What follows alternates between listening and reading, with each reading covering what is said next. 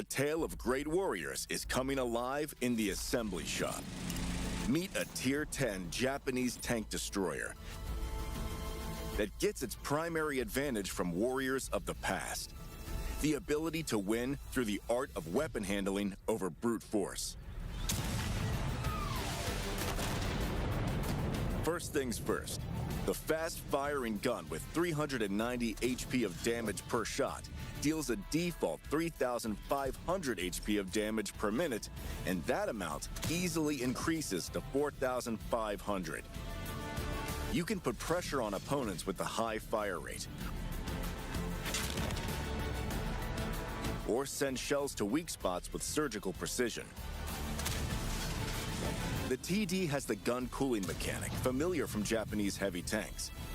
If you wait a few seconds after a full reload, the aiming circle shrinks to its minimum. In addition to accuracy, the vehicle has great gun depression. The gun dips 10 degrees, letting you use terrain irregularities with confidence and fire at opponents with comfort. Despite the wheeled chassis, don't expect an F1 racer. The performance is nothing to complain about, though, with a top speed of 40 kilometers per hour. Our Ashigaru is an infantryman that keeps the armoring light.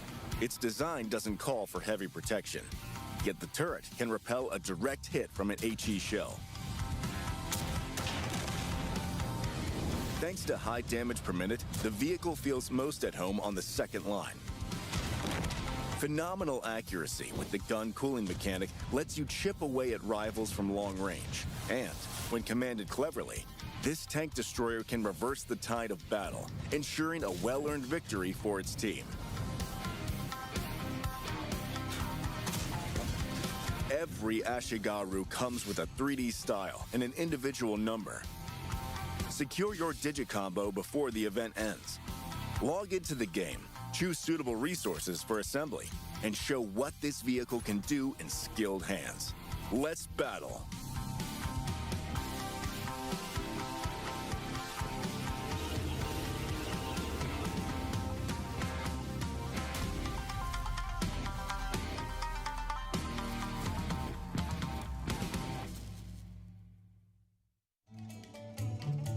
Lunar New Year is almost upon us, the time when the boundaries between worlds fade away. The celebration is filled with incense and the light of lanterns, heralding the start of the Great Trial. The Jade Emperor lays down the gauntlet to the most worthy commanders. He has captured the mystic spirit of the Fire Horse in ancient coins. Whoever seizes them will receive many rewards and acquire incredible might that can change the balance of power in the celestial world. From February 12th through February 23rd, charge into the Jade Emperor's Challenge event. Expect dynamic 7v7 battles in Tier 8 vehicles of any type, apart from SPGs.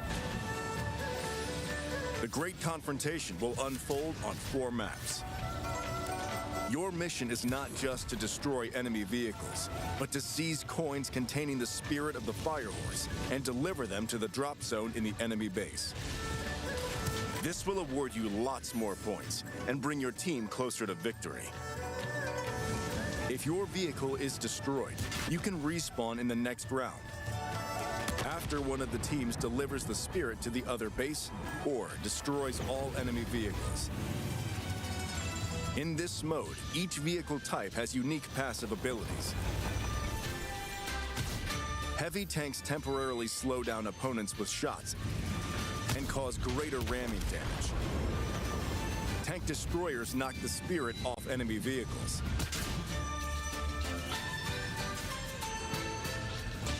Medium tanks get an accuracy boost.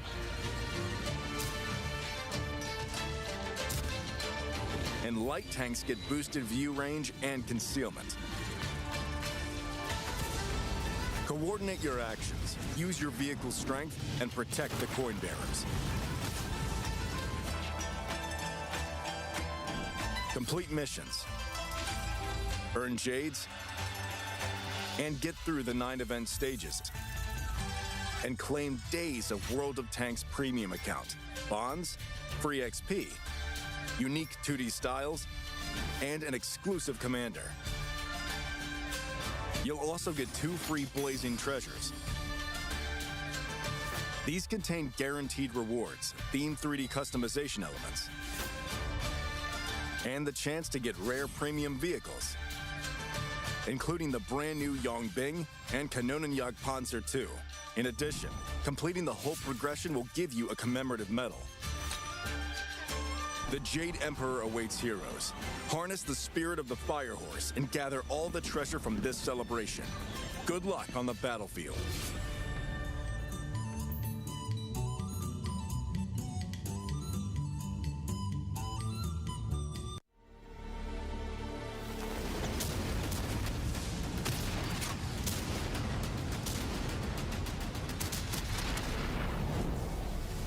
The Year of the Fire Horse is racing to us at full tilt. Get ready to celebrate and make new discoveries.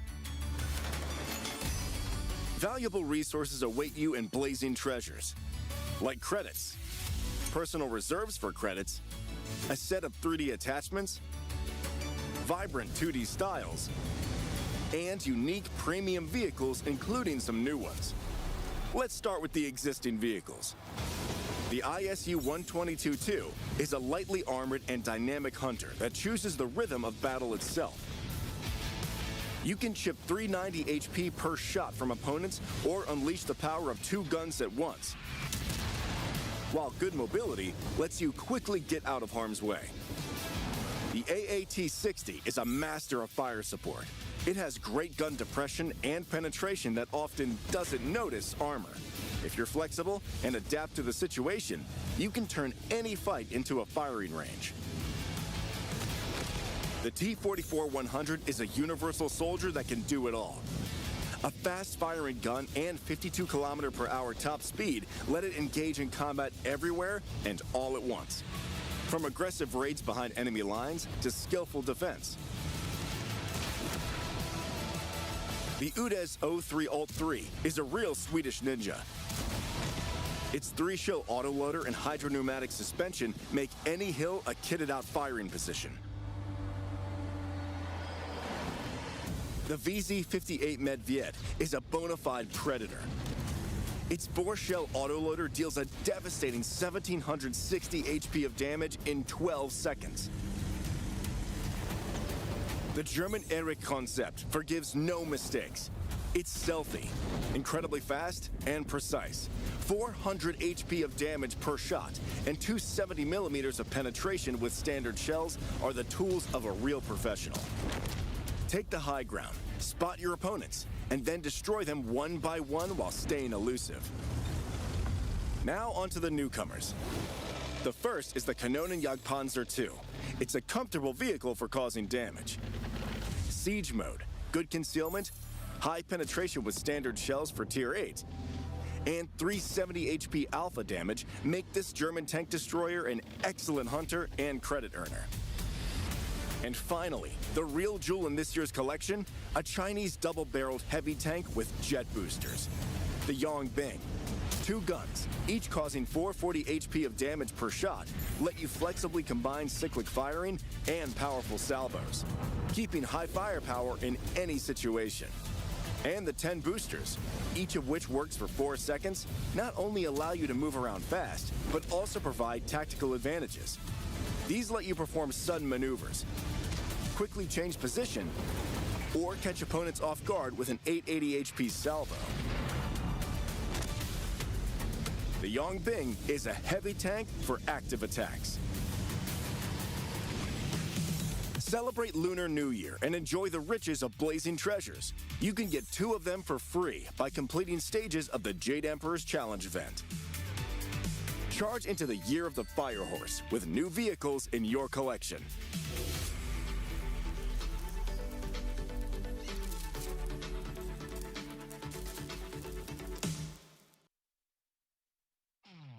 Hey there, tankers! Captain Tydo here, and welcome back to another What Monthly episode. I'm here to bring you important dates, news, and updates coming up this February. Let's start off with a community favourite. Frontline returns between the 2nd and 9th of February For those unfamiliar with the mode, it is a special game mode where players fight it out on extra-large maps, fighting sector by sector, with the ability to respawn, giving you the opportunity to grind out your tier 8s and even play your premiums with same-tier matchmaking. I hope you've been enjoying the current Onslaught season with its new detailed session statistics and Erlenberg map. Don't worry if you've fallen behind on any of the weekly missions, you'll still be able to catch up after the mid-season update coming early February. Also, starting this season, once you reach Gold rank, the LTC2 will become available to purchase in the Onslaught Bond Shop. The Onslaught Legend series has a new sponsor, Surfshark. Tune in on Twitch throughout the season to earn OLS token store drops, where you can claim prizes such as the Kanonenjagdpanzer 105mm. Thank you. You can also pick up new OLS bundles to show your support for your favorite team. If they win, your star will be automatically upgraded. Mark the 21st and 22nd of February in your calendar for the finals. It's going to be all to play for this time around. Let us know in the comments who you think is going to win, and be sure to check out the article for further dates and details. Halfway through the Onslaught season, you will also have the chance to take on the Mega Platoon with some of your favourite content creators on February 7th. If you're feeling up to the challenge, why don't you try to defeat them? Otherwise, there are always Twitch drops to be earned.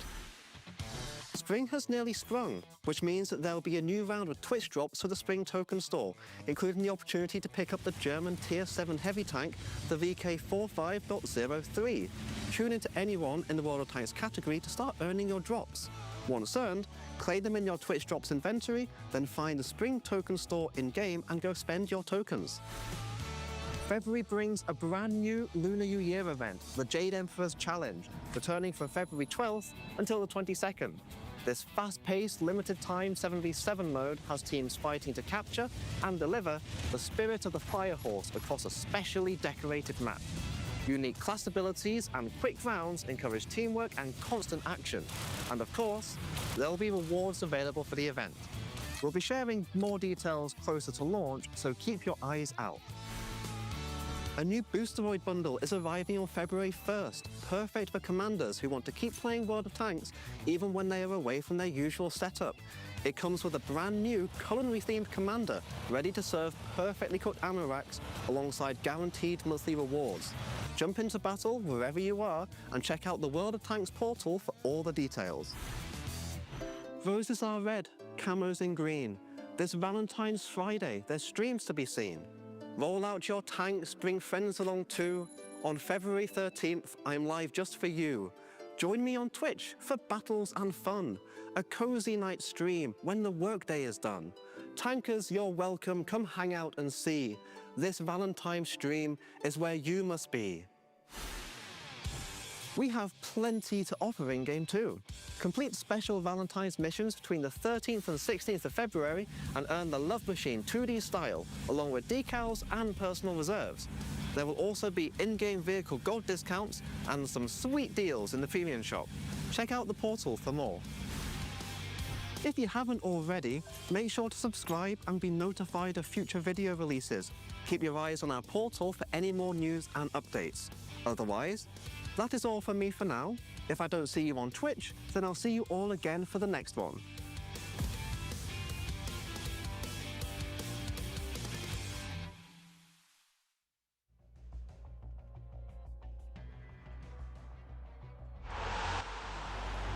DM with the readjustment here. Is Illusia going to get another shot in towards the lower plate? Yes, that means one shot on towards the 50M. Is XC-Max going to pick it up? Good shot in towards the Cupola. It is the 1v1 we've been waiting for here, and he does it. The OLS Season 5 is already here. The best teams are ready to head onto the battlefield. Who will you be supporting? Root for your favorites, follow their journey, and stand by them. With you on their side, they'll be unstoppable. You take hits together with them, and that means you go all the way. Behind every vehicle is a personality, whose quick thinking and precise actions can change the outcome of battle.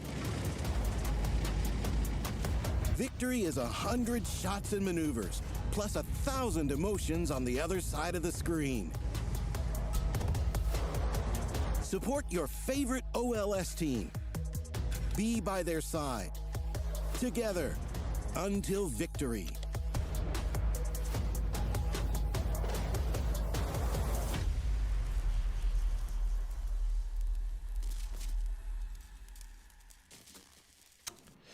Hello, ladies and gentlemen, and welcome to the Surfshark Onslaught Legends Series League Season 5 Finals Days. Planter, are you ready? Yeah, I'm completely ready. We've got an absolutely fantastic game to begin with. W versus Hit and Run. Very excited for this one, so let's get right into it. Before we get right back into it, though, quick shout out to our sponsor. Surfshark has been sponsoring the entirety of the Onslaught Legends Series League Season 5. We're of course very happy to have them supporting the tournament, but also there's something in it for you guys at home. Surfshark is a VPN that helps keep your connection secure and private, whether you're gaming, traveling, or browsing online. It works on unlimited devices, so one subscription for phone, tablet, computer, all easy and simple, fast to use as well, exactly what gamers need.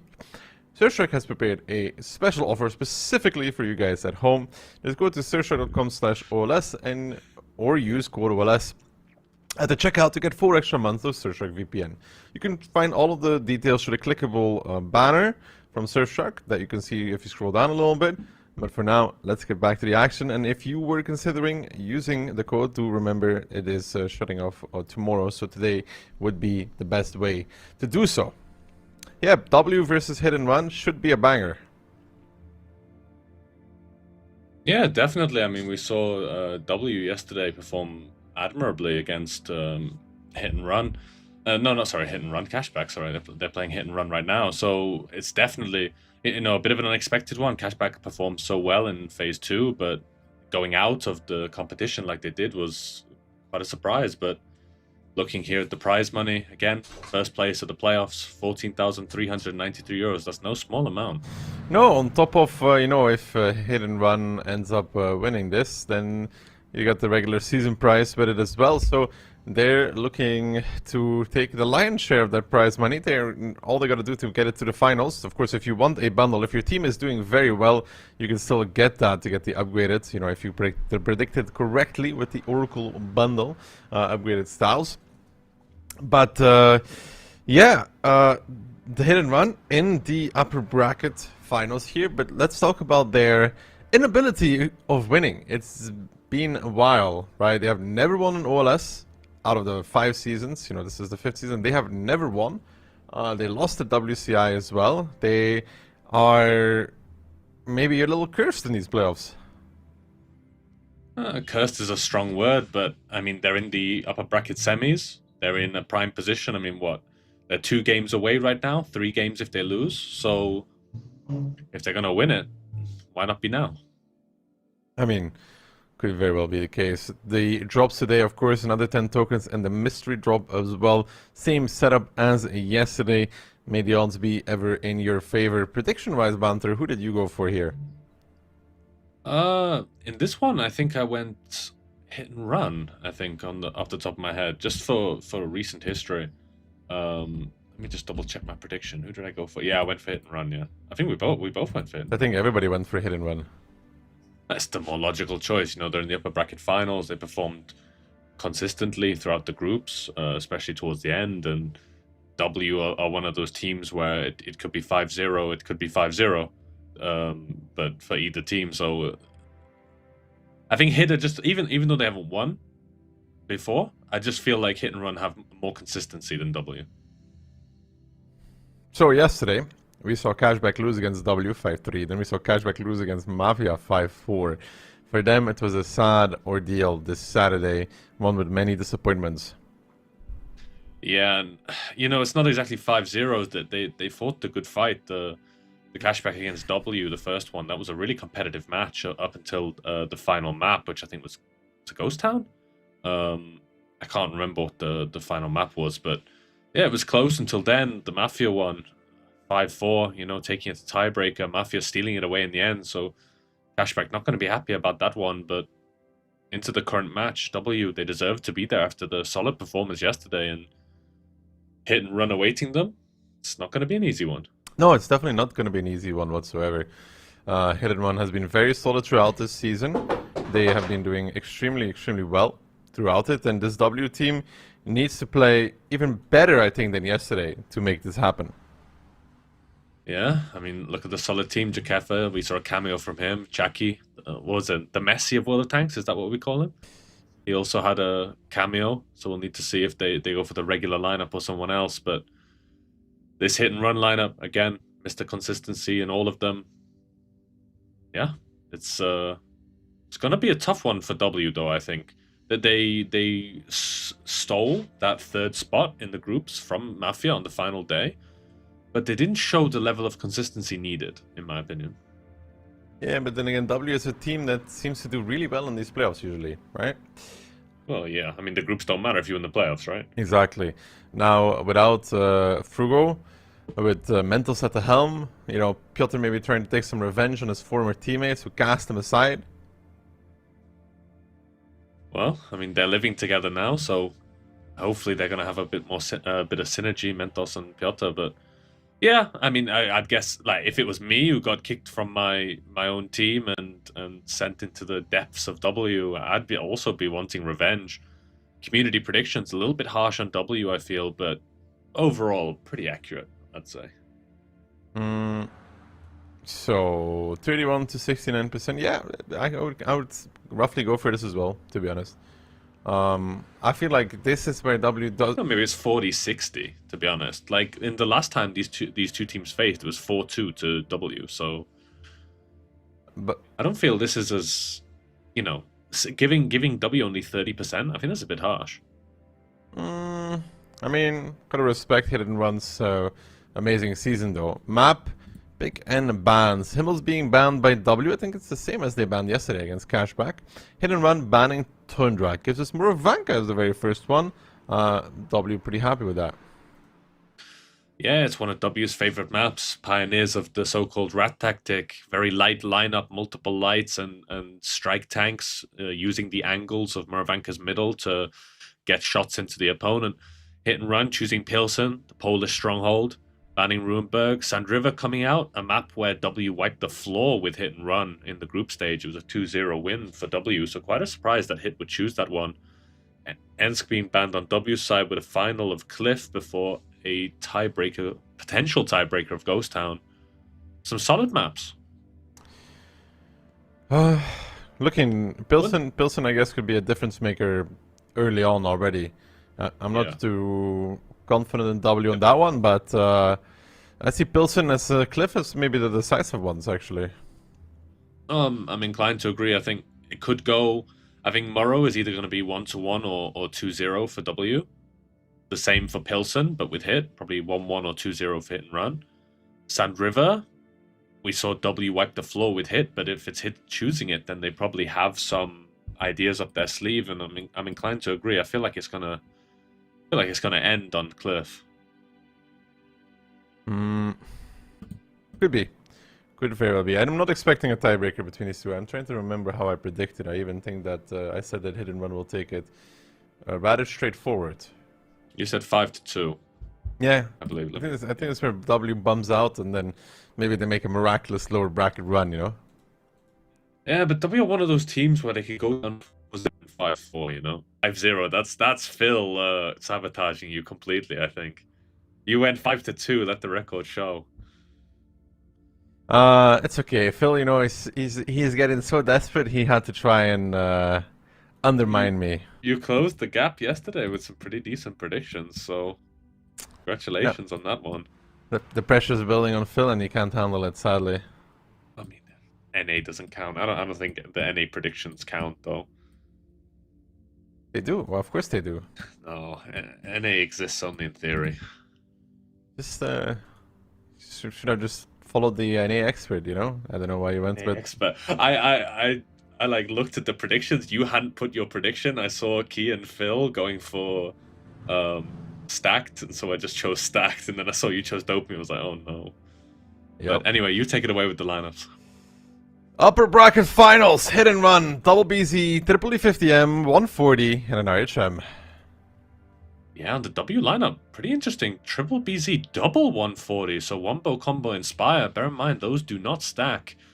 and Cluff and Mentos in those 430Us, the high DPM mediums. Double 430U. What's your opinion? The tank is good, but it's mostly picked for the ability, so why take 2? Muro, it's like about profile, you know, a bit smaller, plays certain positions better than any 50M that sticks out a little bit, you know, in a... Yeah, but a 430U is almost the same. It's almost as good, I'd say. Triple BZ going 3-4 line though, they're gonna be spotted out. Can hit and run do some decent damage to this. It's a really interesting way that hit and run are driving here. The initial damage coming out, Piotr only taking 1 shot, so the damage to take these aggressive positions is not that terrible. Lukin gets the info tower, so full info for W. They decide to make a different decision. Mentos taking that middle strike, Piotr getting to the house. Double BZ going towards the left, but they don't have that much cover, and hit and run are looking like they want to repush this. Nepal a little bit too far forward, needs to back off in that BZ. The 140s are coming though, both of them. Nepal, I think, realizes the pressure that might receive in this gap area, and he pulls back towards Itox. Barbarian taking a few to the face. Tisek now boosting in with his BZ coming from the top. Piotr and Mentos and the 140s need to support this, because right now Itox and Nepal are being pushed. The strike will hit home. Good ones on towards Panther Fury and Ketsai. Here comes Piotr again rolling in with that BZ like we see every single time, and so far it's not looking like Hit and Run is cleaning this up just as easily as it should be. The 140s are now arriving as well, as Ios Panther Fury is the first one down. Tisek is in there, but he's surrounded by all of the tanks from W, who just rotated back in. And of course Hit and Run has that light tank, which is still on the eastern side of the map. W says thank you very much for this push. We'll swing it around back in towards our favor. They're pushing down and over. Barbarian, Ketsai, Panzer Fury, they're dead. 140 of Franek is in the back lines, but Tisek is also just going to die to Ios, and it's 3 tanks left standing from Hit and Run, who come into this upper bracket finals with a lot of hope and dreams, but so far W quickly removing part of that. They're going to be stealing away the first round and reminding Hit and Run that they're going to have to battle for this one. Yeah, and it was a well-played game by W, making that initial aggressive play with the BZs to push Hit and Run back and forcing them to make this 1-2 repush. And, you know, repushing into BZs is not what you want, because they have a lot of HP but no DPM. But in the meantime, the 140 and the 430s, they're farming. And as well, Hit and Run have this RHM, the non-combat tank.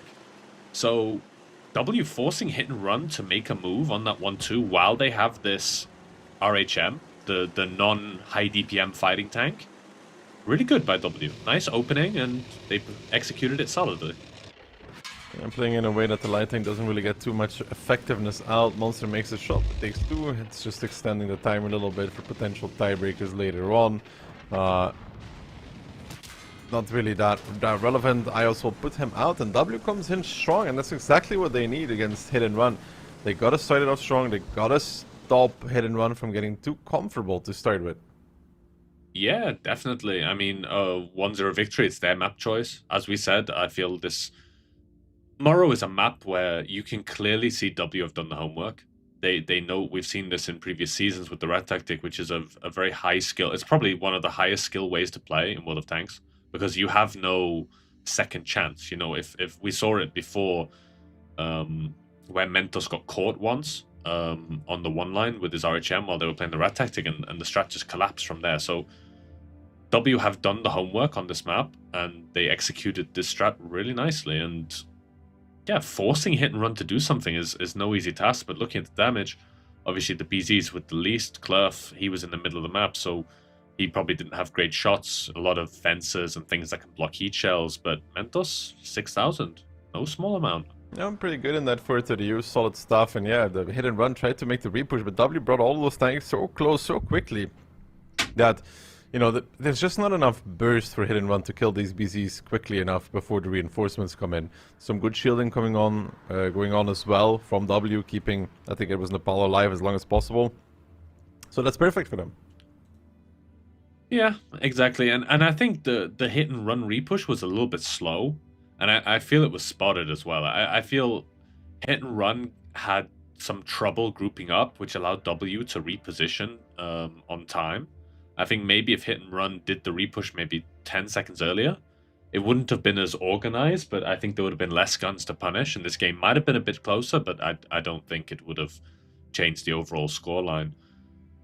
Yeah, solid by W. I like the fact that when they pushed with the BZs, who was it? Lukin got the info tower, and because he got the info, the WBZs. 2 of them split off to the left. Piotr went behind the house.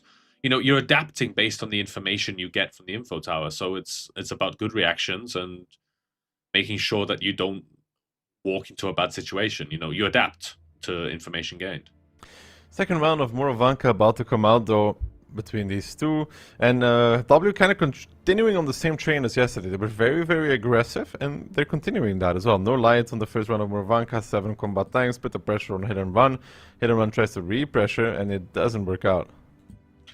Yeah, I mean, during the regular season, we didn't see this high level of aggression from W in the same way we saw the game yesterday against Cashback, where it was just pure go for the fight, go for the throat in every single game.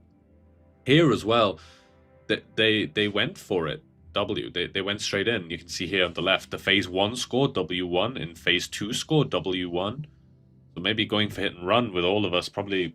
I mean, we go based on recent on hit long-term history, but recent history has really favored W. Can it continue favoring W? That's a good question. Double BZ, CS 140, double 4 to the U, and an RHM this time around for W. So switching it up slightly. Yeah, hit and run. Double BZ, double 50M, 140, Bliska Vitsa, and an RHM. Take the Bliska on Murovanka. What do you think? There was once upon a time it was meta on this map. Yeah, but I think the ability was different, no? Just was the duration was different, like it was longer. Yeah. Well, that makes the tank destroyers more effective. I think that was when Bliska Vitsa was first introduced, and people were going kind of for that meta. I mean, Bliska is such a nice tank with the ability. The speed helps the Bliska so much, because the Bliska is a little bit sluggish. But if you add the speed with the ability, it allows you to reverse and you know, turn a lot quicker, which makes that narrow gun arc more effective. But in the beginning here, Mentos doesn't get blinded. So gets the info tower. Klurf forced to run away because Monster's coming. Lanes him out.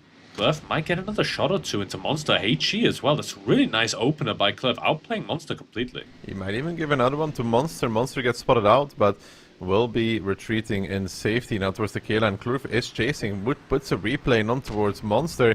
Hits the shot as well, and Monster in trouble. In the meantime, the cap is on for hit and run. But W are finding success. Monster down towards 780. Piotr and Nepal moving back in to stop this cap attempt as well. So far, so good for W.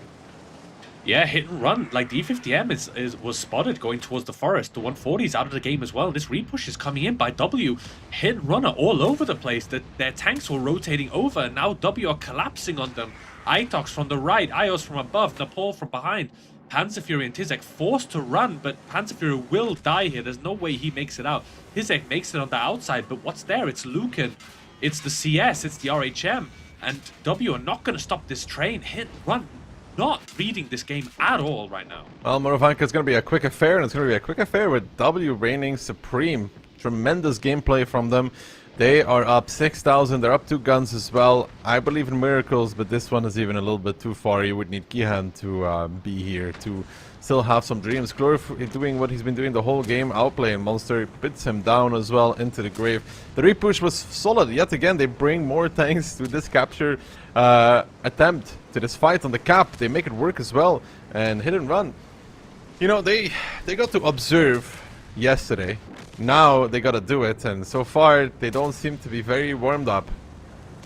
Well, I said yesterday, you know, there's a point where the enemy, if the enemy plays aggressive 4 times in a row, they're probably going to play aggressive 5 times.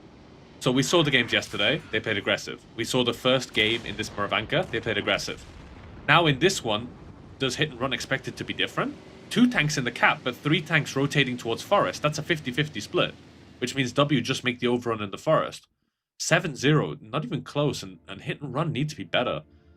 But you need to shout out Klurf here. Pushing away Monster, outplaying him completely, like you said, and spotting the E50M on rotation. He didn't see the 140, but he spotted the 50M rotating towards forest. And because hit and run know that they have W know that they have multiple tanks at the fight, they just repush the cap, and it's solid. Yeah, you know, Monster getting outplayed. There scrambles a few tanks from hit and run to cover him. They want to keep him alive, and then because of that, they end up in a situation where, oh well, we're getting repushed on the cap. Yeah, big strike damage from Mentos. Look at that damage by W though. Almost every single person has between 2.8 and 4.3. Like, that's super consistent. There was no... I mean, of course, hit and run just collapsed here, right?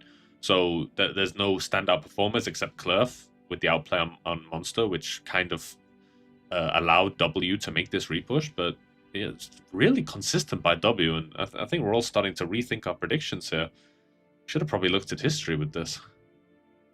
Mentos, 2 games in a row, top damage, as FC, that can count, especially for the feels good vibe in the team. If he's gaming out, the rest of them are probably gaming out as well in some way. So, really good start from W. This was their map pick, of course. We're now moving on to Pilsen, where I would say hit and run is favored. So, if W wins the round, I'd say that's a success already. 3-1 going into, was it Cliff then? Yeah, no, first time River, then Cliff. I just noticed in the previous games, Mentos did 1700 strike damage and 4k assist. I'm kind of curious where he got that 4k assist from. But regardless, a solid game. As we said, Murro, it's W's map pick. They're well known for being very strong on this map, pioneering some innovative and interesting ways to play. Pilsen tends to be more of a mafia hit-and-run stronghold. Also, Cashback performing very well on this map. So I would not be surprised if it's going to be a 2-2. But I do think that these losses by hit and run were very cheap. They didn't really put up much of a fight. So that can be a little bit worrying for hit and run. I mean, I got kind of owned on Murro. 2 similar kind of fights. The first one they initiated, the second one W initiated on them. So, but in essence, it was kind of the same. Both fights were starting around that cap. And, for hit and run, they got to start being active. Got to be in the game, because losing another round here, 3-0, W is a team very momentum based as well. Phase 2, W did take it away as well. So, they got everything going for them. Yeah, definitely. Phase 1, Phase 2, they beat hit and run in both of those games. So, yeah, really starting to regret the prediction, but 2-0 to begin with. That's, of course, it's a best of 9. So 2-0, it's not that bad. You kind of can just reset into like a best of 7, or think of it like a best of 7 or a best of 5. But yeah, they need to pull out all the stops on Pilsen here. Hit and run coming in. E100, double type of 140, double push B, and an RHM. Very, very heavy. Yeah, heavy it is.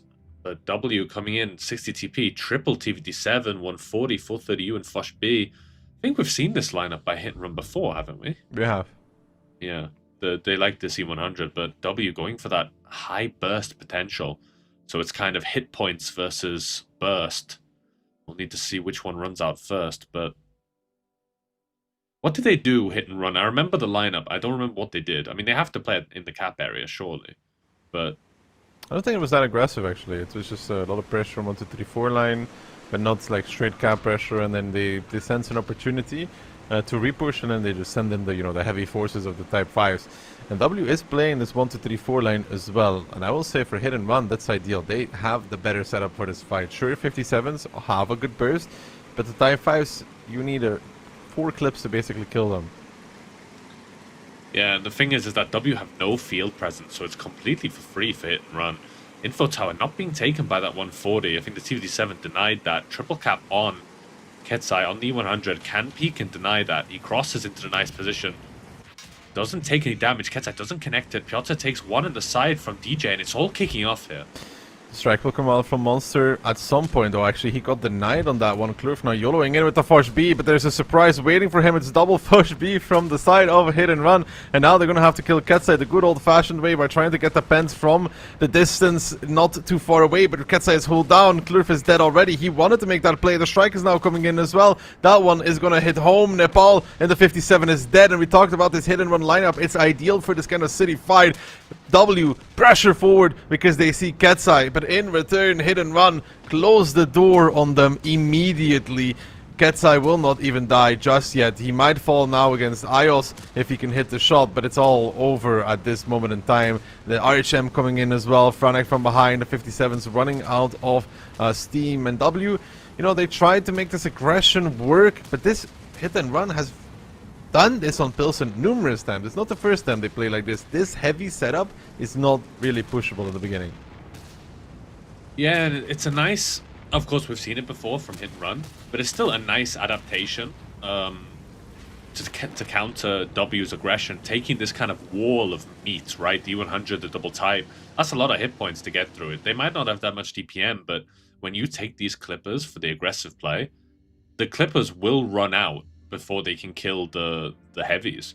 So you kind of need to cycle the Clippers. You need a little bit of a slower engagement to finish them off, and they just couldn't get it here. This was a very fast engagement, over in 60 seconds or less, and we saw like Klurf going in, he got absolutely obliterated, double fush surprise. I think he took 2 shots from them each, went back, took one from the 100, and then the type finished him off from behind. So the T57s, all of them, apart from Ios, didn't get a full clip out. Klurf only got 2 of his 6 shots. It was kind of doomed from the start, really. Yeah, Klurf wanted to push over the U100, like go a little deeper, but then the double Force B arrived as well from Barbarian and Panzer Fury, and then Klurf, you know, didn't get to do anything, and that is... It's tough. Monster, even in the light, you know, came in on time because the game is long enough, does a bit of strike damage, does some damage. Does better than Piotr, Itox, Nepal, and Klurf. So, all in all, gotta say, it was good from Hit and Run. You know, that's one way to stop the aggression. Yeah, exactly. You know, you run it. We talk about Yuzek the wall, but if all of Hit and Run's team is a wall, then W are just going to run into it, and yeah, it just wasn't it. I mean, obviously, some strategies can counter other strategies. I mean, Hit and Run can't know what W is going to do. I don't think we've seen W make this, have this lineup. Maybe they've made this play before, but with a different lineup. But this was always going to be quite a hard game for W with their setup against this. And Hit and Run were really set up very well to counter it. Like, the T57 is really not that great against D100. Just because of the heat shield on the tracks. The turret it's not great. You can pen the top bar, but it's still not that easy to hit, even with the Onslaught modifiers. So, yeah. First game on the board for Hit and Run, as predicted. It is their map pick. It is their kind of stronghold. So, we'll need to see if they can bring it to parity with a 2-0 scoreline. But, yeah, 2-0 scoreline. Wouldn't even be surprised if they end up snatching away the second Pilsen as well. Pilsen's a lot harder for initial aggression to work out, and especially when the opponent you're playing against has a way to shut this down, which is by playing super heavy, which means that when you play a lineup like W has, or even a lot of BZs, BZ versus Type 5 is a very easy fight for the Type 5. Yeah, you have more HP, you have about the same DPM, and you're a lot harder to pen because BZ doesn't have the highest amount of penetration. So, yeah, it was always going to be a difficult game, but I feel like that Hit and Run setup does have a lot of weaknesses if their opponent plans to play the field. You know, that triple super heavy is not that easy to work if the opponent plays the field, plays on strikes and angles, but maybe they're smelling out what W want to do in every game, kind of go for that aggressive for the throat gameplay, but either way, you take it away. And then Run now. Can opener, I7, K91, double 430U, a Foch B, and an RHM. W in the meantime, double BZ, triple quad 50M actually, and a 140.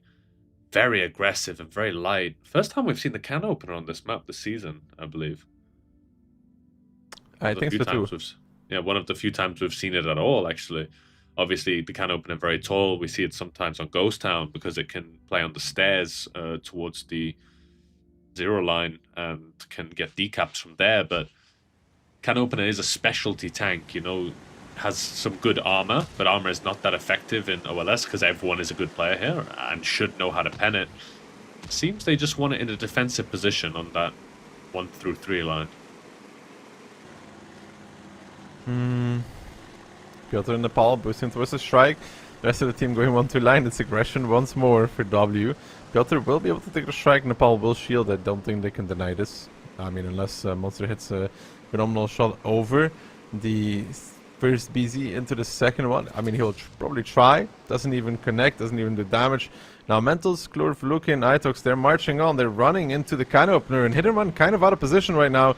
This is why you see them scrambling. If Mentals and company just continues through here, they will get across this relatively free. Mentals is just a little bit too far forward compared to the rest of his team, though. How come they're so much slower? Yeah, I think maybe a bit of driving mistakes, a lot slower actually, but shouldn't make a difference here. The 140 on the red line, the triple 50M, they will go for Tizek. Tizek's taking a decent amount of damage already, but bear in mind that K91 is going to be pumping damage in, so Tizek needs to die quickly, but the BZ crossed over to the 4 line. He gave a shot in the back, so Tizek will go down really, really cheap here actually. We'll need to see if W can extricate themselves from this scenario with the E50Ms without taking too much damage. Ketsai giving a shot. Clerf has taken a decent amount, but it's not terrible. But the longer they stay in these positions, the worse it's going to be. That K91 is going to give a lot of damage in the back here to Nepal. There's something to note that the K91 did, which was phenomenal. He wasn't shooting. He was not shooting in the beginning. He waited to shoot once until they killed the can opener. I don't even think W knew he was there. And then Itox tried to turn around back towards the K91. Took a lot of damage for this, as you can see. So that was good play by Barbarian. I don't think he shot at all, baiting them that there was only the can opener there. And then he started shooting, forcing them back. But still, W is just continuing. Oh, now they know the K91 is there. DJ getting overrun in the middle of the map. Lucan does bounce one, which gives DJ another shot to come out from that 430U. Panzer Fury in the meantime finding Piotr. He was left lingering in that pocket there. There was always going to be that. Monster is dead in the RHM actually, which is a surprising factor. The RHM getting caught. Not good for hit and run. They need that tank to stay alive. And now Itox in the E50M also getting caught out a little bit. Does well do one more shot. Franek will fall in his own respective 430U. The pen ratio from W is not fantastic, to be honest. No, I mean, there's one player on the W lineup. Every time I won't say the name, but every time it switches to him, I always see him bounce. I swear. I don't want to say the name, but regardless, W are still in the advantage. Equal on HP, but one gun up. And bear in mind that K91 has a lot of that HP in this late game. Ketsai, low HP. They'll take some damage to kill him, but he's showing his back, and not sure that's the play. He goes down to Nepal, and they're not stopping here. The K91 is in the cap, being kind of controlled by Mentos. Nepal will go down here to Panzer Fury, but Panzer Fury does not have the shells to eliminate Ios, so Ios will be able to kill him. Mentos, in the meantime, he's crossing, running away from Barbarian. Barbarian now going for that E50M of Lukin. He will pick that one up, but Panzer Fury will go down in the meantime, and that's not a realistically winnable 1v2 that Barbarian can win. No, Barbarian and the K91 doesn't have a chance here. It's going to be W actually picking up this round, making it 3-1 in their favor. Ios chasing down Barbarian, and I do believe Barbarian made a good play by not shooting. It's kind of... agree. It's like, you know, otherwise they would just push him straight and find him. But then after, they fall apart in the middle of the map. The 430U of DJ probably too close for that engagement.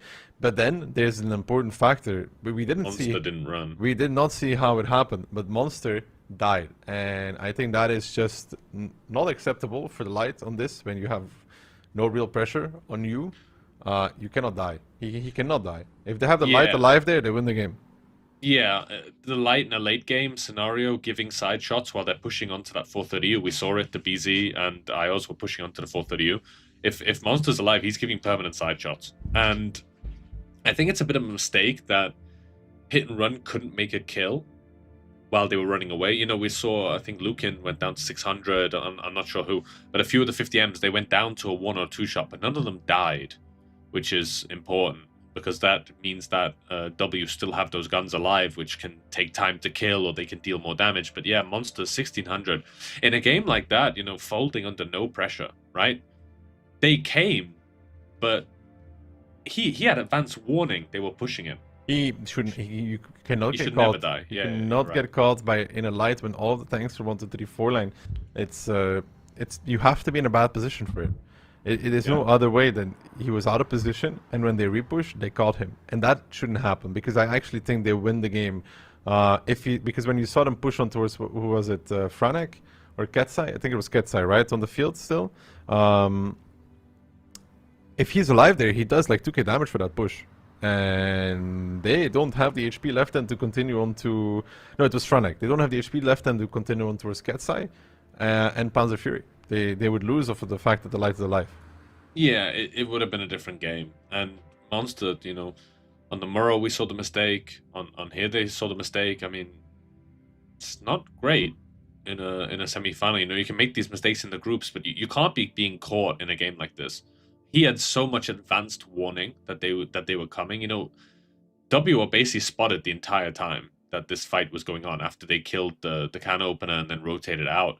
He had advanced warning, so obviously we didn't see it on screen. We don't know how he got caught, But yeah, it can't happen because in a late game scenario like that, he can get out so much damage actually. Yeah, it is what it is. Prediction wise, thanks guys.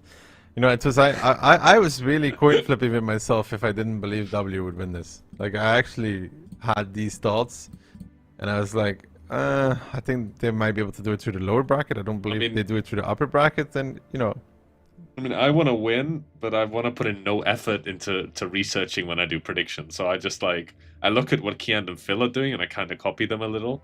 But yeah, I mean, if you look at all of the history, you go for hit and run. If you go for recent history, as in this season, you go for W.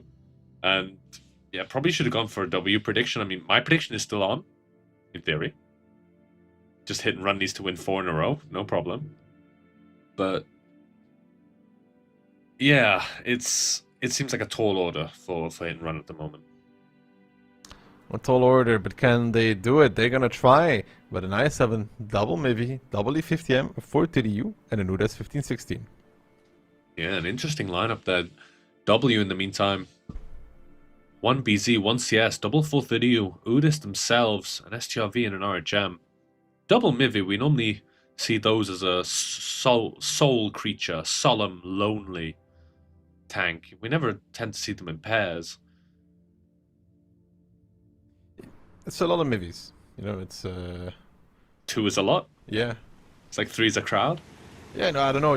I like 1. You know, I can get it. I can get the 1 pick because of the potential of driving him down the K lane to reset the cap with as well. So I get that part. But 2. Yeah. Oh, I'm inclined to agree. The tank has a purpose, which is using the gun depression to decap. 2 is a bit much because the tank is not amazing. It's a pretty decent tank, but in a competitive game where you have such a long turret, it means when you peek, there's no chance of you really getting bounced on the side. But because triple cap they're sitting in bushes, like I think those sneaky. I think those bushes are actually just about big enough that they can do that. The i7 taking a shot on the crossing. 10 seconds left now. T-Sec will have the body block. They are not spotting out these 4 to the use. Monster doesn't get reset either. Maybe the STRV can do it. T-Sec will block now, and that is something W has to react to. Mentos, Lukin, Itox, they're all pushing forward. They're going for T-Sec in the i7. Mentos finds 1. Lukin will find the next, penetrating the shot as he should. Now Mentos takes some damage back. The strike does indeed miss fully. Itox now getting shot from the side as well. 4 to the U of Monster and the UDES 1516 are giving Overwatch on towards this. Can W pick this up without losing too much HP? It seems to be yes the case so far. T-Sec's gonna go down. Itox over peaks to make sure he hits the shot. It's actually looking to get him out. The UDES 1516 is now forced to retreat as well. In the meantime, you can see the K-line pressure coming out. Franek in trouble as well, getting shot from the north by Klorf. The STRV still covering onto 1-2 line. The Mivi is pushing that hit and run, trying to scramble. They are down a gun, they're up in HP, but Monster now out in the open. Franek running away. Getsai will push Piotr together with DJ. They'll get the PZ75 out of the battle. The STRV forced to run away. Piotr does not get one more shot, but in return, how much do they lose? What is LW able to get? Mental's taking some damage from behind, and Franek still on the run, still on the move, trying to make it out, but Itox will shut it down, and now Monster, the team captain in the middle of the map, goes down, and it's 7-on-4. Hit and run have the HP advantage, but what does it matter when you're playing against the Light and the lineup behind it from W as well? This is dire straits for Hit and Run, looking to be against triple match point from W. Yeah, and it's a difficult one right now for Hit and Run. Obviously, they will be able to get that double strike if they so choose, but playing against this Light is nearly impossible. Looks like they want to try and isolate Luke in here, but bear in mind the info tower has been taken. Full information on W's side. They have the Light, they have the STRV, they have everything working for them at the moment. Lukin even decides to run, and yeah, this double 430U and CS in the cap in the bushes looked a bit funny, but they were spotted, you know, we talk about the camo of the 430U, they were spotted so late when they went to Tizek that Tizek just had no answer. The strike missed, so none of the buildings were destroyed, and that meant that Hit and Run couldn't really shoot those 430Us and the CS in the cap. And yeah, really nice play by W, utilizing the map. Some mistakes by Hit and Run for sure, but solid by W at the moment. Thinking about it, right? Hit and Run in playoffs of OLS just never seems to be a successful story. Yet again, maybe You know, they came in this match. W already played yesterday. I talked about it yesterday. You know, having played is sometimes an advantage as well. Having played is an advantage, but having played like multiple, like when you do that lower bracket run where you play 3 in a row, like playing 3 games of World of Tanks in a row it can be quite draining, because you know you're playing for money, right? When you play for money, it's emotionally taxing because you're trying all the time. You're putting your full mind into it. So when you're in like your 3rd, 4th hour of playing and concentrating, you do start to get a bit tired. So I'm not sure I fully agree with the thinking of it's better to. I mean, W to played play one the game match yesterday, but, you know. Sorry? W played one match yesterday, like an extensive training. Yeah, just one is okay. The double Mivi, I mean, Ketsai now getting shot as well. W doesn't seem to want to drag out this game much longer. They want that match point. They're pushing down the middle of the map, but Lukin and Klurf on towards Barbarian. Nepal actually falls in the SCRV, but that's because DJ swung into him with the E50M, but they're going to find Barbarian in return. Fire. Lukin gets the kill on towards that one, and now it's Ketsai, Panzer Fury, and DJ, but DJ does take the base though. Interesting that he managed to sneak all that way without taking that much damage, honestly. Well, they were all focused on Barbarian, and DJ was taking the shots from the STRV, so DJ pushed straight in to kill that STRV, but killing the STRV is not really a worthy trade in this late game scenario. If they caught the RHM, sure, you can argue they'd be in a much better position, but right now I don't think this improves their situation that much. They were up on HP before by about 1k, now 2k down. Strike being taken in the middle, the strike in the north will be taken in a moment, info tower taken. And W feeling a bit restless. They want to try and finish off this game. Mentos using that 0 line to take a bit of a better position. Itok's a bit scared to take this one as he can get shot by DJ in the base, but Hit and Run are too far apart to really support each other. Hunting with Klurf and Lukin, continuing on towards Panzer Fury. He gets spotted out, takes a shot from Lukin. Klurf might find one as well. He's retreating away. Ketsai taking another strike to the face. Let's see, S63 of Itok's taking one more of those. It's just dying moments of Hit and Run in the first battle of Sun River. Itox finds the kill on towards Ketsai. And now Panzer Fury can sit there and try to take the strike. But there's going to be DJ left all by his lonesome. And W-Man 4-1. What a start for them today. Yeah, definitely. I mean, so dominant on Morrow, then into Pilsen, where one very pretty easy game for Hit and Run, and then one that was very close. Little mistakes kind of swung it for them. This game was interesting. The double 430U CS pouncing on that IS-7, and then W not really letting it go. Catching Monster in the north, chasing away the Udis. I feel like Hit and Run just weren't in position to support their individual tanks. They had 4 tanks on the K-line, but there was really no one who could support Monster in the north after the 430. So the 430s and the CS, they pushed on to Tizek, then they kept going to push away the Udis, and once the Udis is pushed away, Monster is all on his lonesome in the north. He gets isolated. And the Hit and Run tanks in the south, they can't really do anything about it. They caught Piotr, sure, but that's not really worth it when you lose 3 for 1. So, yeah, solid by W, getting the engagements that they want. Ideal. One more round for W to bring it to a surprising win, I would say. Especially this is blowout territory, ruining everybody's predictions. Yeah, but, you know, Phase 1 and Phase 2 are telling. Obviously, you know, the playoffs are different to the groups. You know, in the groups, you can lose a game. That's fine, we go next. In the playoffs, you're out. So, obviously, Hit and Run, if they lose this next game, they will have another chance in that lower bracket final. Another Polish derby against Mafia, which recent history tells us Hit and Run will probably win. But, yeah, 4-1, potentially going to 5-1. As you said, kind of blowout territory. Hit and Run need to kind of step things up here and think if they want to try and finally win an OLS, because the level just hasn't been there so far. Even the one victory they have, I feel like that was more W's mistake, just charging into a brick wall of types in E100 than any modicum of tactical skill.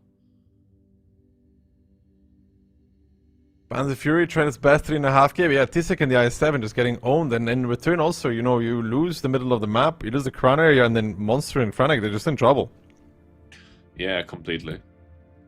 Like, yeah, it's a domino effect. The Udis is in a holding position to cover Monster in the north and to cover Tizek.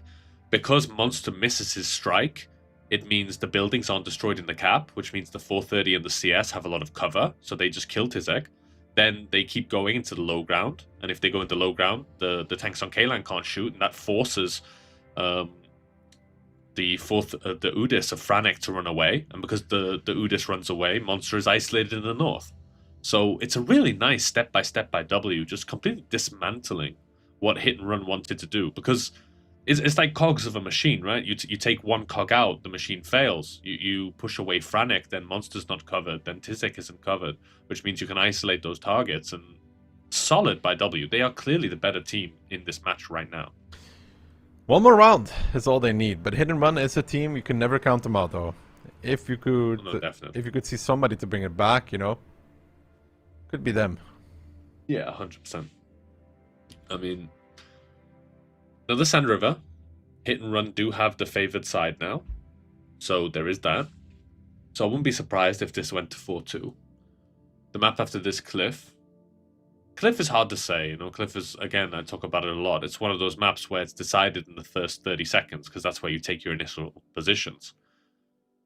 So it's hard to predict, but I feel that W will close this out on Cliff. I don't think it ends here, if I'm honest.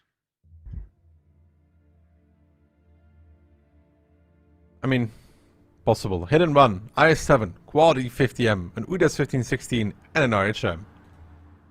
W in the meantime, BZ, Mivi yet again, quad 50M, so we're going German medium heavy on both sides of the aisle, and IOS in that Inspire medium of the 140. Solid lineup by both of these teams. Yeah. I'm curious what Hit and Run want to do with this lone IS-7. No BZs as well. Quite a unusual lineup by Hit and Run to take no BZs. We do normally see those. Might be a K-line. Looking like both teams playing K-line. Lukin, Klurf boosting Mentos, Itox boosting the PAL. 4-man plane from Monster, so he just doesn't know about Klurf. So there's some good info from Hit and Run, but they're still sending 4 tanks of their own towards that part of the map. Pilter's boosting towards the middle, IOS is just covering. Monster will get this strike really early on though, that's a big weapon early on. Cluff still not spotted, so they only think it's 4 tanks on this K-line right now. But Ketsai being very aggressive here. Using the map, needs to take that info tower because that's going to allow Hit and Run to make some decisions. Opts to avoid it. Catches IOS in the open. We'll need to see if the tanks from W can get any shots. Nepal gives one. IOS forced to run away, so that's base control for Hit and Run. This is not that bad at the moment, but they need to be careful in this north. W do have the overmatch. Interesting that IOS opts to go K-line instead of running towards the left. He's way more exposed for this retreat. He does take 1 or 2 more shots. He's now going to be running out, and now W starting their attack on the K-line. They have the numbers here. This IS-7 of Tisek not really in the fight either. The strikes are coming out. They are doing damage, but they're not stopping this train right now of W tanks that are continuing on towards Barbarian. Itox now up front, leading the charge, taking the damage. Mentos needs to go back over in the IS-7, wants to help, but needs to do it the smart way, cannot overcommit into it. Nepal's now coming with the Mivi. Itox finds the kill. Panzer Fury is going to be the next one. Yet again, Hit and Run seems to be outnumbered in the part of the map where it matters. Tisek now getting shot by this 140 as well. The BZ-75 of Piotr stopping Ketsai from pushing forward. He's a one-shot. Itox with 1 more kill, looking to pick up Tisek, and Hit and Run come into today's match with the hopes and dreams of all the Polish fans on their shoulders, but it will be crushed under the heel of W, who come in absolutely swinging and pounding down on this Hit and Run lineup, who's going to have to make it happen through the lower bracket. It's going to be a rematch of the WCI finals and the Season 4 Onslaught Legend Series finals as well, between Mafia and Hit and Run to decide who will get another attempt at facing off against W, who will be waiting in the finals. They haven't had the greatest season throughout, but nonetheless, they are going to be in the grand finals one more time for W. That's 3 out of 5 grand finals for them. Not bad, not bad. Yeah, no one remembers how the season goes if you win that final, but solid by W. They're clearly just a better team in this match, actually.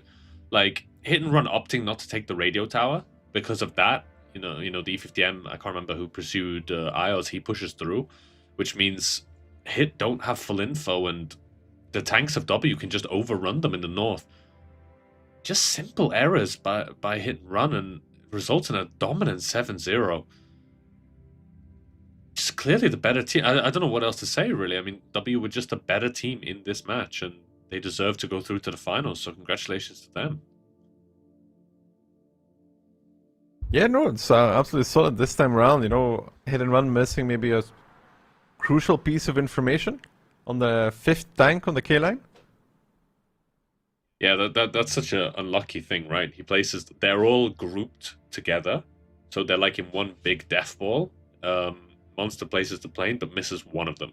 But even then, they know it's 4 tanks, and they had 4 tanks as well, and they had worse positions, right? Because that, as you know, that corner of the K line, you have a little bit of a positional advantage, W on the K line in that corner.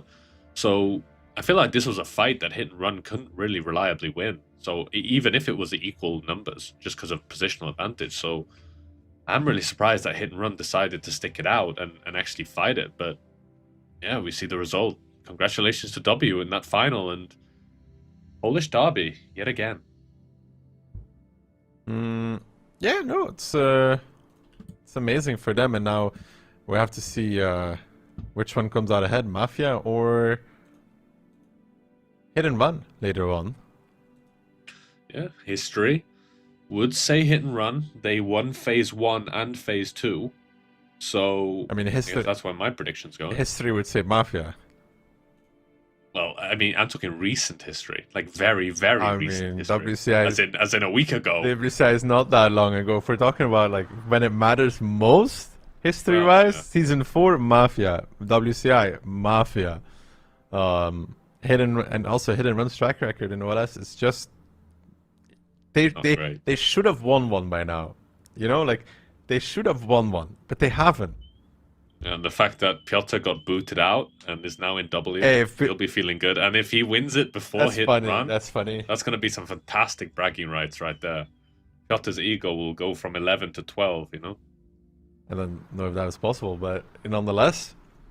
No, then you start, you know, like, imagine Hit and Run does them in this season. You can really start, like, wondering, they got, like, a mental block when it comes to these playoffs because they just cannot make it happen. Yeah, maybe it's the Mafia players that win them the clan rivals or clan showdowns in the end. But yeah, if you look at this Hit and Run team, so many fantastic names: Ketsai, Panzer, Frantic, Monster, DJ, Tizek, Barbarian. Like these are established top level 0.01% of World of Tanks players. I mean, obviously also on the W side, but the Polish teams have been so successful, but Hit and Run just haven't been able to cross that finishing line. You know, they don't want to be called the Spurs of World of Tanks, you know? Well, I mean, let's talk about the W showed up today. Very strong, very solid, aggressive yet again. This time even better than yesterday. Rolling over Hit and Run. And it's just such a crazy storyline if you think about W. They were placed 4 until the very last play day. The last match. Mafia throwing a round against Hit and Run on Sand River, where Monster steals it away, gives W an opportunity to make it by winning 4-0 against Lotus. They win 4-0 against Lotus, they sneak in 3rd, and now they're in the grand finals from that.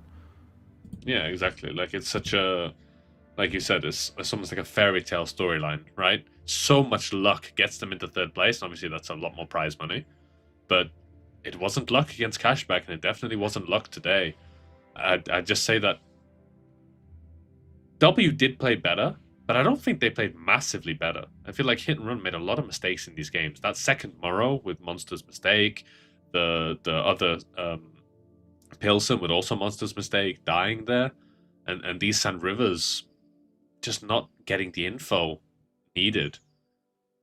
Yeah, Hit need to have a rethink. Obviously, they're going to play the next game, right? So they've not got that much time to think, but go outside, touch some grass, grab an energy drink, and come back and perform better against Mafia. That's all that's got to happen. They're gonna have to touch some quick grass though, because when we come back, we will already see Hit and Run duke it out again to see if they can continue throughout the tournament against Mafia. But before that, we'll have to watch a little bit of replays and see just how W took down Hit and Run.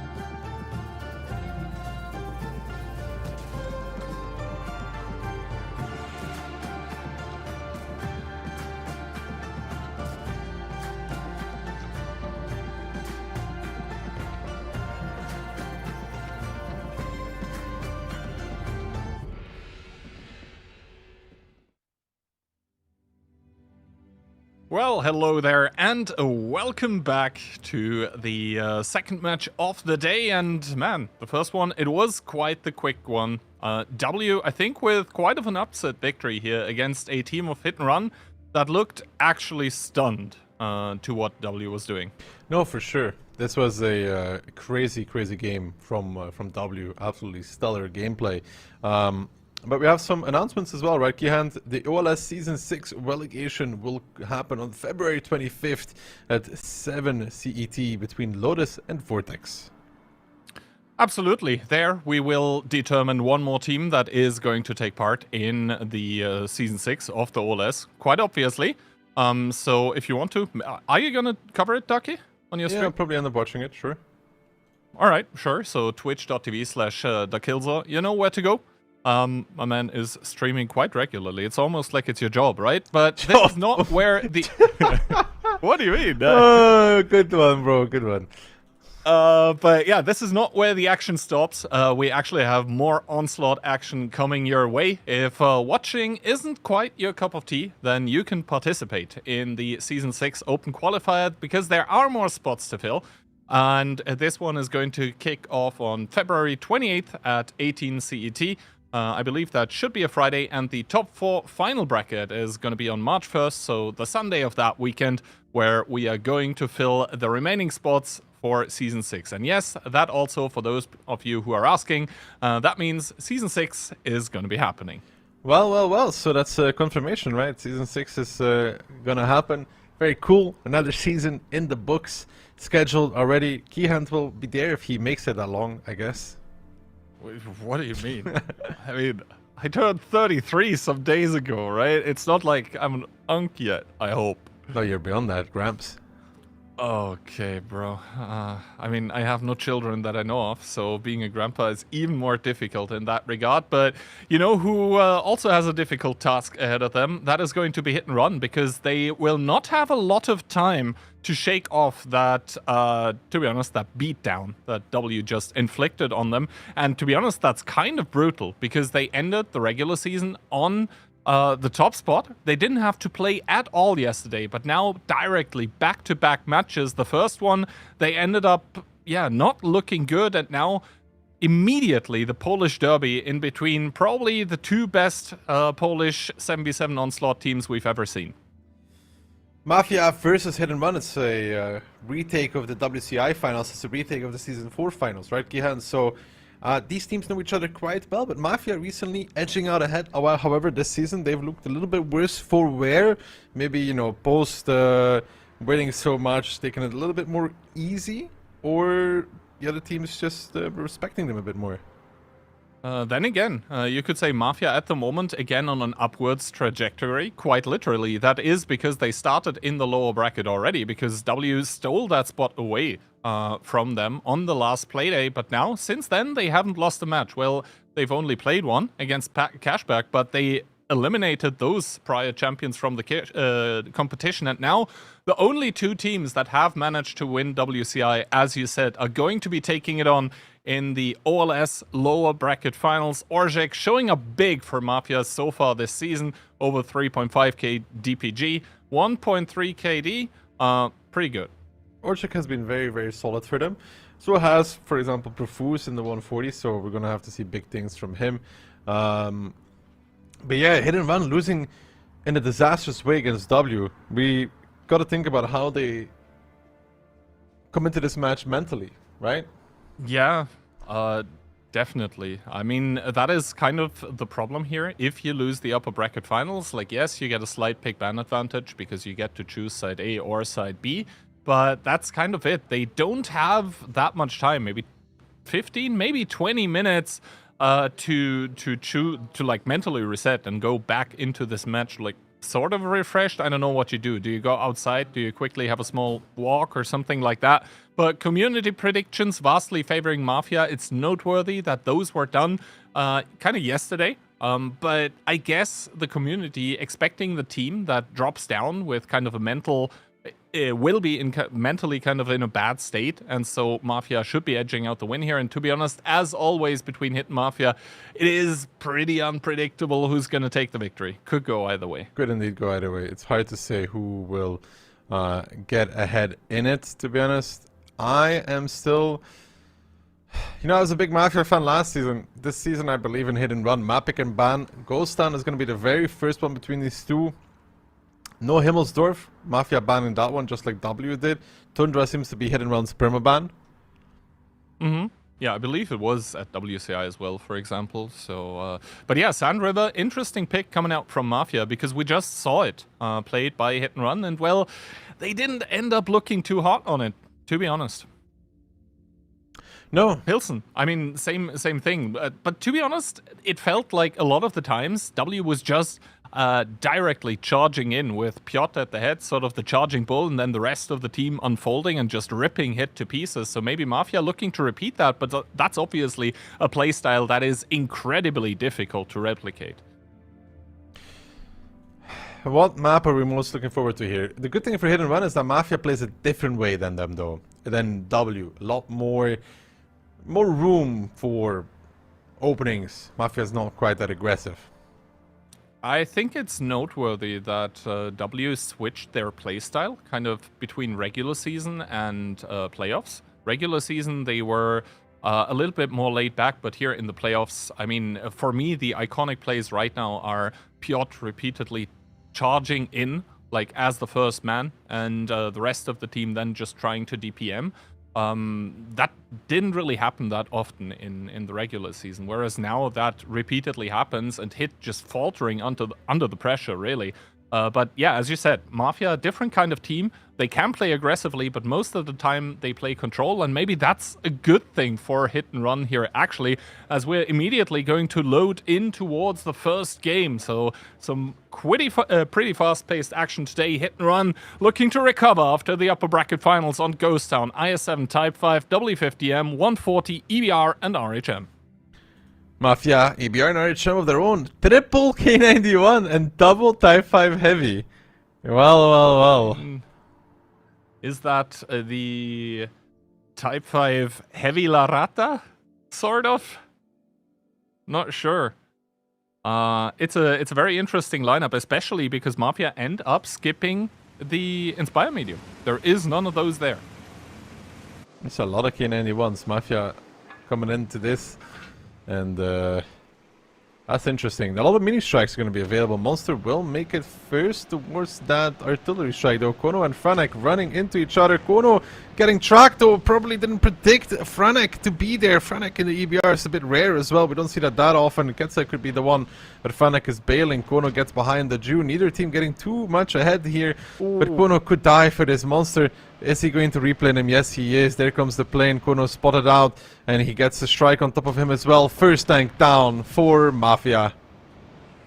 Yeah, I mean, Franek takes one more shot of damage on the way out, but to be honest, that is not too bad because, well, the entirety of an EBR has been removed from the Mafia lineup. Kono completely gone. YOLO needs to bail because of this. Does get spotted on the way out, but makes it away most importantly, so it's still playable for Mafia. But that is a huge, pun not intended, W for Hit and Run in the first minute of the game. They do take double strike, though, in return for this. So, they took the 1-line strike and the 4-line strike, so there's that, right? Can't forget about that either. Well, I mean, Hit now taking it slowly. Of course, they do have the sort of advantage as Ketsai with an unforced mistake, I would say, against the Type 5 of Yuzek, that once again starts playing very solid gameplay. Let's hope we don't caster curse him today. But all in all, I think Hit and Run are now going to reshuffle, try to establish map control. They're obviously going to get sort of the open 890 line. They're going to be able to start working with the info. The artillery strike will be coming under their control. Franek, semi-predictable push, I would say, but then again, YOLO only has a single plane available. He's not likely to try and play in just that position. Franek is very deep behind enemy lines. Monster's taking another strike and Hit and Run. they'll probably not do anything too aggressive anytime soon. I mean, they have the lead with the kills, so they don't need to do anything. No, Franek needs to be a little bit careful how he maneuvers in the bush. Profuse could be spotting it out. Profuse himself probably running the low noise exhaust. That's why he isn't getting spotted. Never mind, he's running now. So the information is going to be given that Mafia are kind of leaving the eastern part of the map. So I think Hit and Run are going to start cornering the Mafia tanks because, well, realistically, they do have the mobility to do so with the double light. Yeah, indeed. So when we look at it, Hit and Run can just chill, right? They don't need to do anything. Now you can see Mafia rotating towards 1-2 line. Monster's going to take the info, though. That is going to be a lot of information going the way of Hit and Run. They're not going to stop it either. They will see this congregation of K91s. It's going to be about to be revealed when Monster decides to press the button. I think they already had one, so they're pretty aware of what's happening. Rexa now driving over, but Barbarian spots it out. The same can be said for Ojek. I think that was an info tower being used. Yeah, it was indeed. So Rexa and Ojek, the problem for those K91s, obviously, against the E50Ms is that they don't have the alpha, they don't have the DPM in the shootout, so they need to be kind of careful. So, yeah, Monster even relocating over with that RHM just adds a little bit more firepower, a little bit more info as well. Rexa, though, does end up getting the strike. So, another strike added on Mafia said it's 3. That's starting to become pretty impactful, but how would they execute this? Good question. Profuse taking a shot of damage, and Franek, I mean, the eastern part of the map has been left entirely devoid by Mafia, so time after time, I mean, good reset coming out. I think that was YOLO with the plane, so Franek with the EBR needs to be careful. Maybe it was just a blind shot. If so, it was a very, very good one. At least that info tower gets denied, but Monsters won't. I mean, maybe Mafia is playing for an even longer game. You know, if they can take one more strike, 4, they gotta do a really good approach here, but they do have a lot of strikes. That's a lot of damage. Ruzek is starting to probe a little bit in the city as well, trying to see what he can, but in return, Hit and Run, I think they realize the jig is up. Like, look at them rotating fully towards 1-2 line. Well, more guns getting rotated there as well from the team of Hit. And, I mean, they can realistically just leave Franek here in the east. He doesn't provide that much firepower and cover anyway, so he can just roam in that EBR, drive around, maybe pick up neutral objectives once in a while. Remember, the strike is going to be up soon, and he doesn't have one collected, so in theory, he could be picking up one as well. Yuzek and Conrad about to make a move, but not the one into the cap that you normally expect from the Type 5s. Instead, they are going to be driving down towards the northwest of the map as the K91 start engaging. But Barbarian probably wants to be very, very careful here because remember, Mafia have that nuclear arsenal. The K91s normally not made for brawling are starting to come in. Where do Mafia drops their strikes is the question. Profuse taking a lot of damage. The strikes still coming in. Pounce Fury and DJ the ones to take them, but Profuse just blown out of the water. Who's pushing across the corner? Katsai now coming back in to try and protect. Orchek is low. YOLO coming in as well. DJ Panther Fury, they're low as well, but it's not as low as the tanks from Mafia. They're up in HP though, but that's only down to the fact that there's double Type 5 heavy on the 4 line. Hit and Run, read it like a book. They get the EBR out early on. They set up on 1-2 line, and yes, all of these strikes that came home did hurt, but it's not enough for Mafia. The initial loss of that EBR, they never recovered from it, and Hit and Run matched the movement, so solid stuff from them. Coming out of that disappointing loss against W, converting it to the first round win against this Mafia team. Yeah, Monster is going to remove or get help with removing YOLO from the game, and now the Type 5s realistically, I mean, yeah, the correct move now is to drive to the cap and kind of bait the opponents in towards coming to you, but against 6 tanks of Hit and Run that are going to coordinate very well, and also an extremely healthy T-Sec still that has a lot of HP to play with for the resets. We both know that Hit and Run, after the bruising and battering that they got in the upper bracket, are going to get one on the board here to start it off against their Polish brothers of Mafia. Yeah, no, good stuff from Hit and Run. That's exactly what they need, right? When you get smacked by W, you want to come back and swing in. They're doing just that. Mafia had something cooking here as well, they're now in a similar situation that Hit and Run was in match number 1, you know. They've been watching yesterday, preparing, waiting, probably expected to play W as well. Now they're playing Hit and Run. They're going to be losing the first one, so they got to get it back together and get into this one. I think that's also a problem for the teams that are kind of preparing and, I guess, expecting an opponent to appear. And then, well, the other one appears. So everything that you kind of tried to do does not occur. And all of a sudden you have to change plans. I think that's a trap you can fall into as a team that's waiting. And, well, we kind of see it happen here a little bit. But to be honest, Hit getting that first kill on towards Kono in the EBR, I think that was already like kind of 80-90% win condition for Hit right there achieved. So, you know, Kono does 388. He did not expect an EBR though. He was almost stationary when he spotted Franek. Mm-hmm. And I mean, then the combination of EBR going behind the ship to be able to crossfire you together with the RHM that's continuously planing, so you can't really drive away. You're dead at that point. But yeah, Mafia clearly had a plan with this triple K91. It's just that the plan just fall apart immediately. Fell, not fall. So how does Mafia recover is the question, because I really do think like triple K91, double type 5, like the double light tank I understand on Ghost Town, completely understandable, but the rest of the lineup is kind of weird, as in it doesn't really generate that much synergy. Like the K91s completely differ in playstyle from the type 5s that kind of want to brawl. And then also you don't have the Inspire medium that you normally would expect on a lineup with only single shooters. Mafia had a funky idea, but yeah, after you lose the EBR, it's almost game over is if the enemy team doesn't slip up. I mean, you know, it's playing for the long game, right? You have a lot of strikes, mini strikes to decap, to annoy with, to stun with, so it's understandable, right?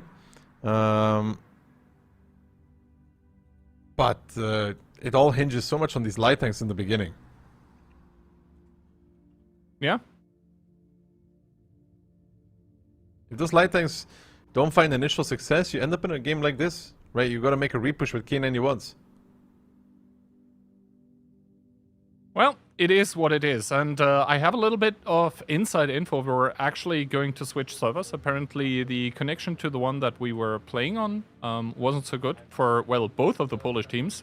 They need to both agree to do something like this, so it's going to take a little bit of a while for round 2 to get underway, but I think that helps probably Mafia more than Hit, because Hit looked like kind of on a roll. Also, the read was great. With the continuous info towers, of course, it isn't that hard to read, if we're being honest, but still you need to execute it correctly. So good on Hit for doing that. I think that also offers you kind of a lifeline when it comes to just recovering mentally.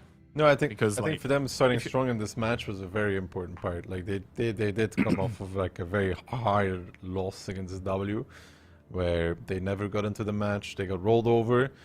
Like I said, luckily enough for them, Mafia is not the kind of team that plays like W. Mafia plays a lot slower, more controlled, like you could see in round number 1. They opted for that, and I think for Hit and Run, that's a bit better when they get to lead the pace of the battle.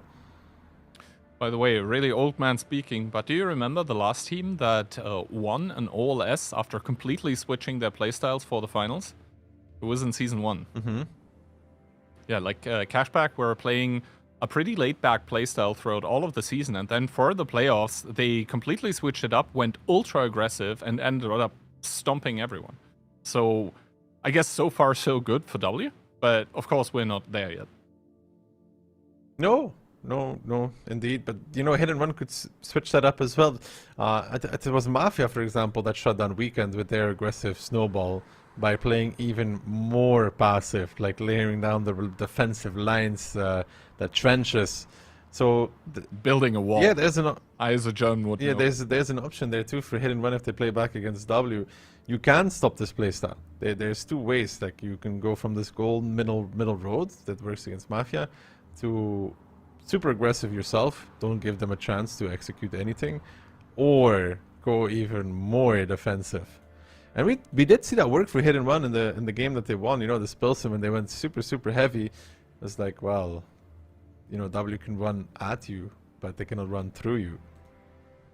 Absolutely. That was kind of the only point in time where W seemed unable to go through it. Like the second Pilsen also, to go back to that just before we hop into the next game.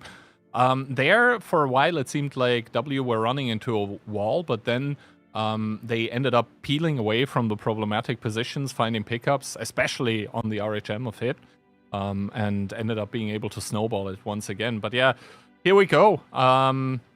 Round number 2 almost underway. It's going to be Ghost Town with the sides obviously switched, with the servers changed even. And, well, caster predictions still as they were. Bunter and Phil both with the 5-4, expecting the tiebreaker. Don't they know the recent storyline that Hit doesn't win tiebreakers against Mafia anymore? That's also true. Very true, Kihan. You know, you may not be that good at predictions, but at least you got an I know my storylines. I write the scripts. So, second round of Ghost Town, though. What are we expecting? Hit and Run, triple type 5, a T57, an IS7, a 140, and a T100. Oh, cheeky T100. Mafia, RHM, double K91. So not abandoning those tanks altogether, together with the Type 5, T57, IS7, and IS4. IS4, we don't see it like super often, but it's still a semi-regular, I guess, participant on Ghost Town. You can play really nicely at the cap, both in and out of it, just because of the shape of the rubble. So I don't hate it. It's very heavy from Hit and Run, though. A lot of things hinge here on Monster and the T100 to do well. I kind of feel like the DPM is lacking on either team. Like, no E50Ms at all. Like, yeah, Mafia have the K91s, but we saw last game what happens if you commit K91s to a brawl. So,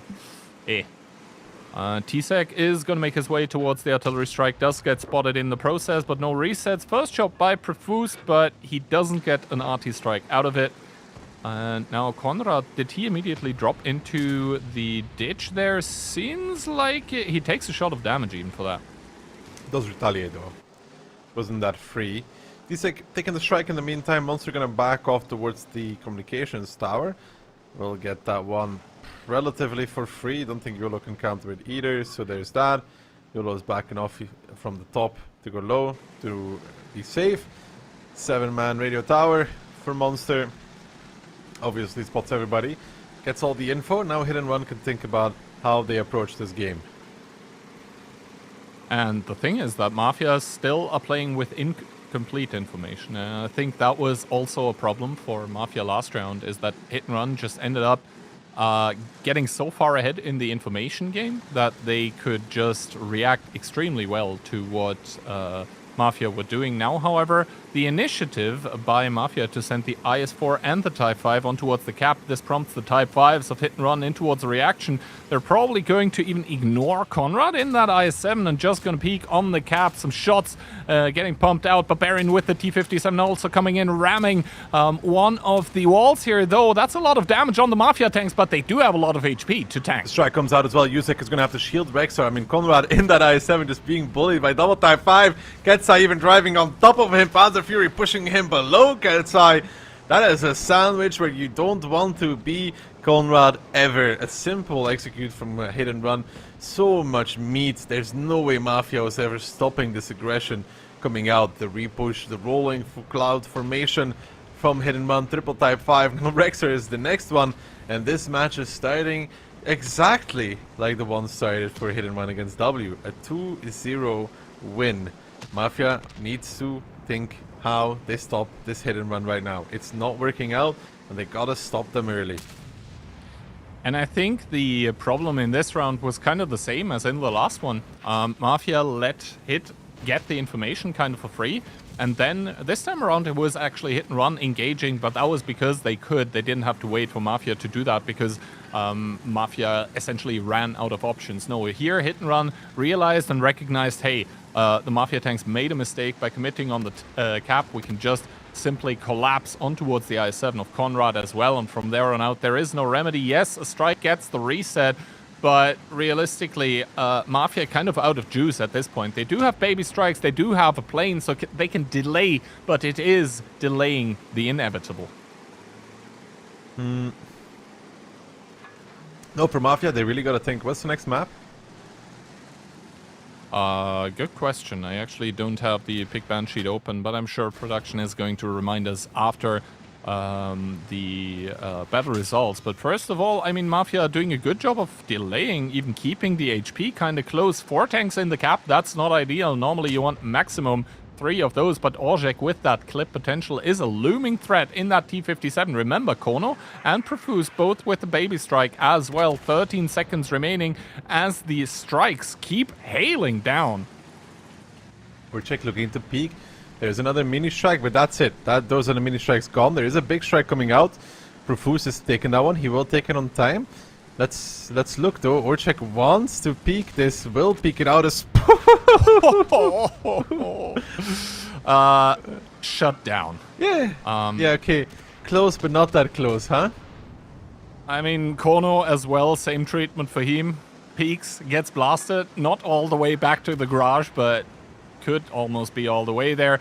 Also, the heals now coming in from the Type 5s. They're going to heal above the minimum threshold for the baby strikes. Now, I mean, they've got basically everyone in the cap. That's a way to split the cap points, I guess. Everyone wants to have some, as Monster is going to engage on towards Kono in that K91. Can he do so? Does he actually have the DPM? Kono starts DPMing it out against Monster, but Monster only needs one more shot. A singular one by Kono probably still going to come out, but obviously T-Sec coming to the rescue in that IS-7. Monster, he fluffed his shot, so he's going to die. That's a light tank gone, but realistically, who are we kidding? It's 2 versus 6. I mean, Profuse is right in front of them. Barbarian, Franek, DJ, they're all hunting for that K91. Yeah, Mafia extended the game, but extension is all it is. They will not win it. They will not get it.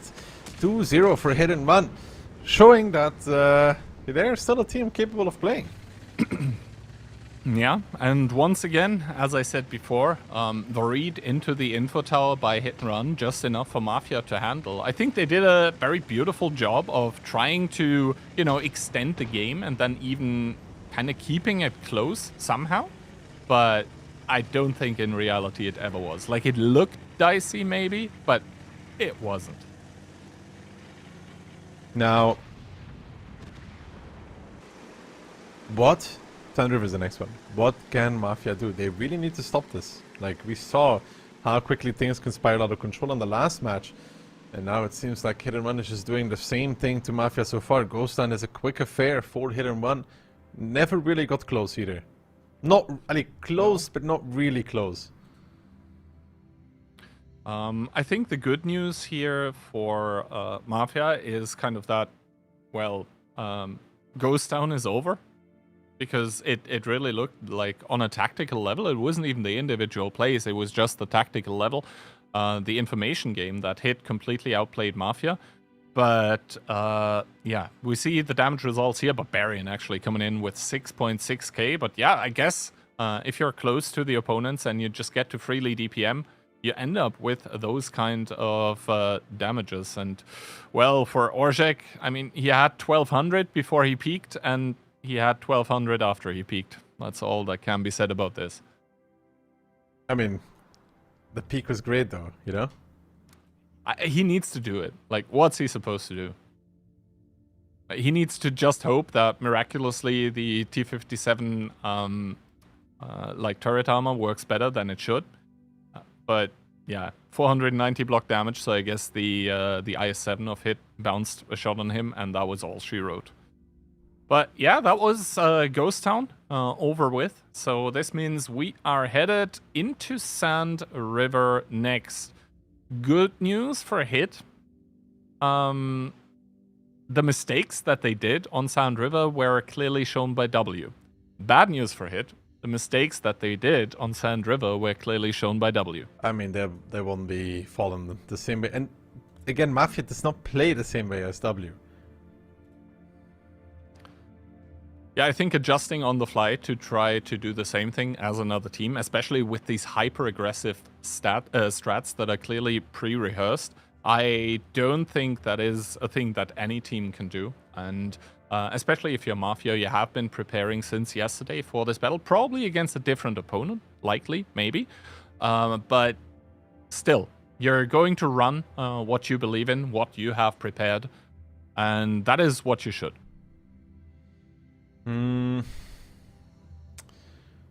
Maybe Mafia should play like W though, right? Maybe that's the conclusion. Maybe they should play a little bit more active, because so far this more reactive kind of gameplay, it's not working out for them. 2 rounds of Ghost Town, they lose this. They're still a bad map.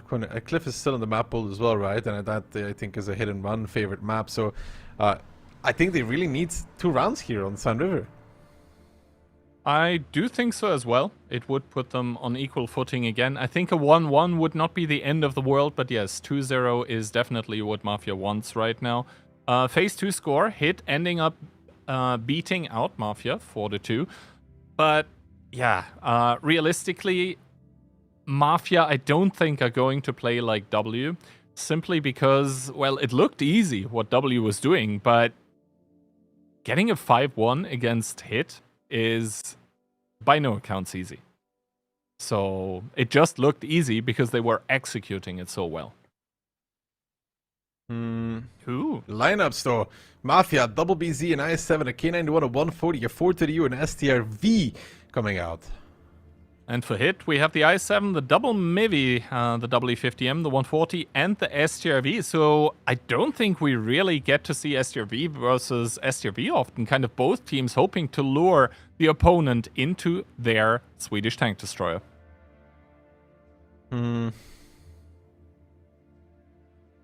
This double Mivi comes back out though. Hit and Run is not changing the lineup that they played against W, right? They're going, but that was from the other side. Yeah, and the thing as well is, even if you bring the same lineup, you obviously don't need to play the same tactic. That's the strength of a lot of versatile lineups, is that you can react as to what's happening. But for now, Mafia sending the double BZ75 towards the K line. That is kind of standard. The SRV in support. The K91 kind of hanging back. But the double IS-7, Konrad and T-Sec in the middle by either team are going to find each other. T-Sec, the first one to take damage. Konrad retaliating onto DJ. But for now, not enough guns to really threaten the life of anyone. But T-Sec just keeps plowing forward. T-Sec is all the way down the middle and he's getting focused out. I mean, he's in trouble there in that IS-7. They're trying to make a move off of this, but in return they're finding something maybe even more worthwhile. It's called Kono in the 430U. Panzer Fury sitting and facing. He's not able to get the shots in. He's taking a lot of damage for this, so they gotta be careful. They gotta find Kono for this though. Franek is taking the strike in the meantime. Panzer Fury needs to hit one more before the strike can take down Franek. Actually, they have a secondary strike, so maybe they can do it nonetheless. Find the kill that way. Gets spotted out. Franek maybe using that one. He does. Finds the kill on towards Kono. So 1-for-1 trade, which honestly I think I would favor Hit and Run for. Yeah, they ended up sacrificing the IS-7 off T-Sec, taking a lot of like time from the tanks of Mafia as the dust settles. Also, the HP not that far apart between the teams actually. Just 400 that's separating them, roughly. I believe that shot by Rexa was probably just to do a spotting check. Never mind, there seems to be a brawl going on actually on the K line as Yuzek very down low with that BZ down towards 1300. YOLO keeps peeking, wants to spot out the leaving MBYs, but in turn he just takes a shell to the face. Yuzek pushes in towards the ID strike now. Konrad is also very low though in that middle area, so honestly even with T-Sec kind of dying, right? It was a good trade for Hit and Run. I mean, the HP was even, but now it's like 2k in favor of Hit and Run. So, like, the aftermath of the engagement definitely going Hit and Run's way, as Yuzek finally ends up taking an artillery strike, but that was pretty costly, to be honest, to do that. Pansfury also very aggressive position, and if you take a look at the minimap, check out how boxed in Mafia actually is. Like normally, they end up, when they have a passive hold on Sand River, with a lot more positions. Not this time around. They feel pressured into that push, but it's being telegraphed from across the Atlantic is what it feels like, as Barbarian is going to be the point of contention, but he has Ketzai in support, and those HPs are not that high on the Mafia tanks. YOLO pushing in, doing a Piotr cosplay, and driving past Barbarian, actually, who has to turn the turret and takes a lot of damage. Barbarian is now getting focused out on the Mivi. Ketsai is close, but not that close. They don't really have enough to stop this full-on push. So Barbarian goes down. There's another strike, though, this time on towards Franek, from Franek on towards YOLO, who goes down. 3 tanks down for Mafia. They're desperately trying, but the box is closing. Panzer Fury starting to get behind them. The STRV, I mean, Orchek has 2000 HP in it. He is pushing closer as well. Hit and Run controls all of the positions, and Mafia so far has no answers to anything that is happening. It's going to be 3-0 for Hit and Run by the looks of things. Yusek wants to do something about it though, comes up and over, pushes in towards Ketsai, but he's down towards a one-shot, a strike coming out, but Monster with the SRV finds a kill. Orchek will probably find Ketsai or maybe Rexar, but they still have so much to do. The strike will miss and Rexar is pressuring Monster, but that's an SRV on full HP. He's just sitting and facing the music that is coming his way, hitting shot after shot, and Hit and Run in the meantime still has so much HP on Franek as well, on DJ also. They've got everything going for the Monster. Will he find the kill on Rexar? He's looking for it, but instead he might want to pick up Profuse. Not able to do that one. Hit and Run need to close it out cleanly though. Monster now switching back towards Rexar, finds the kill. Panzer Fury closing in from behind. 3-0 will be a harsh scoreline, but a deserved scoreline so far for Hit and Run. Yeah, Mafia not able to get a foot into the door of this lower bracket final of the OLS here. Currently, Ketsai coming in with that MBY. Shots missing left, right, and center, but Monster from the backlines to pick it up. And now DJ in the position that he would probably like being in, and that is just ramming Orzhek to the side. Indeed, Hit and Run. Mental monsters after getting beaten down 5-1. It is now 3-0, and Mafia gotta be left wondering, like, what the hell is happening? They need the next round. Like I said, they need to stop Hit and Run early. We're not even early anymore. They need to stop them now. If they don't, 4-0, it will not be a recovery. I don't believe it. So they need the next round. If they don't, we can write them off and it will be a W Hit and Run rematch in the grand finals. I mean, rematches happen in double elimination brackets, but yeah, the way that Hit and Run played earlier against W, maybe we would want to send Mafia instead, but of course, it is the teams who decide that between them, and Monster, the captain, coming in top damage as well. I mean, some of the damage not even damage boosted, but yeah, whatever Mafia is doing right now, it clearly is not working. Again, they're just getting outplayed. I mean, Kono, similar story as we saw Hit and Run, you know, they also lost that 4-U there against W. Also got caught out. Kind of the same kind of style. Same people, same positions dying, so... Yeah, and I mean, while I was watching it, I was kind of questioning T-Sex's move through the middle, but I believe that was just FC call. Like, hey, go to the middle, rush there. Doesn't care, it doesn't matter if you die. Just take as much attention from as many tanks as you can for as long as possible. And he did that, and it ended up working out. I don't know. I'm worried for Mafia now. You know, Monster having a good game, maybe trying to recover a little bit for the games against W. So it's tough for Mafia. It's really, really tough. I don't see how they get out of it. Then the next game, that's how they get out of it. They need to get something going here, because Hit is one of those teams, like, once they get the hype train rolling, there are no brakes on the train anymore.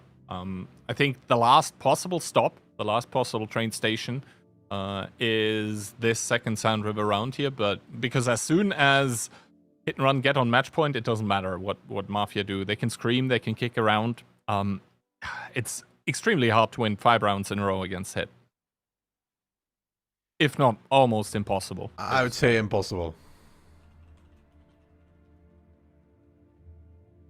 You think somebody would win 5 rounds in a row against Hit and Run? Has it been done before? Probably. I mean, we've had so many seasons.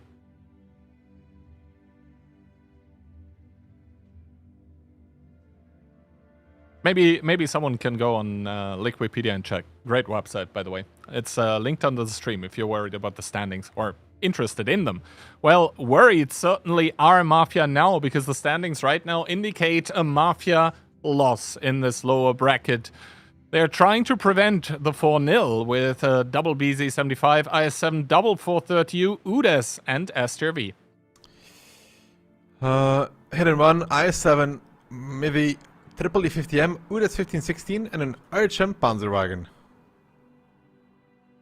So, Hit switching it up, going for the light tank. Mafia still retaining the no light tank strategy. Maps or sides obviously going to be switched.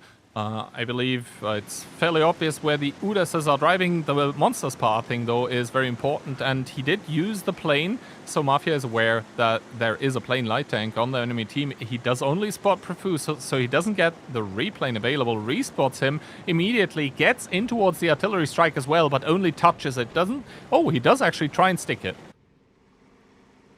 Monster is gonna take that strike. He will not be denied from it either. Does end up stealing it away. Barbarian, Panzer Fury now going towards the north. Are they going to drive straight through on towards Kono's position is a good question. Barbarian, he's continuing through, followed quickly by that secondary E50M. They should take some damage for this crossing. Barbarian taking a shot. Franek taking a more than one shot though. That is a lot of damage on the Inspire medium, but now the WE50M of Hit and Run have arrived in the north, and there is not really that many tanks that can actually cover. Instead, it is the Crossfire coming in from the Hit and Run tanks. Barbarian losing the commander, but has the medkit available. Now, however, the two tanks trying to play on turret, and the E50M clearly losing out there. Also, there is support coming in for Kono from other tanks. So once again, this overpush on towards the 430U in this northern part of the map proves rather costly, but in the south of the map, there also is an engagement going on the southern strike. I believe there is an overpush in the middle as well. It is just plain everywhere. Well, right now we gotta watch the south. Yusek is in trouble there. He's getting peeked by DJ and Ketzai. Ketzai actually pushed past, but look at that. There's a BZ75 hitting the boosters time and time again. It's Konrad coming in that BZ75, just like we saw Piotr do very often. Konrad comes in, will the lead Ketzai from this battle together with Yusek. In the meantime, Tisek getting peeked a little bit in the middle of the map as well, but Kono yet again dead in that 430U, but Panzer Fury takes a lot for that this time, down towards 1k. The STRV, however, in the meantime is laying down the law. Orchek from behind is doing a good work in that STRV. He's hit a lot of shots as well, and the track shots from Yusek makes DJ take 657 to the face as well, so he will make it out. 5,000 lead for Mafia. And for the first time in the match, it seems like Mafia is absolutely stabilizing here. You said it, the HP lead is absolutely there. Konrad is going to start chasing after that E50M. Also, they still have Orjek. That's a very valuable asset with that STRV to lord from behind. Just needs to be careful not to get caught out by the W50M. That could be a problem, but DJ falling even for a hit. He does get found. He does get caught, even caught out completely with his pants down, and this enables the tanks of Mafia to now move out of the middle of the map, out of that dried out riverbed where the E50Ms could completely farm them from their own spawn. So Mafia well and truly ahead in this one. I don't think DJ needed to give that up there, to be honest, but he did end up dying. So now it's a lot of lead for Mafia. Gun lead as well, and sure, Hit and Run controls the crown. They have the light tank as well, but how do they find a way back into this battle? Where do they have an opening? They've lost the airline altogether. They could even lose F9 at some point.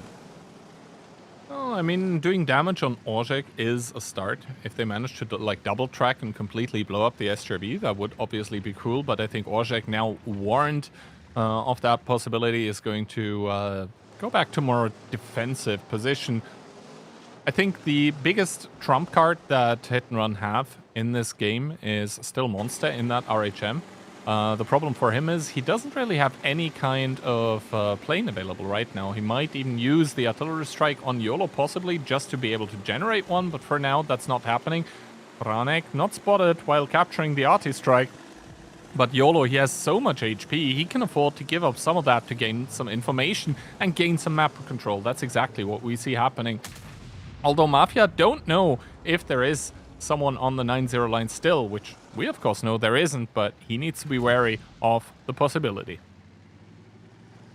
Instead, Monster is going to start taking 1-2 line actually in the RHM with Barbarian, so I guess they feel they can get past this unspotted. because Barbarian gets spotted here. He's going to die. Yuzek is still pretty close up though in the I7. Monster gets spotted out, and so does Barbarian. Yuzek a little bit out in the open though. The Strike coming out as well. Can they find... It does hit the second one also. Good placement. Would have killed Barbarian, and now all of a sudden though, Keyhand, Yuzek dead. Orchek on the run. The tanks from Mafia, yeah, they got extra HP, but look at how much, 6,000 of it is on BZ-75s. Monster might just keep hunting. Yeah, and Monster can keep driving towards Orchek, because Orchek, realistically, as soon as he stops to basically shoot at Monster, the problem is the RHM is just going to be driving around him, and that's exactly what we see happening now. But Orchek probably wants to take that singular shot of damage before he has to essentially crest the peak and just get blown to pieces. So that is an SRV outflanked, outplayed, dead in the water, and he hasn't even died yet. Monster is just going to feast on those HP. He takes an HE shell to the back because Rexa actually starts coming in with the 430U and the steel chair. Rams him as well. Monster overstaying his welcome. That push onto the SRV was not what he wanted. He ends up dying, so we find ourselves in a 4v4 with Mafia having vastly more HP. I was getting worried for Mafia there for a second. Yeah, YOLO wants to deny T-Sec from the Strike. T-Sec missing. YOLO does not. Mafia finally put a halt to hit and runs. March 3-1 will be the scoreline, leaving Sand River. Barbarian dies against Rexar's Strike. It's not possible for hit and run to recover this anymore. So we look to the future.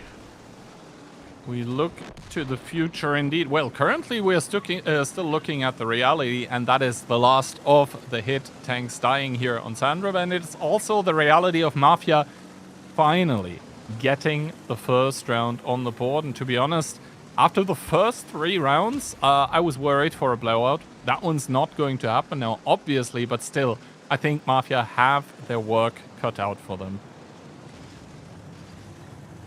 Oh, YOLO.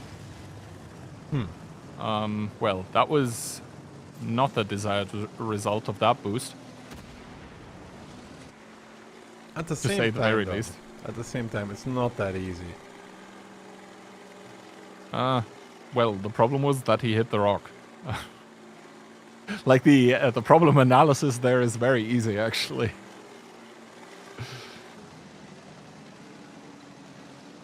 But yeah, I guess both teams already starting to talk about the next round. Mafia obviously don't want to give the round away anymore. I mean, it's not really possible to do so. They just want to make it completely impossible. You can see they're setting up the crossfire. They want to do this one right.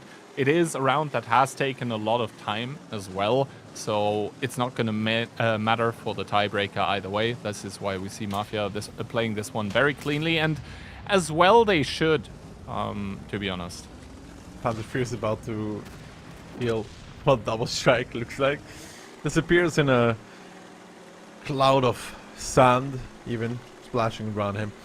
So, Mafia finally put a stop to it, but this is all very reminiscent of an earlier match, Gihan, where the same situation happened. Yeah, I mean, you were casting that one, I was only watching, but it kind of feels the same, doesn't it? Hit and run on a roll, yes, it may get briefly interrupted, but overall still deservedly ahead, I would say. Oh, for sure. For sure. I mean, Franek is about to meet Rexar. This round was a tough one, right? The south push, they just don't really have the damage to kill the BZ quick, to kill the I7 of Yusei quickly enough. The one that they were pushing on in the south, just with the E50 and Mivi, it just takes too long, you know? Getza even pushed over, the STRV was giving some shots as well, I think, and then Conrad comes in with a full HP BZ, and all of a sudden it's like, well, we cannot do this. Well, like this, though, I think it's fair to say Mafia stay alive in the match for now. If this one had gone to a 4-0, then I think the storyline would have been pretty clear as to the outlook as well. But I guess Mafia give themselves a chance, at the very least. And, well, we can't ask for more from them after going down 0-3 to finally start playing and showing up. Because, to be honest... yeah, so far, this was the only real round where I think Hit was not outplaying them entirely on on an individual level and tactical as well. Yeah, it was just a hard round. I mean, they did find the 430U, but then you're down 2 tanks in the south, so you're trailing altogether. Cliff is next, right? I believe so, but I'm not 100% sure. But I think we're just about to get the graphic. But first of all, yeah, if the RHM is top damage and E50M is on like 2 shots of damage, something must have gone horribly wrong. Production actually coming in clutch to tell us that Pilsen might be the next map. And to be honest, Pilsen for Mafia, not the worst. No, for Pilsen for Mafia is the map I would say they are heavily favored on. I would say it's kind of their stronghold, but this is Hit's chance to Citadel them, I guess. Yeah,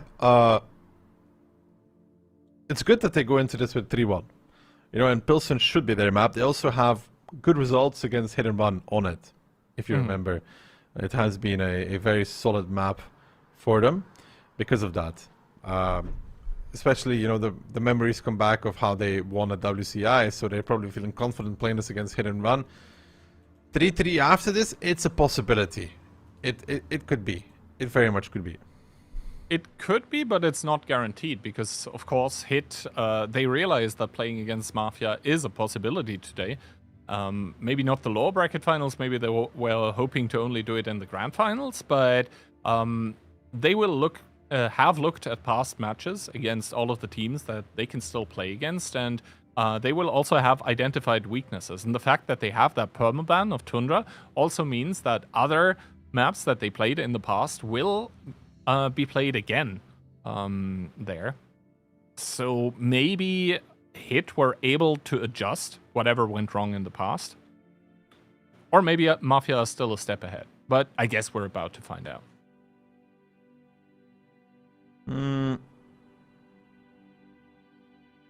What do you think? Do you believe that Mafia wins these 2 rounds, though? So if I had to guess, this one goes 1-1. Then Hit fumbles on Cliff, and we maybe go to tiebreaker. Okay. That would be like the most Hit thing to do. Fumbling on Cliff, though. Yeah? Interesting. Like here we go 1-1. Then Hit is on a match point, but all of a sudden Mafia turns up on Cliff, and then in the tiebreaker, who knows?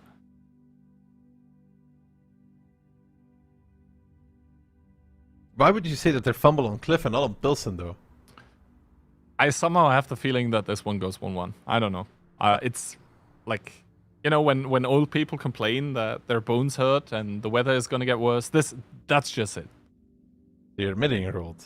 Good to know. Hit and Run, can opener, IS7, E50M, K91 for 30, Fush B, IHM, exactly the way it looked like against W. And for Mafia, we have the double Type 5 430U, double Fosh B E4, and EBR 105. So once again, Mafia are willing to skip the Inspire medium on a map that kind of ends up being brawl heavy. The artillery, the plane by Monster ending up hitting 4 people, so he will have the replane available as Kono immediately triggers his ability in the EBR to try and get a bit of priority over the coal piles, where of course he has the alpha advantage against Monster, but the distance that they're at, they're probably not going to end up shooting.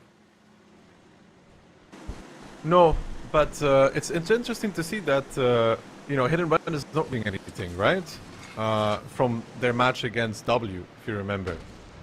Oh, Monster gets the crucial reset. That is the artillery strike denied, and obviously Kono saw a lot of those tanks coming in. Also Barbarian with the steal for the info tower. Full information available for Hit and Run here. Meanwhile, Mafia are kind of playing blind a little bit still. The tanks are not as much out of the game as you would think, but here Orzhek needs to be extremely careful. Rexa, his presence is known. The Fosh B has been revealed previously because of the info tower. Profuse making it safely, though. Orzhek trading with Ketsai crazy on the move shot from the I-7.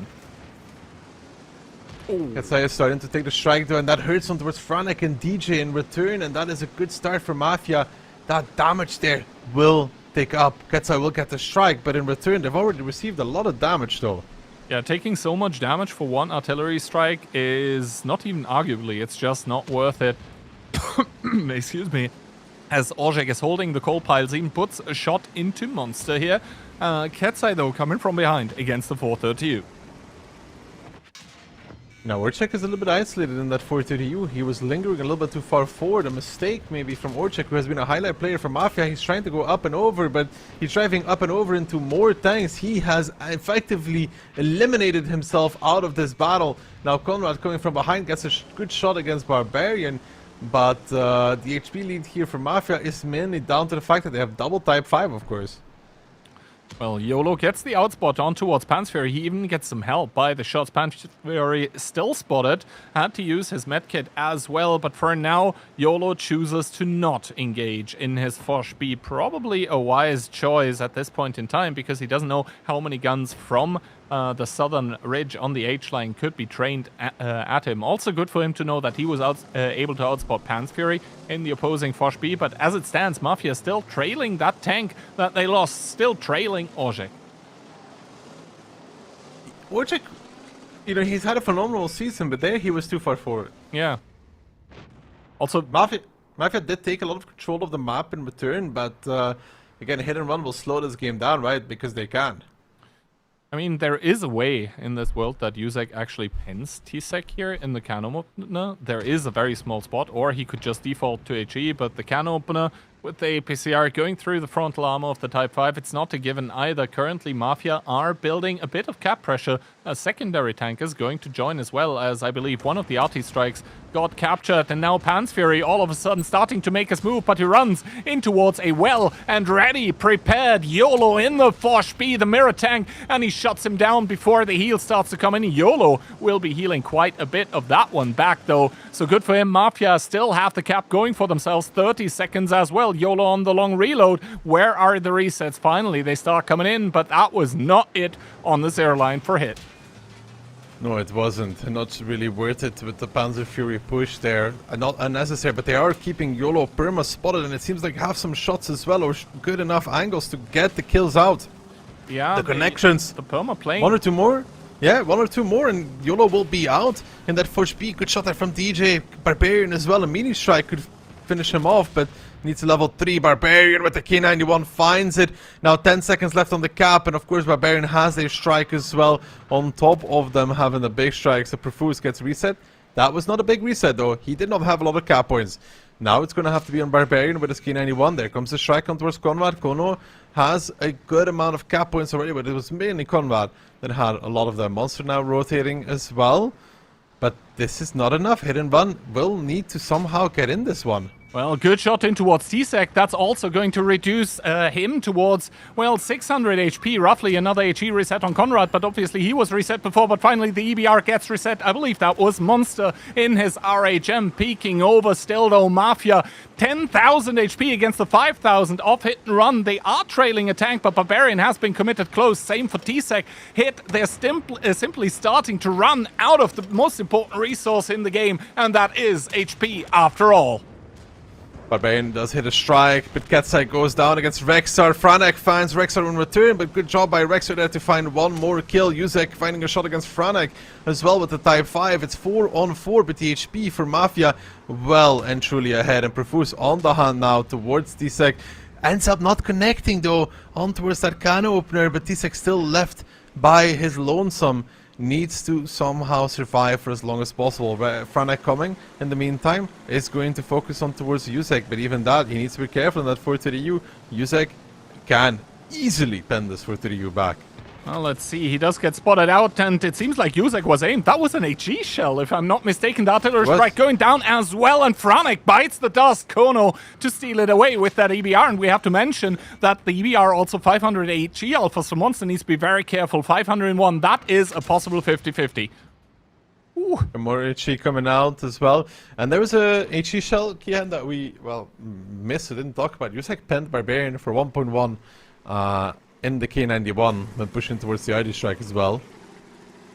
Oh, DJ getting spotted out by Kono in that EBR, who gets spotted in return, but Kono once again HE, and the 50-50 this time favoring him. Now DJ, what is he supposed to do? Yes, Yuzek falls to Tzek in that can opener, but it is a 2 versus 3 after all, and against an EBR and 2 tanks capping with no arty strike available, Hit and Run are going to run out of time against the cap, and Mafia get the second round in a row. Profuse even driving in at the end to pad his stats a little more. Mafia, they stay alive on their stronghold of Pilsen.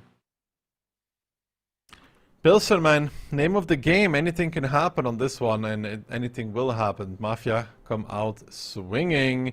That's what they need, and Pilsen will be a good map for them. Luckily enough, it comes right when they needed it most. You know, maybe Hit and Run having a permaban is not that much favoring them now, because if they didn't, they could have banned Pilsen. Well, yeah, they have that permaban of Tundra, or maybe they're keeping it for the finals, but I think at this point in time that would be kind of a copium. Hit lose the second round in a row. And Mafia, I guess this is exactly what they needed. They need to do it once more to pull even. And Yuzek, no, the wall, 5.6k. Yeah, like I said, he bent the Barbarian for 1.1 as well. That 500 HU is actually very valuable on towards Franek. Yeah, it put him into... I mean, it was a lot of damage for HE, but even if he rolls like 150 damage less, then still Tzek is a one-shot... Sorry, not Tzek. Then still Franek is a one-shot for the artillery strike. So, yeah, great job by Yuzek. What happened to Profuse, actually? 0 damage, 320 blocked? Not entirely sure. Maybe he just had an unlucky game.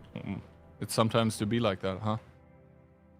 You've never had an unlucky game? Oh, I have them permanently, don't worry. It's not unlucky anymore then, no? Yeah, well. I mean, at least Profuse ends up with cap points, so he did what mattered in the end, right? He's a team player. Right. Would you consider yourself as a team player too, Kihan? No, I go for damage where possible. How often does that work out for you? Sometimes.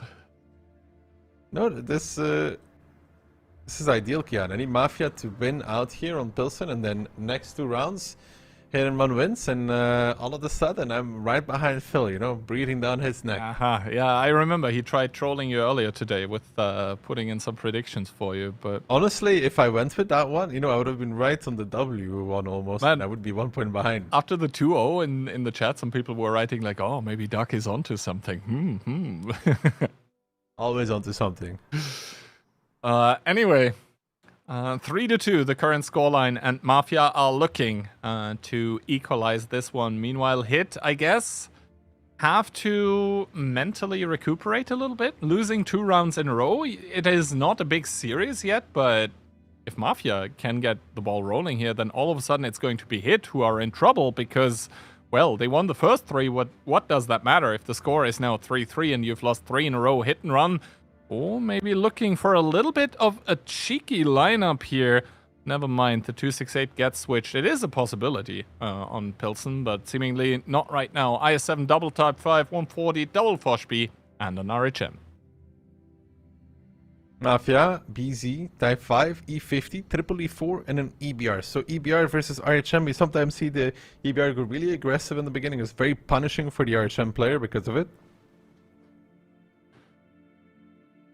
Let's see. I think Mafia definitely have the firepower with the triple A4 to contest whatever Hit and Run is trying to do here. But on the other hand, of course, the RHM can provide a lot of roaming potential, even against an EBR. Let's see how exactly it's going to play out. Monster, I thought he was, you know, rammed against the building there for a little bit, but no, he's just using the bush to try and find Kono in that EBR, who once again ends up going to the artillery strike. That's going to spark Monster into action with the EBR. Is he going to try and steal the info tower? It might be risky against Orzhek, who could blind it here. I don't think Monster will be going for that. Ketsai is going to be taken back to field. Kono steals the strike. So the EBR and the BZ getting a strike each. That's Conrad and Kono. So that's already a decent arsenal. Good shot though against Kono by the 140. Really banging. Franek, solid. Kono needs to get out of there. Gets spotted out by Ketsai as well. Flickering in and out of spot, of course, with that EBR 105. Well, I'm pretty sure he might be running radio on that one. But for now, the fact remains that Hit kind of get priority over the coal piles, but Monster does end up getting reset on the information tower, so doesn't end up getting it quite yet.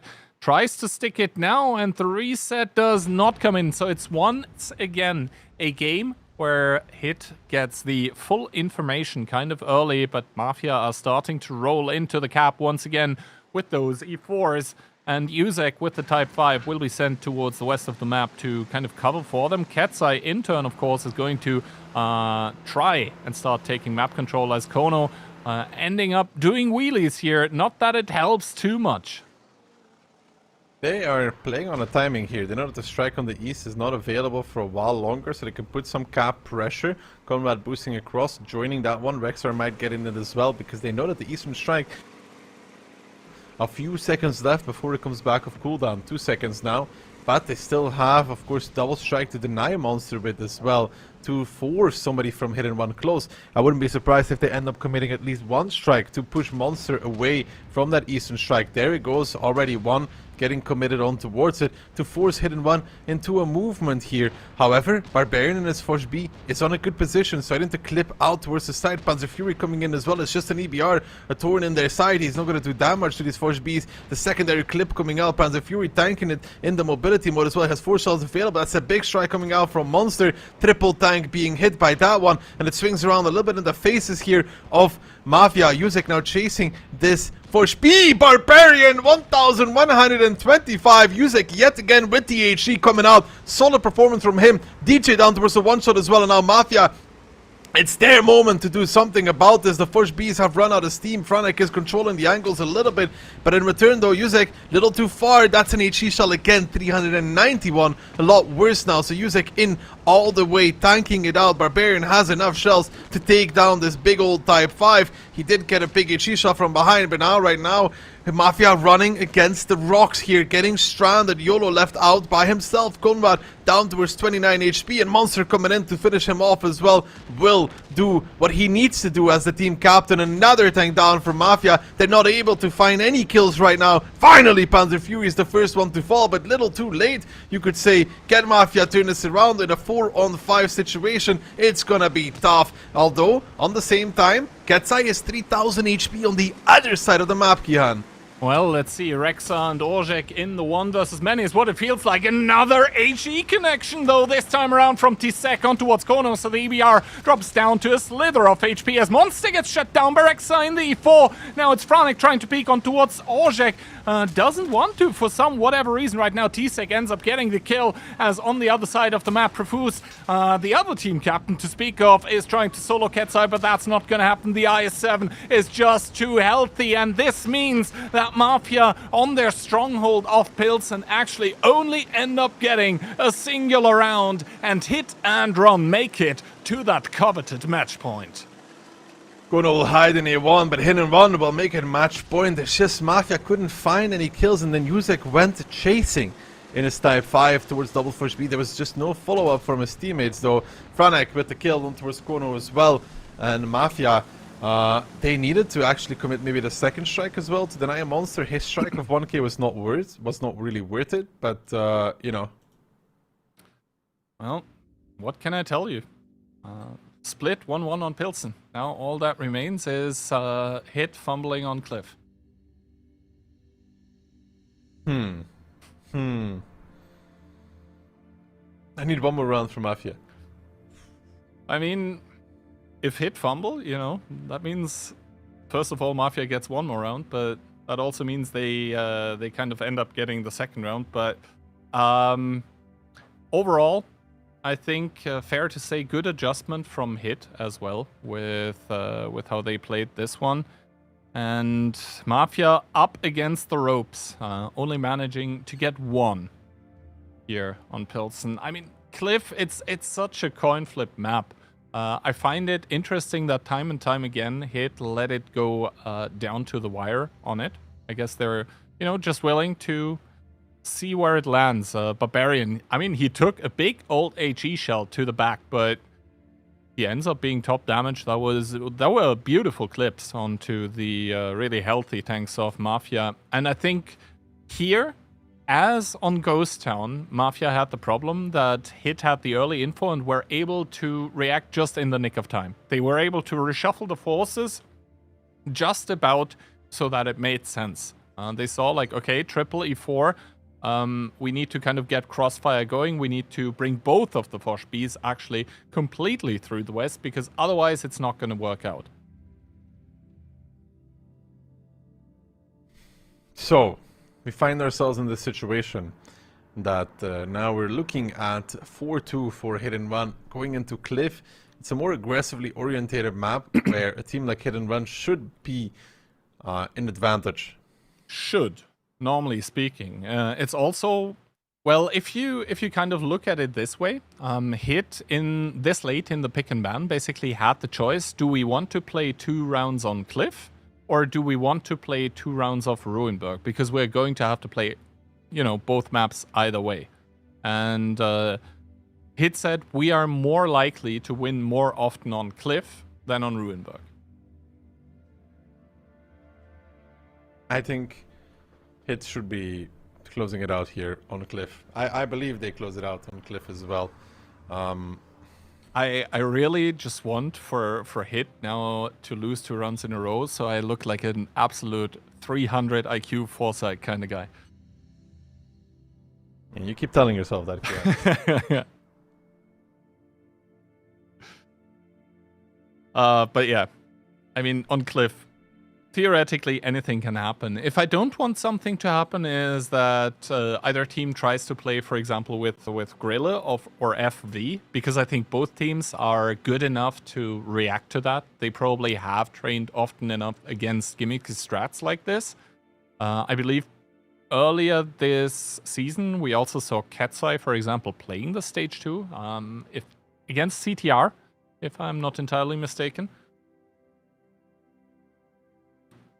But yeah, the truth of the matter is going to be on the battlefield in this lobby right now. Hit looking for the knockout punch, looking to eliminate the Polish fellows from Mafia from the tournament. Quadruple BZ75, MBY, Batchat 25T. You don't see that so often, and a 140.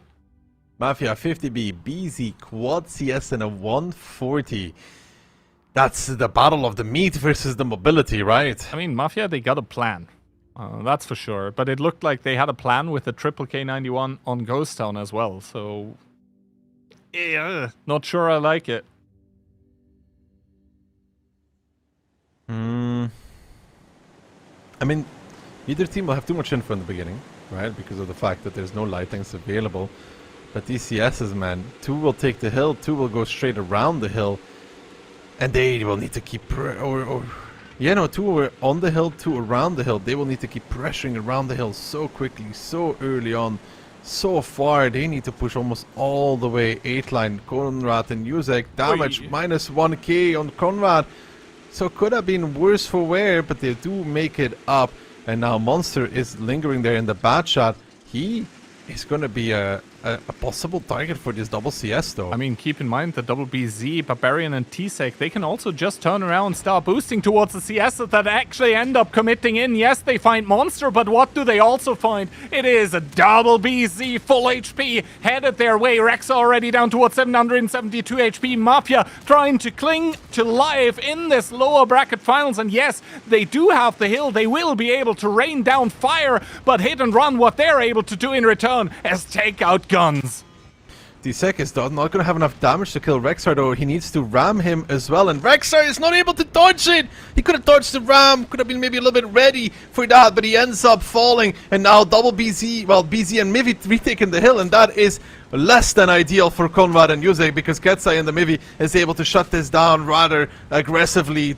Panzer Fury with a beautiful shot as well. YOLO coming on towards the hill, and Mafia was doing a good amount of damage, but the fact there was a bad shot there ends up giving them a lot of shots. And if Rexer survives a little bit longer, they could have at least deleted T-Sec, but it doesn't end up coming true. Orchek taking the strike on 1-2 line. YOLO wants to peek Ketsai, but is forced back. It's a 7-on-5 for Hit and Run with HP lead in their favor as well. Some shots from Orchek coming out. Good damage there. Is now looking towards the hill. Needs to be careful because he's overplaying his hand a little bit.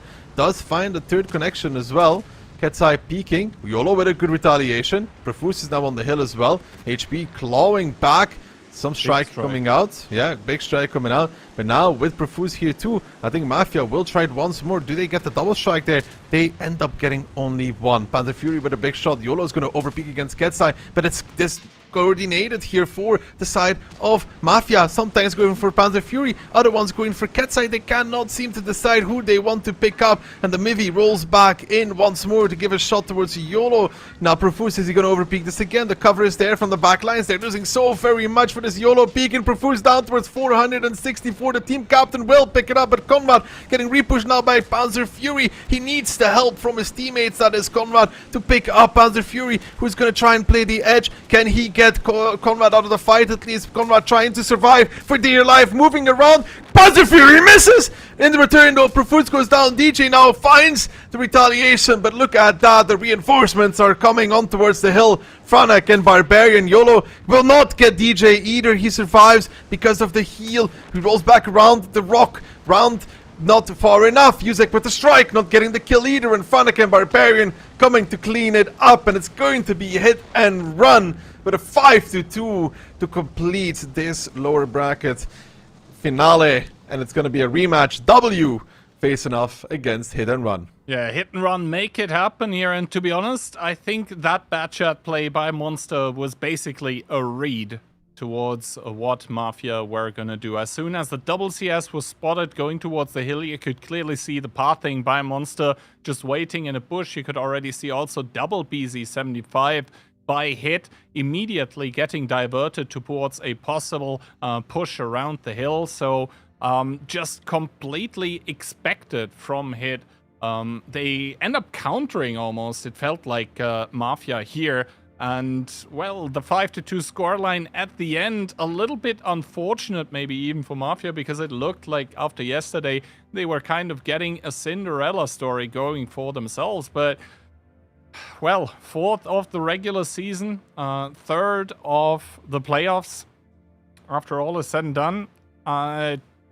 Yeah, not the greatest performance from Mafia. They had a good run sort of towards the end of last year, but 2026 so far not working out for them. And for Hit, I mean, that match against W was absolutely not what they wanted, but they give themselves yet another shot at the crown of OLS. That's the only one they have not worn yet. Barbarian at the front with the damage dealt as well, and Monster with the bad shot. Of course, if you have CSs driving to you and you're not alone, you have some BZ friends that are aggressively driving at them, that bad shot DPM really starts escalating. All in all, Mafia tried, they did not succeed. It's going to be Hit and Run, putting them in the finals. Put themselves in the finals, deserved, I guess, over the course of the battles. We have our grand finals. You know, we have Hit and Run versus W, but we also, of course, have the NA grand final coming up between Dopamine and Stacked. Yeah, of course. I mean, it would be a little bit crazy for Hit and Run to play best of 9 into best of 9 into best of 11, like back to back to back.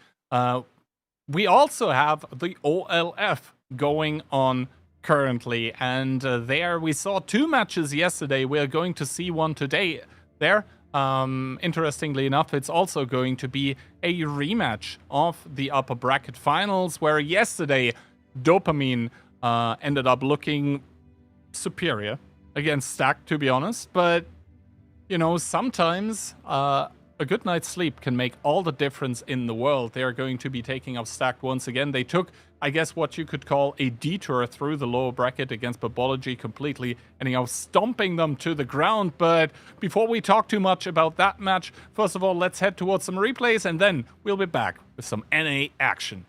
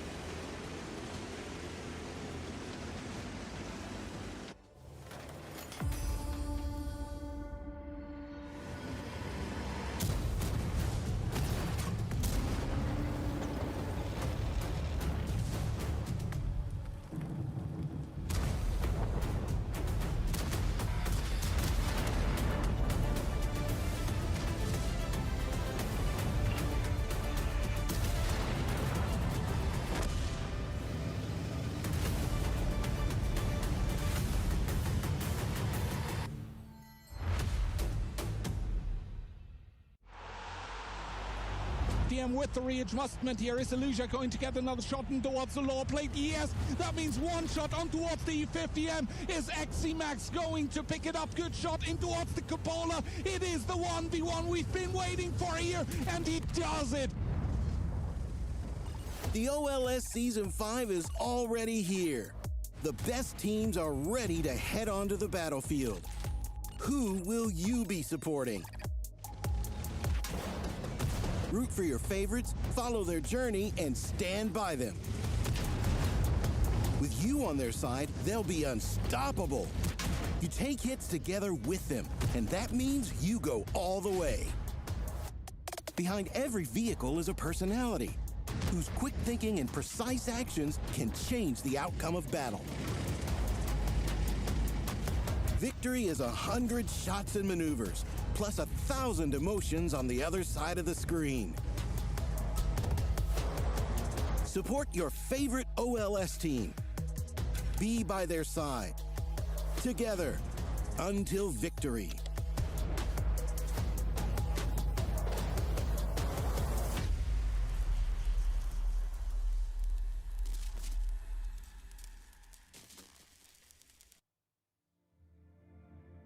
Well, hello and welcome back. The OLF final, it has been some time, Bunter, but we have made it through all the qualifiers, through all the playoff stages, and just 2 teams are remaining. They saw each other yesterday already in the upper bracket final, but this time best of 11 might be a different story.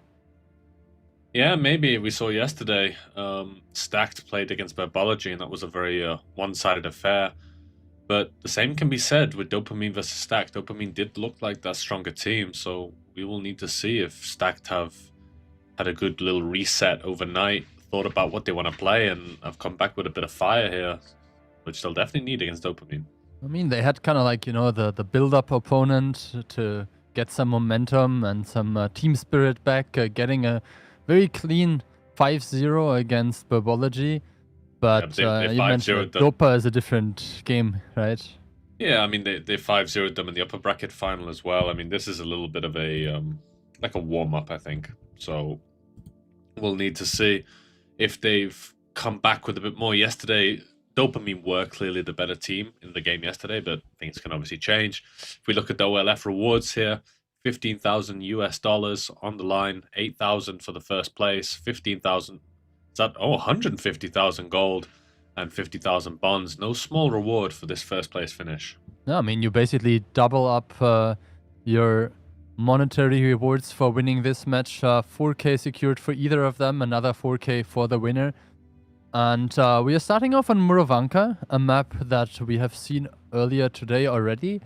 How do you feel about the meta on that map? Well, I mean, we haven't seen it. Obviously, NA is a different server. They have different styles. We saw it yesterday. We saw some different tanks that we hadn't seen on EU yet on the map. So I haven't seen that much NA. I'm a bit afraid to say. So take a quick look at all the nicknames. I know how this works, all right? I can read all of these, probably. But I think... what is it? Stacked have one player. I'll struggle with the name, but the rest, I'm fine. Native English speaker. It's all good. Okay, then show your expertise on Stacked now. What? John Jam, Eternal, Def, External, OP Hacker, Sebastian, Kenway, and Ethan. There we go. No problem. I think his name is Yolompi. It's just a weird name. Who I mean, chooses Yolumpy? The X was like replacing the O's because the name was taken or something like that. But yeah, a bunch of those guys have been to WCI this year. A bunch of the Dopamine guys have been to WCI last year. Stacked, obviously, the team that won the OLF 3 times already, but Melly, great performance all across the board. 3.6k damage, like or nearly 3.7, 2.5k KD, and nearly 92% pen rate. We saw some questionable plays in the Yo tank yesterday, but she played a bunch of different tanks already. So IS4, we saw it on Himmelsdorf, very effectively being used against Deft in the Bliska. 70-30, do you think that's justified? Yeah, I'd say that's fair. I mean, Dopamine did school them before. As you said, Melly, the standout player in the IS4 yesterday on Himmelsdorf, holding the line, kind of showing the boys how it's done on the NA. But yeah, it's gonna be. I think Stacked are gonna come with more to play here. I can't really say how Murovanka is going to be played. NA do some questionable things at the best of times, and this is a best of 11, so it's a lot of games in a best of 11. So even if you go 2-0 down, 3-0 down, there's always potential to come back if you keep your head in the game. But starting off with Muro, then into Cliff, Himmelsdorf, Tundra, or Himmelsdorf, Ensk, then Tundra, with a final being Pilsen. I mean, with it being best of 11, you kind of have to play almost every map, only Runeberg, Sand River, and Ghost Town going out. Saw yesterday that Dopamine were very strong on Himmelsdorf. No. I don't really know what to make of it, to be honest, but I think one important thing that was definitely kind of like the go-to question mark around Stacked yesterday was their gimmicky tank selection. We had a bunch of like STFV, Griller on Cliff, where we weren't sure if that's kind of like the way to go. Some of it worked, some of it kind of wasn't supposed to work and worked anyway, but then a lot of it did not work at all, and well, that's the result of yesterday. Dopamine taking the match in a fairly convincing fashion, I would say.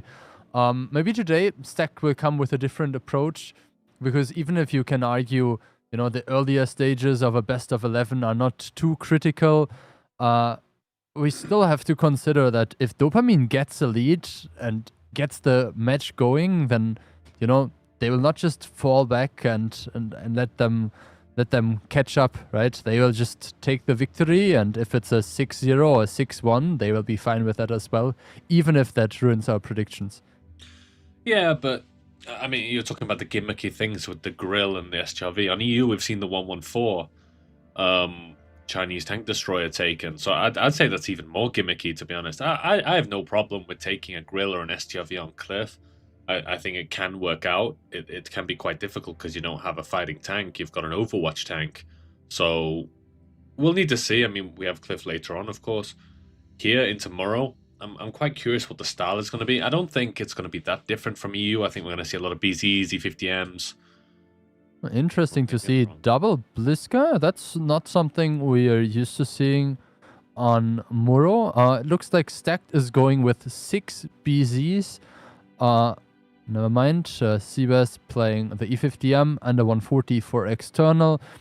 Double BZ E100, 1 Bliska, a light tank for Dopa, together with a 140 and a 430U. Yeah, E100, a tank not often seen on Murovanka. We'll probably see him going to the middle somewhere, kind of like a mouse replacement. Bliskovica used to be very popular before the ability was nerfed. Obviously, with that Onslaught ability, gets increased speed, and Bliska is a very powerful tank in this game mode. 850 alpha from close range, obviously with the drop-off. But yeah, opening-wise, Ferret going for that info tower. Doesn't stick it though, decides to back away. No light tank on Stack's side, so Ferret just trying to bait out a plane before he gets the info. Kenway takes, yeah, a decent amount of damage. Blur, Hockey, and Melly all shooting onto him. A few bouncers coming out, but still very good damage. But in the meantime, Stack do get that triple cap with the triple BZ. 140 and E50M on the one line to counter against any repushes. Stack seem decently set up here. Yeah, I mean, the HPs are obviously now coming back in their favor. We saw a bunch of trades going either way. Vova with a good decap, and I think Shopamisha also took a very good position there.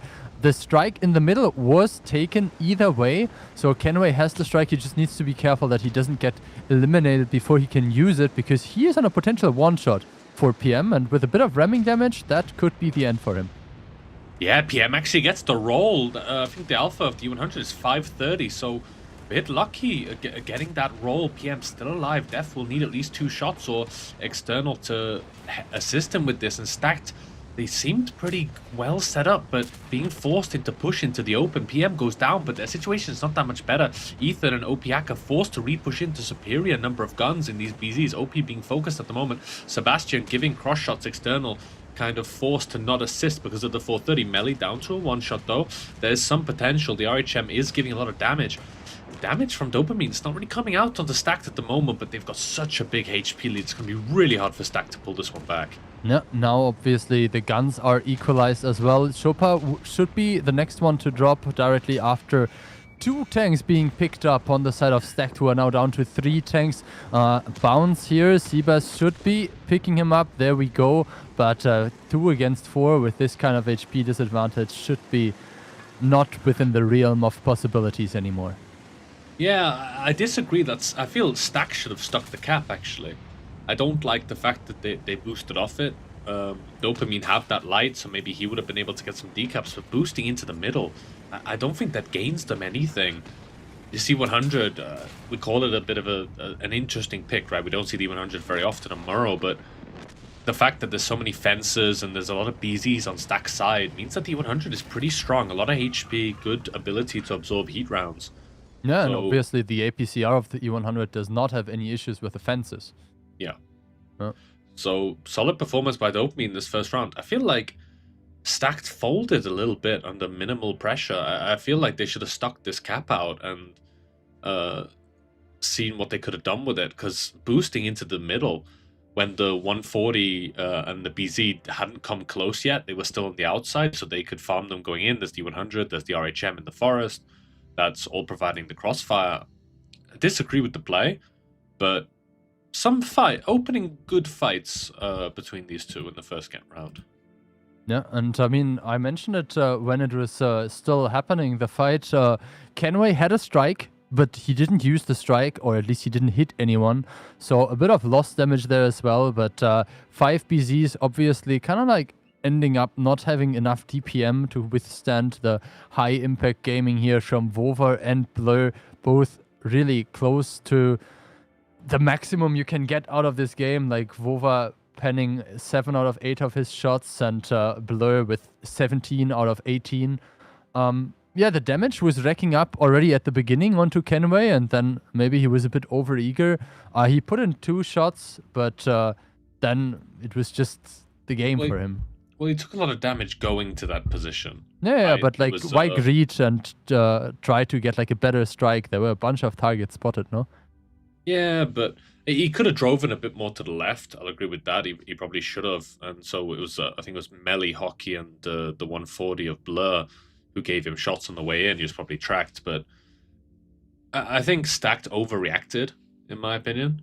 But, well, things happen, and they're going to need to come back into this next one a little bit stronger. South spawn. Again, Murrow is not overly favored in terms of spawn.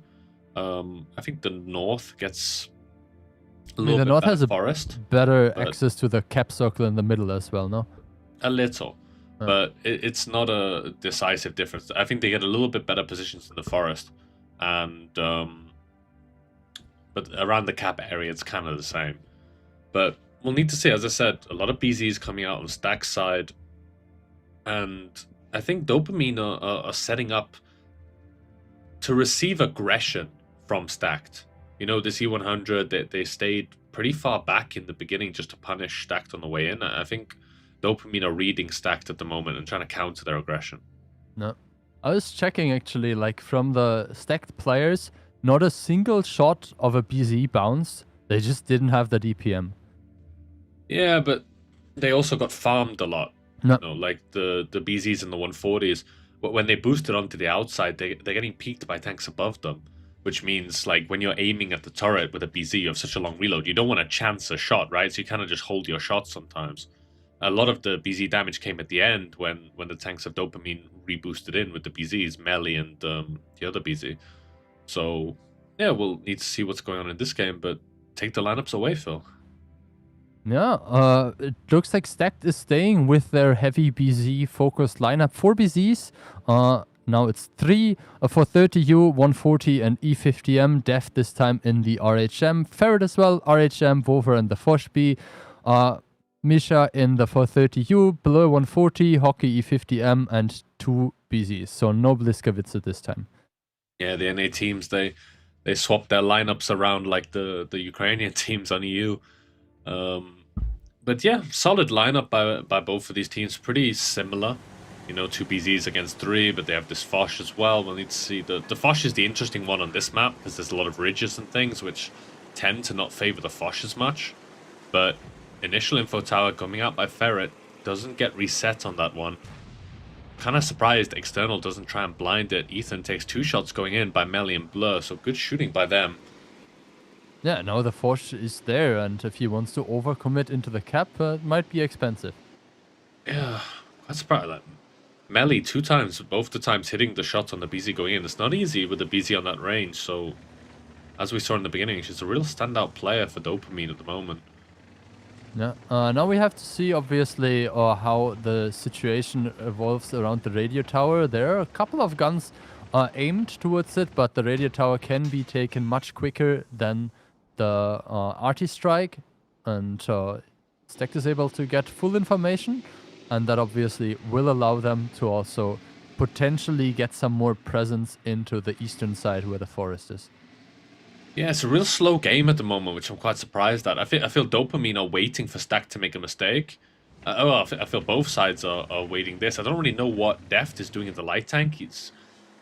I feel he needs to be in this forest, kind of getting some information. Info tower obviously was used, so there's a rotation coming from Dopamine's side, but double cap pressure now. And Stack are in not a bad position to win this game, actually. Yeah, I mean, I'm a bit confused because, like, Stack2 is the team that used the radio tower and should have received a bunch of good positional information, but then they didn't really use it when it happened to get some presence for the light tank. You mentioned it, Deft playing very passively around the H5, J5 area. The push is coming in now. They have 11 seconds left and Melly is already there, so taking a bunch of damage, but that's what the BZ is supposed to do. The 430U coming in very healthy, and now the DPM matters so much. E50M coming in from the side, External tilted immediately down to 1k HP, being picked up immediately, and there is the first kill. Yeah, OP Hacker trying to boost out Ethan and Sebastian in a little bit of no man's land. Stack just do not seem synergized at all. It's like you open a rock and some ants come flying out. Sebastian gets focused out. He's the E50M with the DPM. Hockey will pick that one up. OP being focused out in the meantime. And such a simple move by Dopamine, something that Stack should have predicted, absolutely becomes their undoing. Ethan now, the next one, pulls back behind the house. Blur does fall in the meantime, but it's not decisive, because the tanks from Dopamine are already going back to deal with them. The RHM and Foch in the north, the double BZ and the 430U in the south. Hockey will pick up Ethan, but it's not going to make a difference here. Depth has most of their HP, and their HP is half of what Dopamine have. Yeah, I have to wonder why they are pushing in so aggressively. For instance, this BZ is completely out of game, and there isn't enough cover fire for this over push. We saw the E50M and the 430U, both those DPM and boosted tank with the reload, just like you see it, like 2.6k HP left on him. Hockey fighting multiple tanks in a row and still being alive. There was no punishment at all for those strongly pushing tanks on the side of Dopamine. Yeah, just really no punishment at all. And this is a predictable move. I mean, Melly and the other... Melly was up front, I can't remember who was behind her, but they were unspotted almost until right on that corner. No. But this was a predictable move. It's the only move that can be made on Dopamine's side to get these decaps, and Stacked are just not ready for the obvious things. No, I mean, I'm a bit confused because they had a full match against Dopa yesterday already, right? So, not great what we can see here. Yeah, I mean, it is Dopa's map pick, but I don't feel like we saw any unique strategies. I mean, Dopamine opened pretty standard, and then maybe they think it's one of Stack's weaker maps, but I feel like Stacked are making good moves, but then when the fight happens, they just collapse. And we saw it. They boosted onto OP Hacker and Eternal. They tried to boost out of there, and then Dopamine, they don't let go. They keep going at you, and we saw Sebastian and Ethan just in the open, just getting absolutely, just in terrible positions. The positional play on an individual level by Stacked is just not there at the moment. No, I mean, Eternal did one shot of damage. He didn't even fire a second time. And, 14, 13 for Hockey, and 11, 11, 11 for Chopper Misha. So that is the damage that you want to see from those high DPM medium tanks. I mean, it's right that these high DPM mediums, they're shooting from close range. This isn't a pen rate issue, right? I don't think it's a player skill issue, to be honest. I think it's a positional issue. The players are not taking good enough individual positions to cover their teammates in the cap, and because of that, they get run over with minimal punishment. Like, you could argue this was just a repeat of the second game, of the first game. Yeah, I mean, it was 4 tanks pushing, and we mentioned it. Melly took the brunt of the damage in the E50, in the BZ75, and then full HP 430U and E50M were just like too much for Stack to handle, and there was not really some shielding ongoing. Eternal tried to leave, but maybe should have just tried to stay behind his buddy, and then yeah, one thing came to the other, and snowball effect for Dopamine, and they, I would say, well-deserved second round take the victory here. Yeah, it's a repeat of yesterday, and that is not a good sign for Stacked. Obviously, it's best of 11, which means we have a lot of games to get through, but Stacked need to step up if they want to compete here. These two teams are meant to be reasonably the same level, right? Yeah. It's kind of the NA derby, the kind of the mafia hit of NA server. And right now it's boys to men. Dopamine are simply better in this current matchup. So it's Cliff. Cliff is, I always say, it's one of those maps. It's decided in the first 30 seconds where both teams make their moves. We'll need to see if Stacked have something. It's one of those maps that's so hard to predict just because of the positional play. It's less about player skill. It's more about just, does your opening counter the enemy's opening? But I'll take the lineups away with this one, Phil. Dopamine. Switching it around. 60 TP. Double 60 TP. Wombo combo. BZ75. Batchat. Double CS and a 140. 113 getting... Just stay. No, I don't like you. Just triple BZ. 160 TP. Double CS 140. On Stack side. Quad BZ. M5Y CS and 140. They can pick the tanks in the garage, by the way. I mean, it's visible towards the other team, obviously. The lobby has... but still, I mean, they have like 40 seconds or something to load in and so on. It's 60 seconds in total. So latest after 15-20 seconds, everyone should be loaded. Everyone is reloaded now, and you can see 2 tanks are going towards the bottom side. External and Ethan will try to go towards the donut, while Melly takes the cross. Looks like she will make it around the corner. More or less no damage taken. One shot from the BZs coming in. There is a bit of a fence, so it's a bit of a difficult shot as well for them. Misha makes it up without any damage taken, and Dopamine with a decent position. Stack will get the initial strike plus information tower combo, but no major advantage for now, right? It's not great that the Stack tank stopped and only delivered 1 shot. It means they're a little bit slower into the mid. Sebastian and Kenway will try and get up this hill. We'll need to see how much damage they take overall. Sebastian 1k for now. It's not that bad, actually. If Kenway takes maybe 1 more, yeah, pretty cheap to take this hill, actually. Stacked yet again in a prime position in this game. Well, I think the repush will happen immediately. Yeah, they're repushing towards the donut, but this team of Stack see this. They're leaving with the 140 and BZ. They're in good positions. Stacked are making the right moves in this game. Big damage onto Vova. Drives into the rock as well. Forced to boost forward. External and Ethan, in the meantime, after those BZs go around the corner, they boost into the middle, and Hockey left alone. The tanks of Stacked on the hill are over pushing the CS. Stacked in a prime position in this game. No, I mean, there is a good reaction here that we can see from Stack. The HPs are still fairly even, but a bunch of those BZs are a bit out of game, and now with the kill being picked up, the next one should be falling pretty soon. A bit of an interesting boost here from Kenway. Gets tracked as well and kind of goes sideways towards the tanks aiming from the bottom. We see the HPs are still fairly even. Deft should be able to put in 1 more shot before he gets picked up. But Blur actually the first one to fall, and that means that the CS stays alive for now. Yeah, for now, Melly will have a small strike though, so I wouldn't say that Def is going to have so much of it, more of an impact in this game. This is more important though. If Chopper kills Eternal, there's definitely some potential here, and he will have the next shot. But Eternal heals. No small strike coming out. Chopper gets eliminated. Ethan picks up Ferret. and Stacked finally putting one on the board, and this one was well deserved. Really nice by Stacked.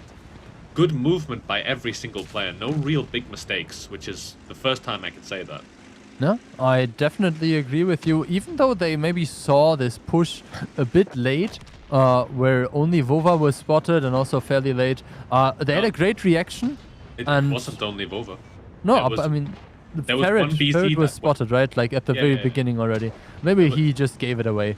If one tank crosses, there's always going to be more, and if it was Ferret went way too early, which gave Stacked sufficient time to get into positions.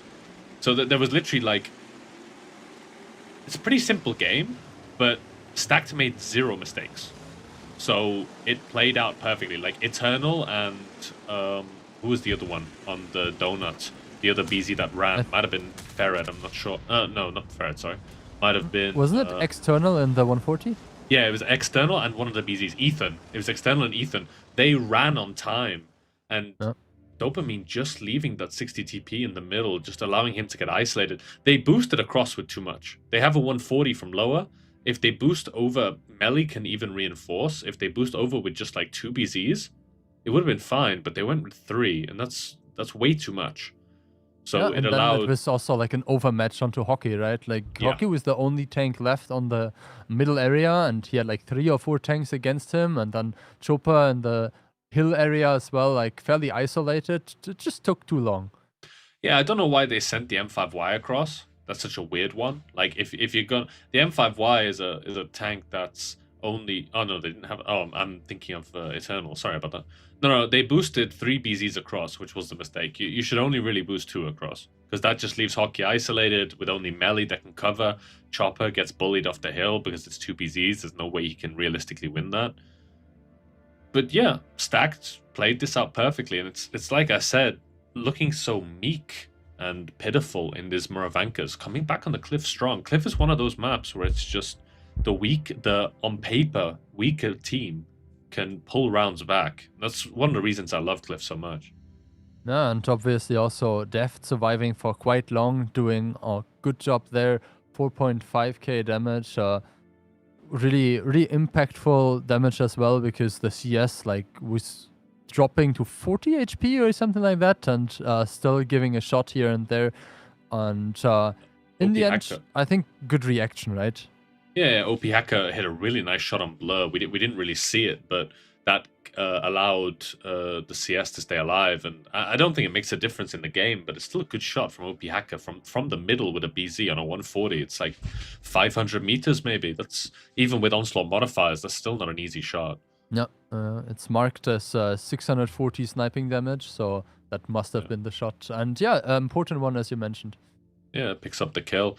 I mean, having that 140 in the late game with the CS dead in the balcony would have definitely made the game a lot closer, I think. But that was the past, and now we're looking into the future. Lineups are going to be quite telling. I feel like this will probably go 1-1, but hopefully Stacked can get some momentum in this game, because I want a nice long game here. I don't want just a one-sided affair. No, and the sides being switched, I don't think it makes a major difference. We saw the usual positions that are being played on the different sides. The position that Deft went into with his CS, Melee obviously took the position on the other side. It's not the same position, but they have like very strong impact on both sides. The thing with Cliff is that each side has its own little advantage, but they kind of equal each other out, right? So South has the balcony position on the donut, which makes them have a little bit of a stronger donut, but the North has a little bit better on the hill because you can back away into the low ground on the hill much easier than you can on South. There was also Melee's position. It's not such a strong position. It's not as strong as the South balcony that we're looking at just over there, but it's still effective, and North does get a slightly better middle. But overall, it's still such a solid 50-50 map. When that map was made, chef's kiss, honestly. That and Himmelsdorf. Let's start with Stacked. 4 BZs, make it 5 BZs, a 140 and a Yo tank. And on Dopamine's side, it seems to be that they pick 3 277s, a BZ, E50M 140 and a Blisker. A bit of an unusual thing, no? I hate the 277. It's a bad IS7. In this, it's a bad BZ. There's nothing that the 277 really gains over a BZ. The turret armor isn't very good. It's not that much faster than a BZ or an IS7. I personally absolutely hate the tank, so we'll need to see. They are going lower side. They're going to go for that straight fight, and if Ethan commits, it could be really good for Dopamine, actually. Yeah, I mean, we'll have to see if they commit directly through. It seems like they got spotted immediately. Ethan decides to kind of turn around the wrong way, puts in a shot, but I'm not sure if it's worth it. Obviously, they are gonna commit onto external immediately, but the moment the balcony positions are taken, the BZs from Stacked will fire back immediately. Yeah, Dopamine playing high risk, high reward, pushing onto external. They haven't gotten the damage yet. Ethan's ran all the way back, and Stacked now have the high ground, but they've committed a little bit too much into this donut, into the donut. Middle control has been seceded to Dopamine. Such an interesting game. They have the low ground, but also the donut. I think now the tanks have Stacked. They're being a little bit slow with it, but they're deciding to abandon that 140 on lower side and go for these tanks in the middle while trying to reclaim, while trying to hold the donut control. The Blisker's trying to repush on screen. External is going down, but I don't think that makes a massive difference. Melly getting up that hill, she's wasting a bunch of time, which is super important. It's going to take them forever to kill her. E50M going around the hill as well. The repush into the donut is ongoing. OP Hacker and Depth being pushed out in a 4v3. Big strike hits onto Vova and Blur, but big mistakes coming out from Stack. Not sure what they want to do, and they're getting completely punished for it. OP Hacker goes down. He would die there anyway to Melly on the hill. In the meantime, Eternal is pushing on Melly. He will win that 1v1, but it's going to take some time. Big strike coming out. Ferret's going to peek it. We'll see if he takes any in return. But the 1v1 against Ethan and Chopper, that's quite an important one as well. Melly's wasting so much time. Oh my god, how is she not dead? Yeah, also External there, initially he was getting around, but the Inspire immediately being out of the game will make a difference, because the moment this push happens, we will see another Inspire coming in from Blur, and then the 277s are definitely the better single loaders with the increased DPM, both from their own ability and obviously from the Inspire of the 140. Such a poor game by Stacked. I mean, they saw that Dopamine were pushing through on the 140, so they went to the balcony to cover, but they seceded middle control, and they'd already driven to the donut, so then they have to drive all the way back, and they leave OP Hacker, and I think it was Ethan, there in the donut to cover, and then try and chase down Melly, but Melly makes a super good play, boosting onto that hill. She's still alive now, constant thorn the side, and what you need to understand is, Cliff is one of the fastest maps in World of Tanks. It's where you need to be the fastest. That's why we take BZs, because they're so fast. But Melly, getting up that hill, wasting so much time, really punishes Stack so much. So Stacked really outplaying themselves here. This was a round they could and should have won, but indecisive decision making on a tactical level punished them so hard. No, and I think it's also one of those things where it's not just what they did that was wrong, it was basically that they didn't go through with what they did, right? They ended up first pushing down, then they decided, let's go somewhere else, and then it was just here and there taking so much time, and then didn't just work out at all. I think Dopamine did a good job with taking cover with their 277s when the PCs had arrived, and didn't just take a bunch of damage for no reason. Ferret there, great damage as well, blocking a bunch of damage too. But yeah, I mean, External, you can't really blame him. He was the 140 at the bottom, dealing 4 shots of damage, at least getting the Inspire out. But the rest of the tanks, you're just like driving around way too much. In English, we say having your cake and eat it. It means you want two things, but you can't have both. They wanted to control the donut and control the middle. So they went to the donut first, but then they split 3 tanks off into middle. And so Melly goes up the hill, the E50M of PM goes around the hill, and that wastes so much time. That's 3 tanks fighting 2. And Stacked and Dopamine are already killing that 140, so they have the advantage when they want to repush. I think that Misha went for the 1v1 on the lower side. I'm not sure. I think Against Ethan. Yeah, against Ethan. I think that was a bit unnecessary. I think that was just ignore Ethan. Ethan's not productive. Just go to repush. But this is Stacked outplaying themselves. You either commit to the donut. I feel like you always keep one in the mid. They saw that Melly and the 50M were there. They knew they had to keep at least one tank in the middle, and they didn't. So yeah, this was Stack's game. It really was. I have to give some credits as well to Dopamine, because like sometimes this is the kind of innovation that gives you the surprise effect. And Stacked is a team with a lot of experience. Maybe they just didn't expect this kind of a push. I mean, I don't feel that this was so well played by Dopamine, honestly. I feel pushing through lower side is something that's very difficult to do and is very costly. And I mean, they did it anyway, and they made it happen, right? Yeah, but it wasn't won because of that. It was won because of the play by the E50M and Melly going up on that hill. You know, it was 2 tanks wasting the time of 3 tanks, which means that Dopamine have enough time to kill the 1-2 line and then rotate back, repush the donut. They have the advantage in donut because there's 3 tanks messing around with them. They won this on individual reactions by individual players.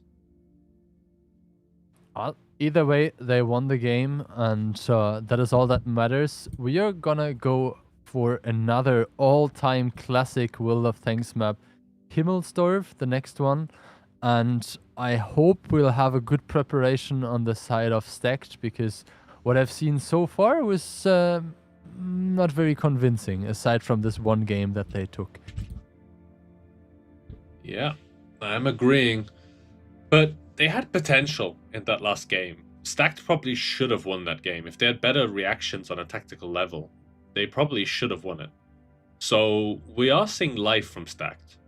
This could have easily been 2-2. The Murrows, no. The Dopamine were just better, but there is potential in this one. So Himmelsdorf, a map where I believe Dopamine took it 2-0 yesterday. I'm not sure off the top of my head.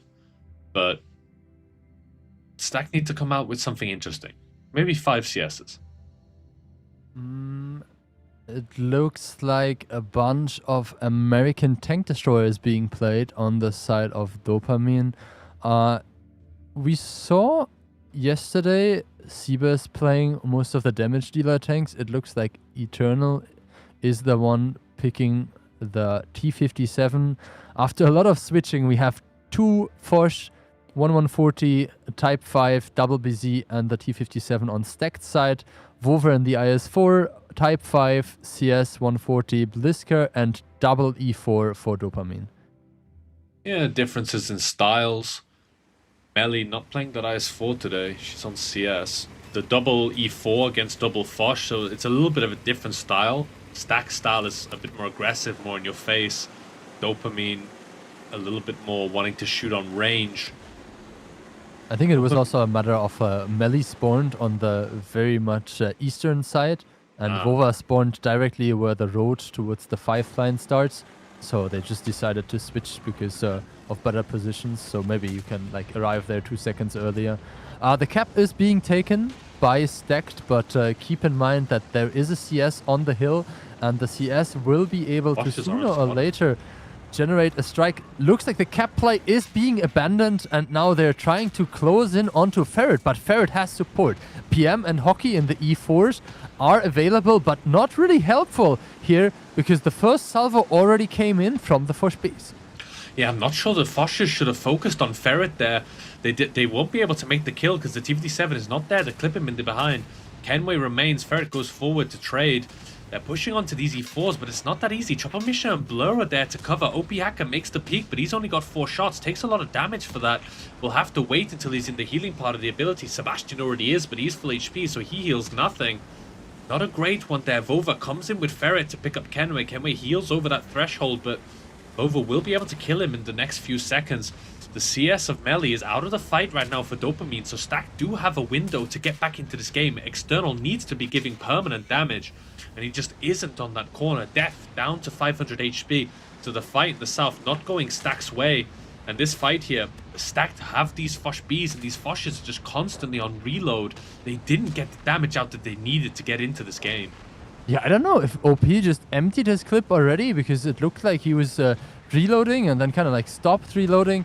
But Kenway should be the next one to fall, and the repush is in full force. Dopamine still with all their tanks alive.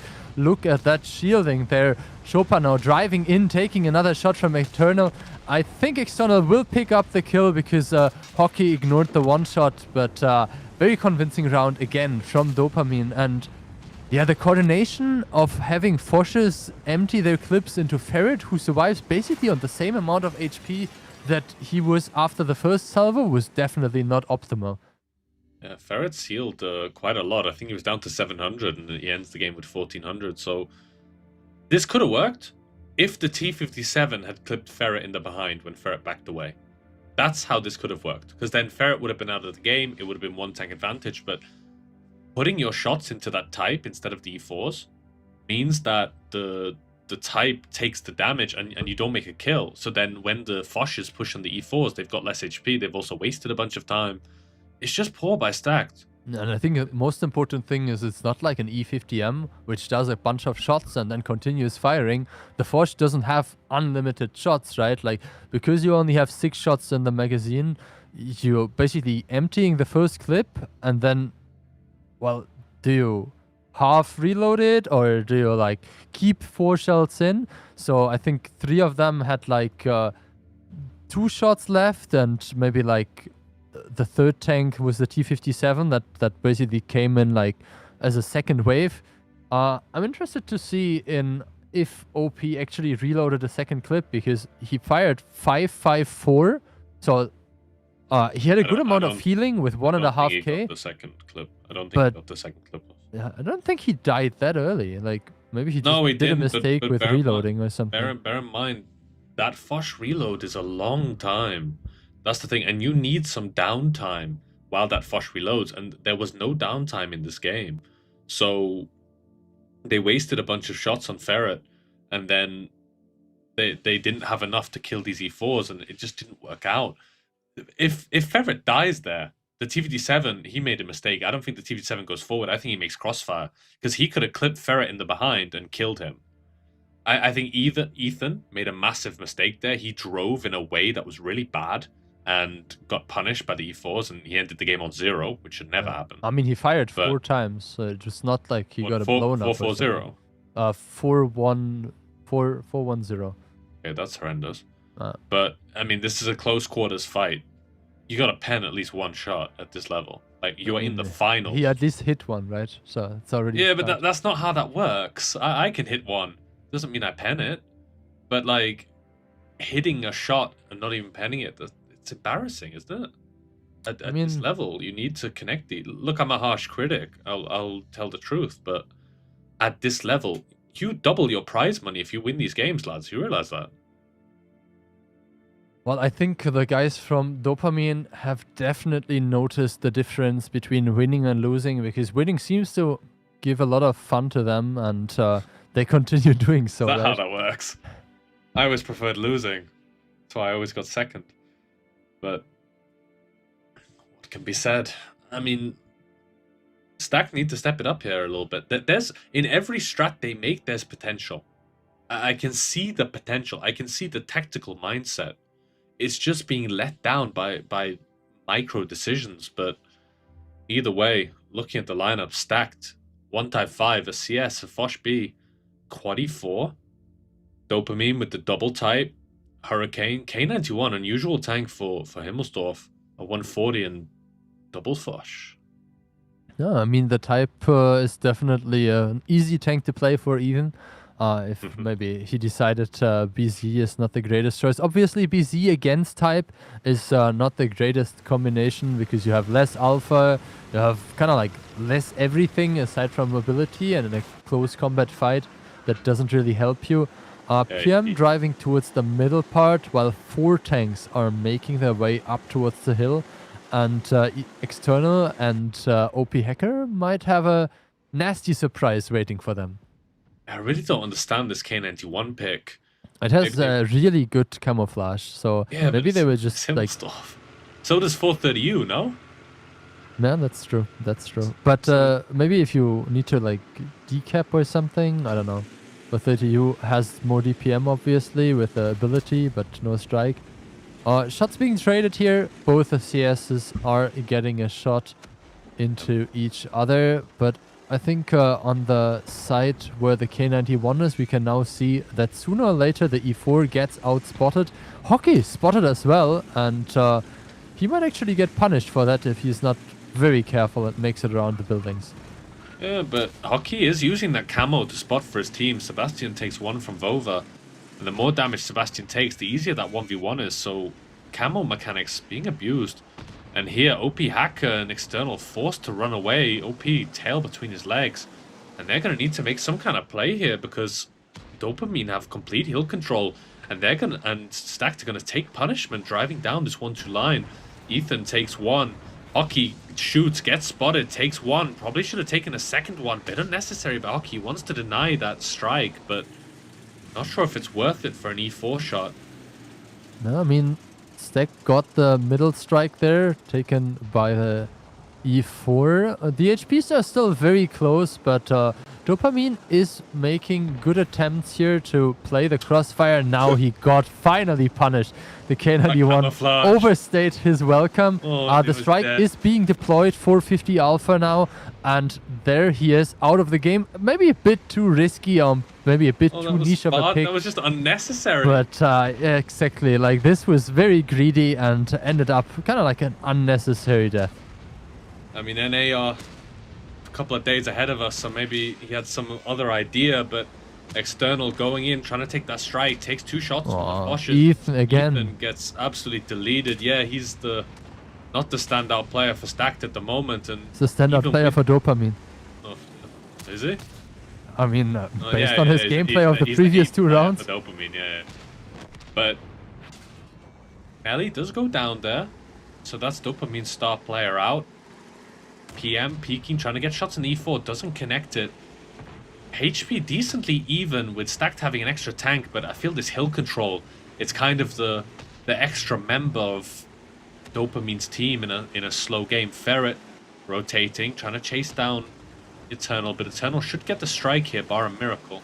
OP Hacker just peeking with his gun there. There are sensors in the front of the gun where you can spot from without exposing too much of your tank. Eternal does get spotted, but OP's not peeking. Ferret's coming forward. Early activation of the ability. Yeah, might be for the speed, but he's pausing here. Oh, not like this. Okay, yeah, Blur recovers. All good, all good. Ferret wasting the ability. OP gets a good shot in there. Eternal is there as well, and they know that Ferret's in the healing part of his ability, so they want to focus him out. Blur will probably take out Eternal. Ooh, OP bounce. Around this corner. Yeah, OP has one more shot. Leaves it to the strike, which is good. OP misses another one. You're playing on NA, brother. You've got the ping. Blur doesn't connect it. Looks like Eternal will take the strike, but bear in mind, he's a one-shot for that strike. Chopper hunting down Sebastian. Sebastian gets safe, so wastes a little bit more time, but I think Chopper just whips out on the cap. Yeah, but Chopper's saving one shot for Misha. Vova is chasing around Deft, which is a big issue for him. I don't know. He's reloading Intuition into HG, it looks like. Oh, no, from HG. Gives one to Vova, but that should be his last shot. And it was a tough one. It was a competitive one. It was a weird one. But Dopamine still do come out ahead. Yeah, I have to wonder what happened there with OP. I mean, I understand that there's a strike and he wants to kind of like minimize the wasted shots, but bouncing them directly after is not helpful, especially on this distance. The last shot, he didn't bounce. He missed. Like he fully just missed. Even worse, right? Either way, Dopamine picking up the next kill. You mentioned it. They had a good crossfire controlling the hill, and even though Hockey was very greedy, he ended up kind of delaying the taking of the strike for quite a while. This is match point now. 5-1. Obviously, this is a best of 11. So last chance for Stacked. Any advice you want to give them? Play the game, fellas. Play it better than what we've been watching. I mean, Ensk... maybe sub Ethan out. Yeah, I mean, they have two players available on the bench. Your favorite South American player, Yolompi, and John as well. And I don't know you lump it. So it's not John Jam from Colombia, right? Yeah, it is him. It is. Is him. it? I thought No, you but said it was a different John. they're there are two guys on the bench, both from South America. One Yeah, is John on John, the one is bench. Jalumpi, but then there is another John, and that is I think his nickname is John the Terrible, and I mean that's Okay. kind of how he's playing so far.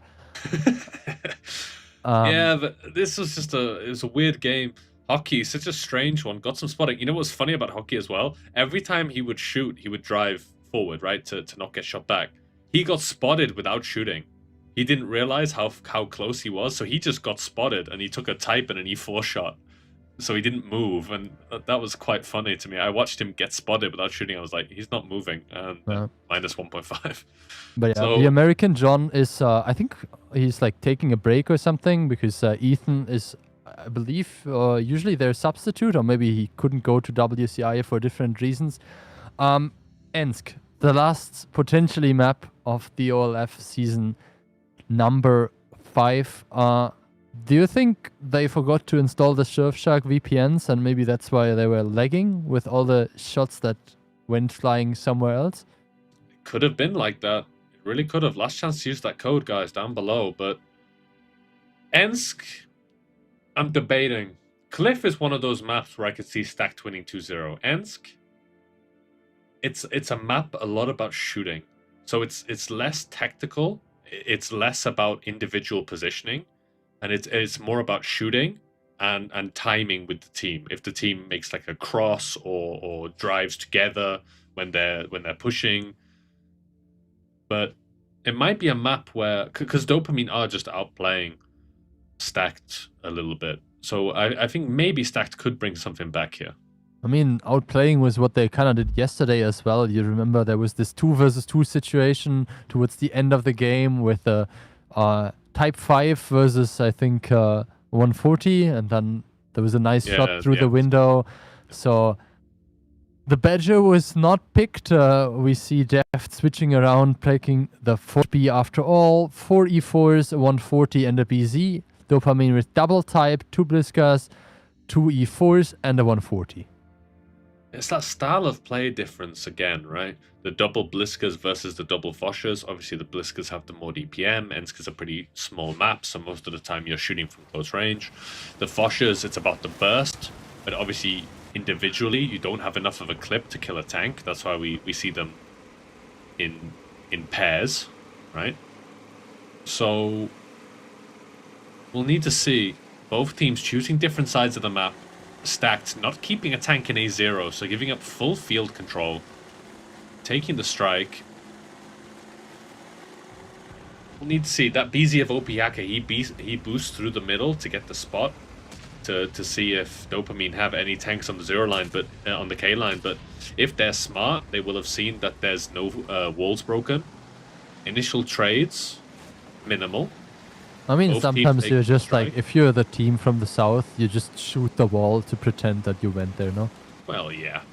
But when you're in a high-stakes game like this, sometimes you forget these things.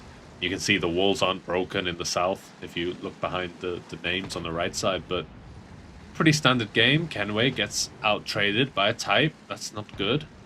Even if it's a 1-for-1 trade, it still goes into PM's favor. And if Stacked want to stay in this match, they got to not do any more of these negative trades, but you can see Dopamine grouping up in the south. Melee. They have a Going strike forward. available, so the cap is not really a problem. They obviously need to figure out where the tanks are, but they are so split up, I'm pretty sure that either of them would get hit.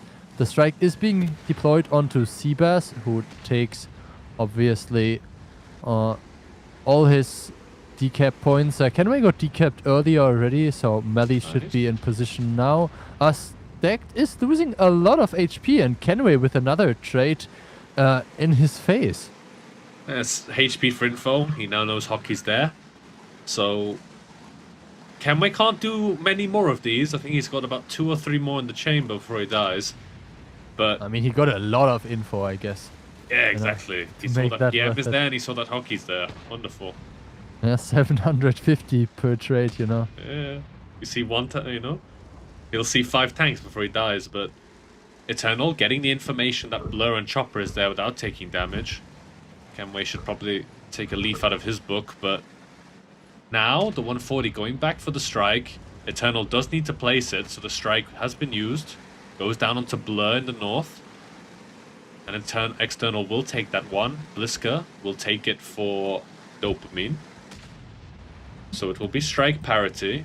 Trades in Dopamine's favor, but Vova's not in a good position. This is nice by Sebastian and OP. They're shooting him under the rails, which is possible. See Melly here now peeking. OP takes one. Strike coming out. Melly pushing forward. Vova doesn't connect it under the rails. That's a big strike hitting onto two of them. Now Dopamine pushing forward, but there's some decent crossfire for Stacked here. They need to be careful how they're peeking this. Yeah, but now you can see the overwhelm onto Eternal tilted there. Blur now pushing in with the 140 obviously has the DPM advantage now. The DPM is cut down by the ability of the E4, who puts in another good shot, 770, but this is not enough. The Inspire is still on for Stacked, so you can see External there putting in a lot of damage. The HP is still quite even. Stacked in a decent position if they can keep their guns alive. Yeah, but I'm not sure they're going to be able to do it. Kenway gets absolutely executed by PM and Melee. OP, Hack, and Sebastian, they're not in great positions, and Death is on reload behind them. Dopamine are keeping up this aggression while that high HP Foch is out of the game. Sebastian might get one more out into Melee, but it's into that type, remember. Melee probably won't miss these after the track gets off. OP takes one, tries to boost out, but gets eliminated by Hockey. Ethan giving out the clip, but it's not going to make a difference. Melly goes down. Blur's chasing External. It's a 3v4, but it's such a difficult one. If Def can pick up Hockey, though, there is a possibility here. But not able. Gonna need to drive past that one. Not great driving by PM. Kind of throwing Def to the woods. We'll see if PM can do that HE connection. He does, which is super nice, but it won't make a difference for Stacked. Chopper not penning that one. Ethan will heal a little bit, but there go the dreams of Stacked in this one. Just not at the level. And that's hostile by Chopper. No, I mean, I have to say this was not really how I expected Stack to come back after the, I would say, pretty good second half of a day yesterday. Obviously, Burbology didn't give them the greatest of a fight, but they converted it into a 5-0, and kind of like this could have easily been a 7-0 as well. I mean, they had one good round, but yeah. I'd argue they had two good rounds. I feel the second cliff was also a bit because of Dopamine's mistake, but apart from that, well, and the Himmelsdorf was fairly close. But apart from that, it really was the Dopamine show. They showed themselves just as the better team, and Stack needs to reset and come back in the OLF Season 6 and show that they can perform, because these teams are meant to be equal. They have played each other hundreds of times over the years, and we don't see that. This is just Dopamine being so dominant, but it can be like that sometimes. We saw with Hit and Run against Mafia today. Hit and Run were the better team in the match, so not everything goes to tiebreaker, but looking at the damage, it's not that great. Eternal making that peak while while Dopamine were making the push across the cap, and because he's looking down the line, he gets pushed by the 140 and the E4 in the north, so he goes down, not doing much. Kenway with the trades, again, not great. OP. It's a BZ, which is not great on Himmelsdorf, but it's just not it, you know? Yeah, I have to say, a bit of a disappointing ending here of that season. Stacked, to kind of like give it a summary, did not end up playing a lot of strange lineups or gimmicky things, but even on just like, let's call it normal strategies, they were clearly inferior to Dopamine. So a well-deserved victory for the team of Dopamine, and well-deserved prize pool chunk as well, taking the full 8,000 USD. Yeah, no small amount of money, doubling your money, an extra 50,000 gold and 10,000 bonds as well. It may not be real world currency, but still very useful if you want to buy some of those bond shop tanks like the Ashigaru. But yeah, congratulations to Dopamine. They were the better team and a deserved victory. Congratulations. Yeah. Good stuff. Did you have any standout players for Dopamine? I think PM had a bunch of really good situation. He won this 1 versus 2 yesterday on Ensk, now with another nice HE pen. We saw Melly obviously having a bunch of really high DPG sessions as well. Anything impressive for you? Melee on the cliff, boosting up that hill. It's understated. Sometimes in this game, you don't need to do damage to be effective. You can waste time. And if you have 2 tanks chasing one for like 10 minutes, your team is outnumbering. You know, in every engagement, there's a primary and secondary engagement. And if Melee is wasting time in the secondary engagement while your team wins the primary engagement, you're going to win the game because you're going to outnumber them in the late game. So yeah, I'd say Melee. Fantastic performance in this one, yeah. Yeah, and with that being said, that's all for the OLF, but obviously the match that we have all been waiting for, Hit and Run versus W, coming from the lower bracket into the grand final just after a short replay break.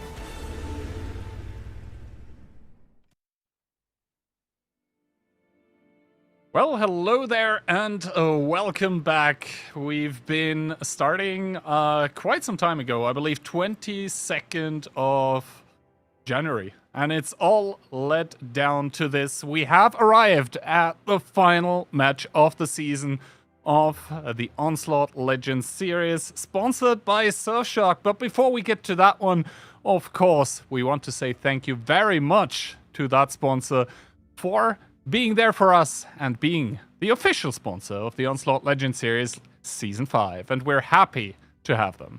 Surfshark is a VPN that helps keep your connection secure and private, whether you're gaming, traveling, or browsing online. It works on unlimited devices, which is pretty crazy, and it is fast and easy to use, exactly what gamers need. Surfshark has prepared a special offer specifically for you, our dear viewers. Just go to surfshark.com/OLS or scroll down below the screen, click on their banner and hit OLS at checkout to get an additional 4 months of their VPN service.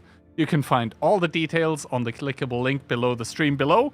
And with that, let's head right back to the action. And Ducky is probably very happy that the final match of the season, when we're doing this together, I am finally the one doing the sponsorship readout. I mean, he's been handing it to me the whole season. The tournament bracket. This is how we got there. It's an interesting kind of story if you think about it. You know, W sneaking into third, making their way through the upper bracket, and now we find ourselves in the grand finals between W and Hit and Run. A rematch of the upper bracket finals. Can this be Hit and Run's season? Another finals for them. It would be back to back to back final losses if they don't win this one, which would be tough for them altogether. They, however, need to be careful. You know, we saw basically the repeat on an A, right? Also upper bracket, Dopamine beating Stacked convincingly, then Stacked convincingly beating the team in the lower bracket, and then getting clapped in the grand finals. Now, Hit and Run does not want to be in the same situation. No, as you said, Hit and Run have been here multiple times before, but the OLS title is so far one that they've been never able to claim, which is kind of crazy considering the history of that team. They've won back-to-back WCI titles. They've been oh so successful in the past, 7 tournaments. Together with the Polish brothers of Mafia, they've also been absolutely rocking the show in 15 versus 15. So they are looking for this one last final title that is still the missing diamond in their crown. But can they do it? IO's standout player plays those inspired tanks mainly for the side of W. They're going to need him to be on top of his game to win this one. I'm curious to see, you know, if W wins this, that's their third one. They get a special badge for that? Yes, you do. You would get your, I guess, first mark on the OLS badge, so to speak. It is locked behind the 3 victories. So actually, W, whatever happens, they are getting a new badge. Either the first marked winner's badge or the silver badge, which so far I don't think they have. Although I think we both know which one they would favor. W coming in against Hit, and community predictions, I took them, I believe, a few minutes ago when it was exactly dead even, 50-50. Yeah, 50-50. How we have come to this, right? I believe either team could really win this. Hit and Run had this crushing defeat against them in the upper bracket finals. Now looking for a rematch. They should know the kind of style W wants to play against them, though. Can they adjust and shut it down? That is the bigger question. Yeah, I think the energy and the vibe with which W have rolled into these playoffs is absolutely unmatched, save like 5 seasons ago when Cashback absolutely crushed it in Season 1. The way in which W as a team have collectively managed to just change what they do, change the approach, and do it so late in the season that the other teams have as little possible time as, you know, as they can to adjust to what's happening, has so far carried them to the grand finals, but can it carry them to their third title in a row? Map pick and bans in this final best of 7, however. Himmels and Tundra getting banned out. So we are going to start on Murovanka, which is in between both teams, also very iconic. It was, I believe, in Season 3, the first time ever when we saw La Rata being employed and W making absolute fools out of Hit. Hit, in turn, pretty iconic pick for them. Ensk coming in. I think we all know why they did it. They are very good on it. Pilsen, we just saw Hit splitting it with Mafia, which is certainly no easy feat. Cliff, then, on the other hand, picked by W. We know Hit really like that, so that's kind of curious. Although with this many picks, I would say that basically you're just kind of deciding on the order of maps. Ghost Town then by Hit, where earlier today W looked really good, but Hit also against Mafia, getting some punches in. Sand River being banned out, leaving Ruinbag as the tiebreaker. To be honest, Ducky, I hope we get there. Will we get there is a very, very important question. Himmels and Tundra, no surprises going back to that. Himmels been banned by W the entire playoffs, Tundra been banned by Hit and Run the entire playoffs, so they're both just happy to get rid of that map. Ruinberg is a long, long way away. Map favors, you know, Murovanka favoring W, Ensk favoring Hit and Run, Pilsen favoring Hit and Run, and then I think we go back to a W favorite map. So could be a long one, but Hit and Run needs the secret sauce to stop W's aggression. Maybe more aggression themselves, or maybe more defensive. I feel like they have to go to a more extreme variant, because there's somewhere down the middle was not working for them against W whatsoever. It worked great against Mafia, but Mafia played a very different style than W. They played a lot more further back in the map, letting Hit and Run do whatever they want, and that's what Hit and Run prefers. Yeah, no, I think W in these playoffs so far, they've switched to, I guess, well, normally we have a different Onslaught season, but for W it is the season of the Charging Bull, and that one is called Piotr, definitely. Be it in the IS-7, be it the BZ-75, whatever tank he's in, he's the one to move first into the charge, and then the team unfolds behind him and just does the DPM, does the damage that needs to... that needs doing. The thing, though, is that both of these teams now had a little break with the Onslaught Legends finals. That was a best of 11, although, admittedly, it was kind of cut short. 6-1, that's kind of a crazy scoreline, and not gonna lie, both of us were catching quite some strays in the chat, even though we weren't even casting. But let's see if Hit and Run has used this roughly hour to be able to switch and find anything against what W have been doing. Hit, they had to show more strats yet today. Is it going to hurt them is the question. We open up with triple BZ75, IS7, CS63, 140, and a Hori, I believe the first time in the past 2 days. Yep, W in return, triple BZ75, double E50M, double 140. We've seen this from them again on Murovanka. This is a recycle. Hit and Run, however, ditching the light tank now as well, maybe making the adjustments. That is the question. Can Hit and Run adjust from the previous match we saw between the two? And it seems like they have thought about it. They're ditching the light, they're still kind of splitting, but another combat tank could prove to be very powerful.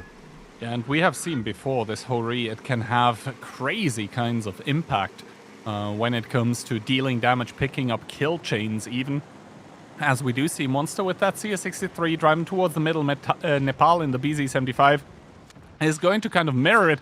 Good damage so far by Hit. I believe the Hori has hit the first stunner of the game on towards the 140 as Monster gets priority over the mid-strike, and triple BZ75 here to punish Nepal in the BZ of his own. W already going for the repush back onto his BZ75s with Piotr as well. Nepal probably boosting across to help out, but this time around T-Sec Panther and Barbarian very far back. Good damage on towards Mentos as well, and that E50M. More damage coming out as well. I think even the whole Reek getting a shot in from the back lines. Now they're pushing over Monster in the middle of the map, though that CS63 is going to get focused out. Another great shot from the whole Reek from Franek on towards Mentos, dropping him towards a one-shot, and yes, Monster may die, but look at it already. 4,000 lead for Hit and Run. The adjustments have been made. Piotr's in the thick of it, but he has been relegated to the spectator seat as Hit and Run hold on pretty strong in the middle of the map. They have lost Monster, but no light tanks that are not contributing in this one. W tries yet again with a similar lineup, but this time around the result is very, very different. Hit and Run coming into this grand finals ready to take on the beatings W wants to give them. They adjust the Hori, another CS, it's enough to hold on in this kind of repush, and they are closing it out. First round of the grand finals gonna go towards Hit and Run. Yeah, and it looked kind of similar, just reversed compared to the upper bracket finals, right? Where the firepower this time around of W was just not enough to take out the tanks that were there by W. And in turn, as soon as Hit and Run were able to eliminate Piotr, the turrets were, you know, spinning around, aiming towards the middle of the map and just punishing the tanks that W had remaining there at that point in time. So yeah, Hit and Run, they have used the time that they have been given since the upper bracket finals. Adjustments have been made, and it seems to have been in the correct places. Yeah, it's a simple adjustment compared to what they had before. It's another CS, it's a Hori as well. And the Hori does become a little bit of a DPM machine when the ability gets activated. It's percentage based of HP remaining, I think. The ability, when you kill somebody, it's basically an instant reload. So there's that. And he was putting in some stunners as well towards Mentos in that E50M. Who in the first Murovanka did 7k of the upper bracket finals. This time around, he's going to be doing 1.1. It's already a big difference there. But this time around, you know, no light tank for Hit and Run. An extra Hori as well. They adjust. And W didn't really adjust. They bring a similar lineup. They look for that repush. But this time around, Hit and Run says bring on the repush. There is no light tank that isn't contributing. All 7 of our tanks are ready to shoot you for this. So try us. We're ready. Yeah, I think that's also kind of a good nudge from Monster on Hit, who ended up getting caught a few times in the upper bracket finals with that RHM of his own, to say like, okay, maybe today is not my day in the RHM. That means I'm just going to switch around and pivot towards a more combat-worthy tank. I mean, he doesn't end up with the biggest of damages right now in this game, but we can see adjustments basically across the board. Hit is certainly willing to take that aggression that's still coming from W and just turn it around into their faces to their demise. Well, let's see what can be done. So good round for Hit and Run. That's exactly what they need. Starting it strong against W, putting the pressure on. I like it. Good adjustments. Now the question is, will W adjust? Will they change the playstyle at all? Or are they going to keep going for this brawl-orientated setup? Well, first of all, phase 1 score. That seems like quite a while ago at this point. W were able to get the win in the tiebreaker against Hit.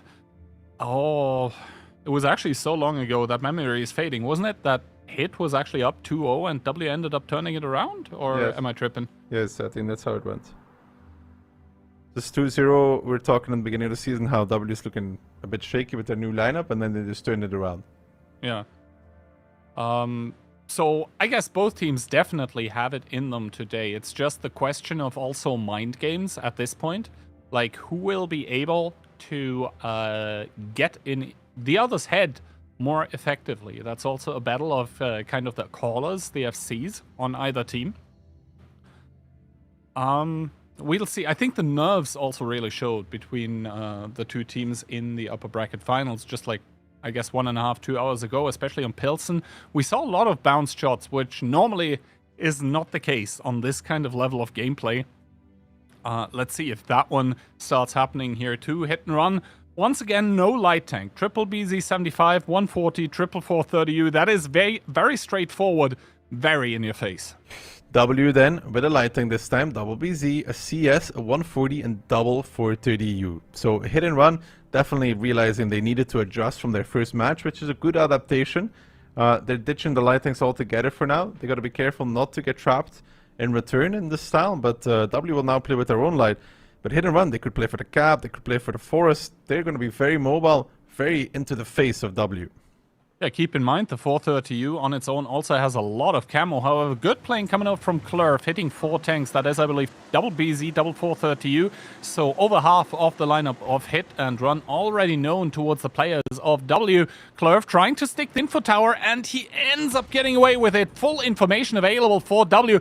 What are they going to do with it is the question. Good body block as well, though, coming out from DJ here. So Franek will be able to give the information to his own team as well. Mentos trying to stick the artillery strike to be able to have a continuous reset on towards T-Sec. And yeah, Itox moving in. So far, not a lot of damage taken by him. And on the other side, it is the 1-2 punch combination. The one line, it is the overpush from W onto T-Sec. Yeah, T-Sec is in trouble. Loader dead as well on the BZ-75. Piotr, Nepal, Ios, they're all arriving. Lucan taking the information tower. So Itox was a little bit premature, but it's not going to end up mattering. They will find the first kill on towards T-Sec, who's boosting around the corner. And honestly, T-Sec making a good move there, extending his life. Piotr now forced to chase Itox down towards 691. And already Lucan getting obliterated between the guns, pushed on towards that communications tower. But that was a push too far. Monster is dead on the eastern side, but that was an overmatch for W. They always needed to get that. Piotr now surrounded. Mentos will find T-Sec, but he lived for way longer than any man should have ever lived in that position. Piotr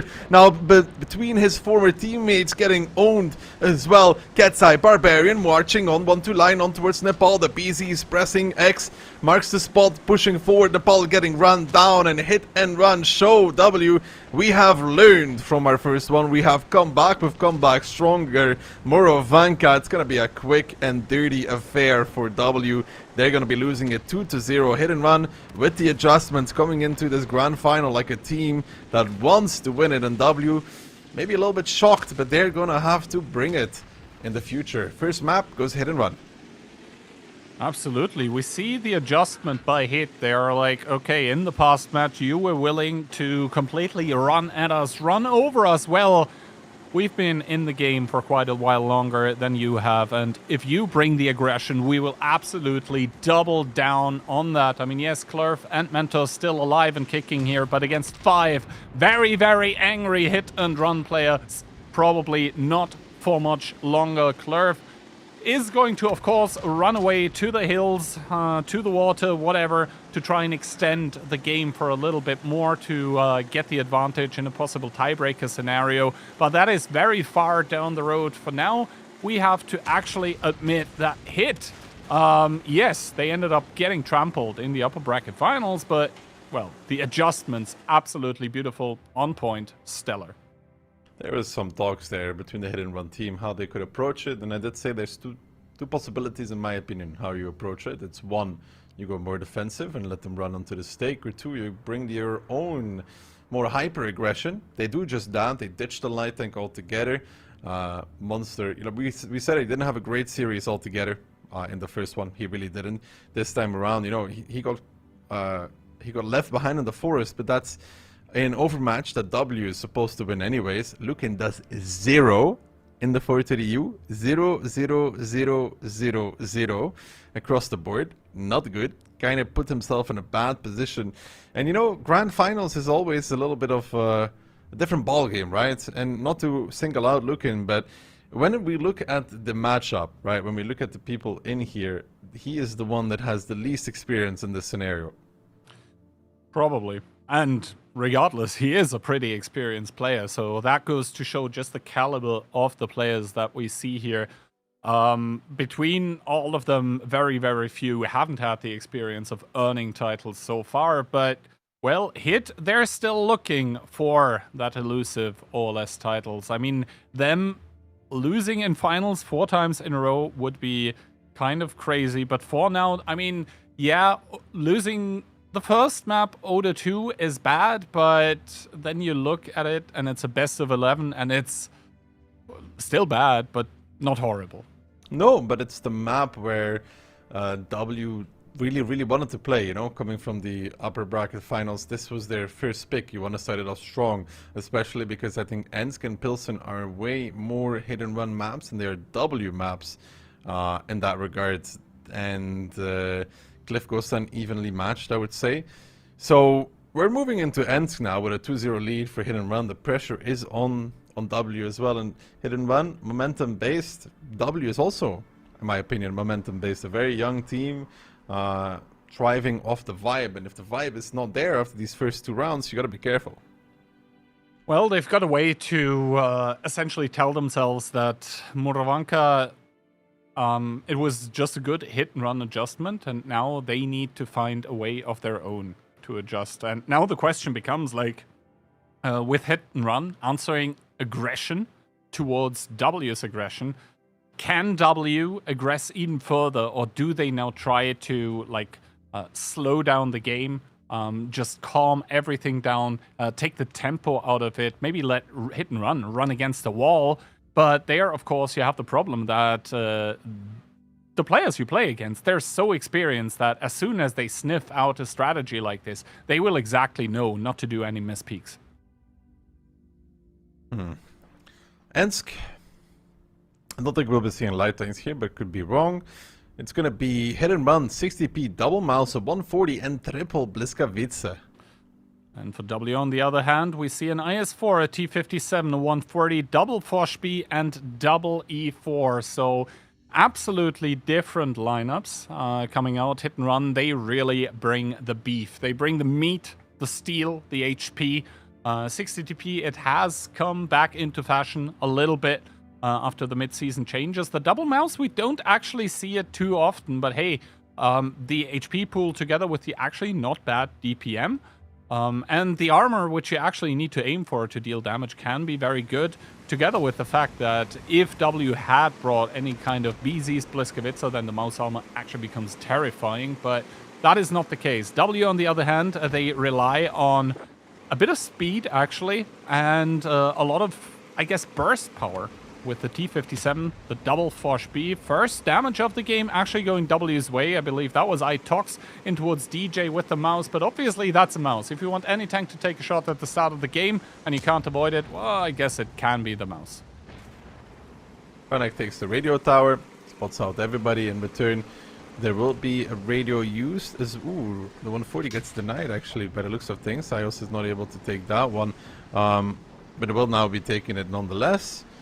Now, what can they really do here? Monster pressuring down that second rail. Gotta be careful. Can get shot under the rails there. Initial damage going the way of W. Now, how does either team approach this? And Itox making some good shots, man, on towards DJ. Really getting his number. Monster with a good peek against Piotr. Former lovers now turn into enemies.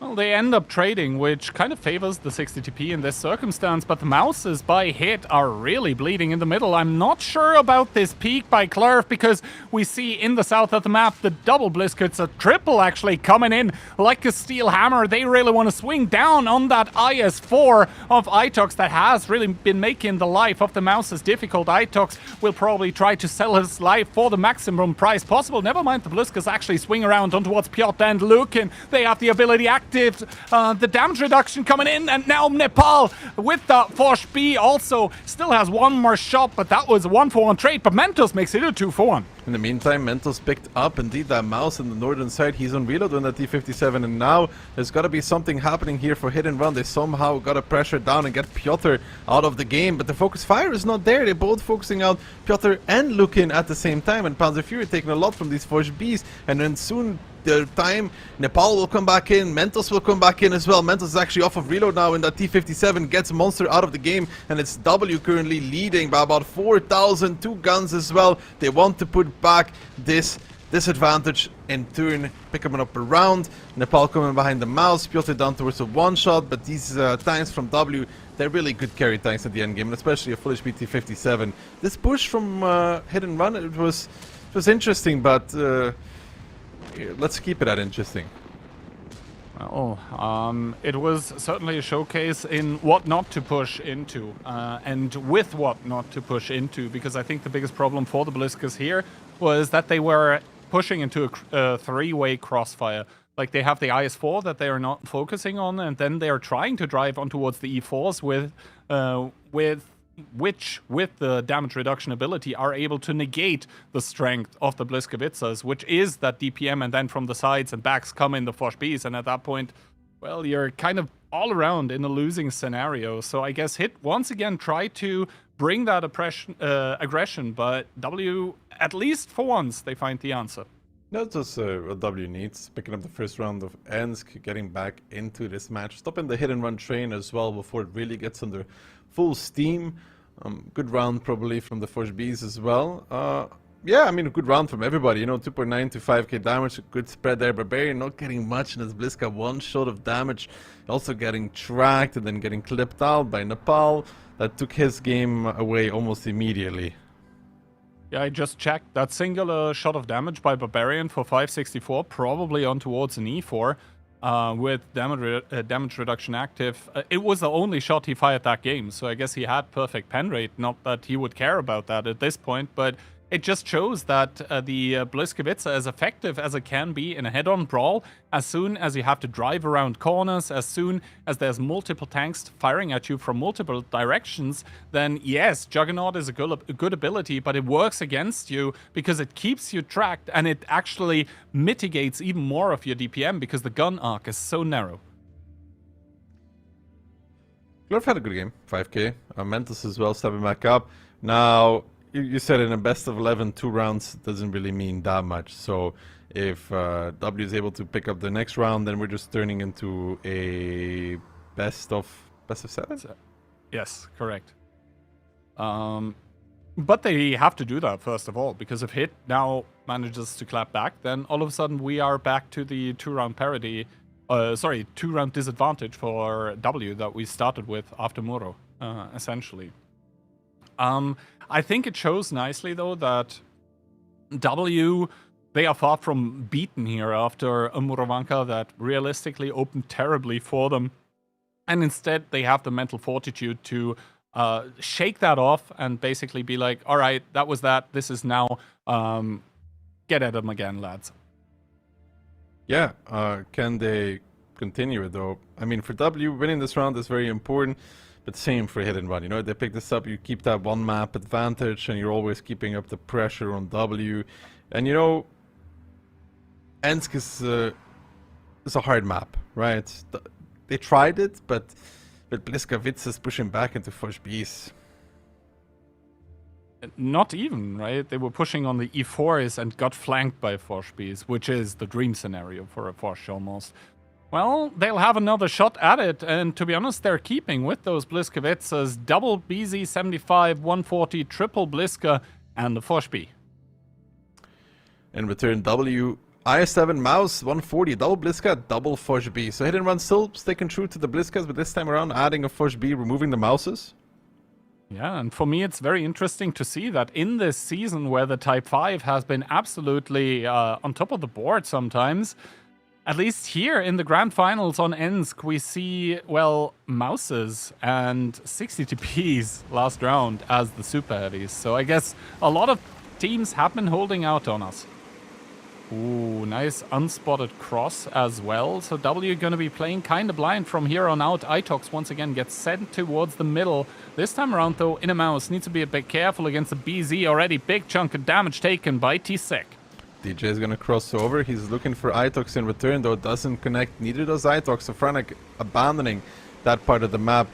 Strike being taken. Northern pressure still continuing on from hit and run, but the information will be granted by iOS with the communications tower. Will spot out everybody. Does so. So W is aware of what is happening. Good shot even on towards the Bliskavitsa from iOS. Good job. Yeah, demonstrates a good amount of awareness and map knowledge, and this is almost like what we saw in the past round. Piotr taking a lot of damage, kind of unnecessary at this point in time below the rails, but now in comes the Steel Fist once again. This time around, it's W though. Double Bliska and the Forge B. They're trying to find some damage here, but a good strike on 3 tanks. Side shots coming in on towards Klurf in that Forge B. No ability active. Finally, he pops it, but is it too little, too late? As the rest of W also tries to come in sweeping here, but they don't have the firepower to blow up more tanks. Finally, Barbarian arriving as well. Klurf healing up at this point, and it's just an all-out brawl, but hit and run, they have the HP advantage. The crossfire from W was good though. Nepal from the north, the Fist from the south. They do immediately get Ketsai and Panzer Fury out of the game, but still, again, re-pushing with these Bliskavitsas is very, very hard. We can see why those tiny little angles they have to get through. They're not that easy, and hit and run was ready and waiting, even though it was unspotted. And the crossfire, like I said, from W, it was good. Nepal getting a good clip out, but then W runs out of steam, they run out of pressure. Force B from Barbarian comes back in, the Blitzkowicz get tracked, and then Hit and Run puts back order where it belongs on the streets in their favor. And it's going to be Itox and Ios left. It's going to be 3-1, leaving Ensk a similar kind of game or approach from W, and a similar result as for Hit and Run. 3-1 for Hit and Run. We continue on. Next one up, key hand is... You put me on the spot. I don't know. It's Pilsen. Pilsen. All right. I think. Let's go. I think it's Pilsen, if I remember well. Well, we'll see. But it's, yeah, certainly weird to see that W beat Hit essentially with the same kind of strat that they now lose with as well. It's like both teams had kind of the same playbook, but they already had the defense set up for it. So,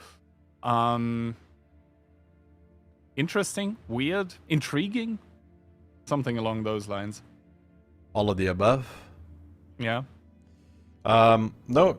Okay, Ensk over. It was a similar approach. I will say, like that initial crossfire from W, again, it was good. I think Nepal got a lot of shots out as well from the north. There was a good swing, but they didn't have the sustain. I think they just lacked that final bit of firepower in the fight to remove like one additional gun, and then it might swing in their favor. But you know what doesn't help either? The fact Piotr takes 2k damage before the push goes in. Well, yeah, that as well. Because that happened right before they swung in the south, and it's not helpful. It's then again, it's an IS-7. Yeah. Still though, like it's not the fact that the IS-7 DPM would make the difference, but maybe the IS-7 HP armor, like the possibility to shield an ally that needs it at that point in time, that could make the difference.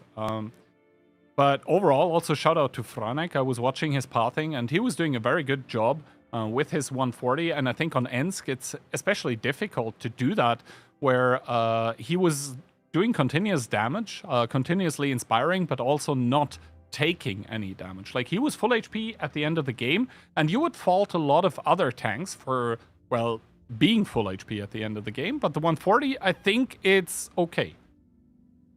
No, it's the 140 is kind of squishy. It also explodes. If it gets into a situation where it starts taking damage, it usually ends up dying. So, all right. Nonetheless, good job by Hit and Run, 3-1. Moving on in towards Pilsen, I would say that whatever trickery W tried before will not be working out this time. Again, the way that they played it. We saw one really good round from W on Pilsen, one really bad round from them in the previous match. And a 1-1 result out of Pilsen is still in favor of Hit and Run. And then we have Cliff coming up. And even though it's an aggressive map, I feel like Hit and Run and Cliff, it is a match. So far it is. They're swiping the right way when it comes to Cliff. W, they need to win a map cleanly now to get back. And Pilsen, realistically, I find it hard to believe. Just because, well, maybe Hit have taken a text or a page out of the playbook of Mafia as well, who are essentially the experts of Pilsen. But let's see if W maybe have a little surprise up their sleeves, which is what looks to be forming up. First of all, though, Hit coming in with an IS-7 double type, 140, Forshby, and RHM. W, BZ, D57, triple bal, 140 and E4, extremely light. I think this either works out beautifully or it crashes and burns horrendously. And there is no in-between for W. Like, either the Batchats find dramatic success and it looks really cool, or the Batchats get obliterated and it looks really, really sad. Could be interesting. The problem also for the Batchats, of course, that monster in that... Oh, crazy blind shot from Ios. Holy moly. But yeah, the problem also for Monster is that, well, he cannot really he is going to outspot the 3 moving bats, but it's going to depend on pathing. And now Clerf and Mentos, as well as Nepal, they're going to start closing in on towards Monster. There is not really a lot to help him here. Monster also getting spotted out. He sees 1 bat. He doesn't see the other 2. And Bomb, thank you, ma'am. He already takes 2 shots. Make that 3 and 4. He tries to make it over the next one, but there's a bat shot wherever he looks. The team captain caught out in the cold. Yeah, another Pilsen game with Monster in the RHM, and it's not really going that well for him. DJ, if he's a real Chad here, he shoots HE onto the back of Piotr, although Piotr is actually turning around, so not giving him that opportunity. BC is penetratable from behind with HE. D-Sec now got to be careful as well on his type 5, and Piotr is in return dying for this though. So yeah, losing the light tank is important, but losing an actual combat tank could argue that it's even more important, especially because Panzer Fury and Barbarian were hunting for Itox in return, but Panzer Fury is out in the open. He is dead as well as Itox shuts him down. Little too eager from hit and run there. Little too eager, but we have to obviously pay attention. Those Batchat 25Ts, they're very squishy. If the Type 5 starts switching to HE, those are like 2 or 3 shots. However, T-Sec now below a 1 shot actually for Itox, who could activate the ability probably and just peek this one as he does and picks it up. T-Sec to fall in the Type, and all of a sudden it is 6 tanks by W against only 4 of hit and run. HP advantage also in favor of the pan-European team. Katsai taking a load of damage for this one. Mentos peeking from the back on towards DJ as well. Looks to pick up another kill. Ios, the one to do it. 3 versus 6. Yeah, 3 versus 6 with HP for hit and run, but W has more of that as well. This little play in the south by the double push beat was a bit too much, you know, with Panzer Fury and Barbarian. Panzer Fury ends up dying for it. That's very crucial, but then also later on, there's just no crossfire left for hit and run. They're all inside of the factory. Even Franek at some point is like D3, D4. There's nothing left on 6-7 line to get crossfire at all. And, you know, the Batchas, they just shut down every angle, and the game is close. But, you know, W gets a prize effect on Monster. Hit and run tries to react, but they overreact slightly, I would say. Piotr's skill, good. Then continuing on with the Forge Bs, not good. So 3-2. And, you know, hit and run does better when they're not playing light tanks, I feel, you know. Although this time we can't really blame Monster for getting surprised by a triple bat shot YOLO in the field. I mean, that one is kind of, it is what it is. GG go next, for him at least. But of course, the rest of the team could have played it better. But as I said, before the game even started, like, this one either works out and it looks really cool for W, or it doesn't and it looks really, really sad. Well, turns out if you catch the light tank with a triple bat, you kind of end up getting map control. And I guess hit and run just felt extremely pressured to do something, to do anything. And overall, just, you know, great round. And this is kind of the W that we were missing last season, in my opinion, where they weren't afraid, even in the finals, to like bring something new, bring something daring. Oh, they didn't make it to the finals. Well, yeah, true. Then the past season, I guess, not the playoffs of that one. But essentially, it felt whatever they were doing, it was stale. But here, it's kind of a little bit of a fresh wind blowing again. Yeah, the bats, surprising. They pick up the round, but again, just like on Ensk, we could be in a very similar story, right? Where they win one round, they lose a round, and that's not ideal. They need to win 2 in a row. Yeah, they need to follow this one up with another victory to actually make it count, because as, you know, as nice as it looks to be winning with a triple bat, it all doesn't matter if they just keep this trade up with hit, because then at the end of the day, we're not going to get the tiebreaker. We're just going to get a straight up hit victory. And for hit, of course, it would be the coronation, having won all the titles that, well, there essentially are. So there is a storyline to be had here as well. So, do you think W is going to win the next one? You know, make it 3-3 into a best of 5? I mean, with a W throwing around lineups like triple bat on Pilsen, I don't want to make any kind of predictions. Like, I feel they've completely thrown away the playbook by which they were playing throughout the entirety of the season. And they've written a new one for the playoffs. And now it's sort of up to Hit to react. Like, what do we do to this W that are showing a new face?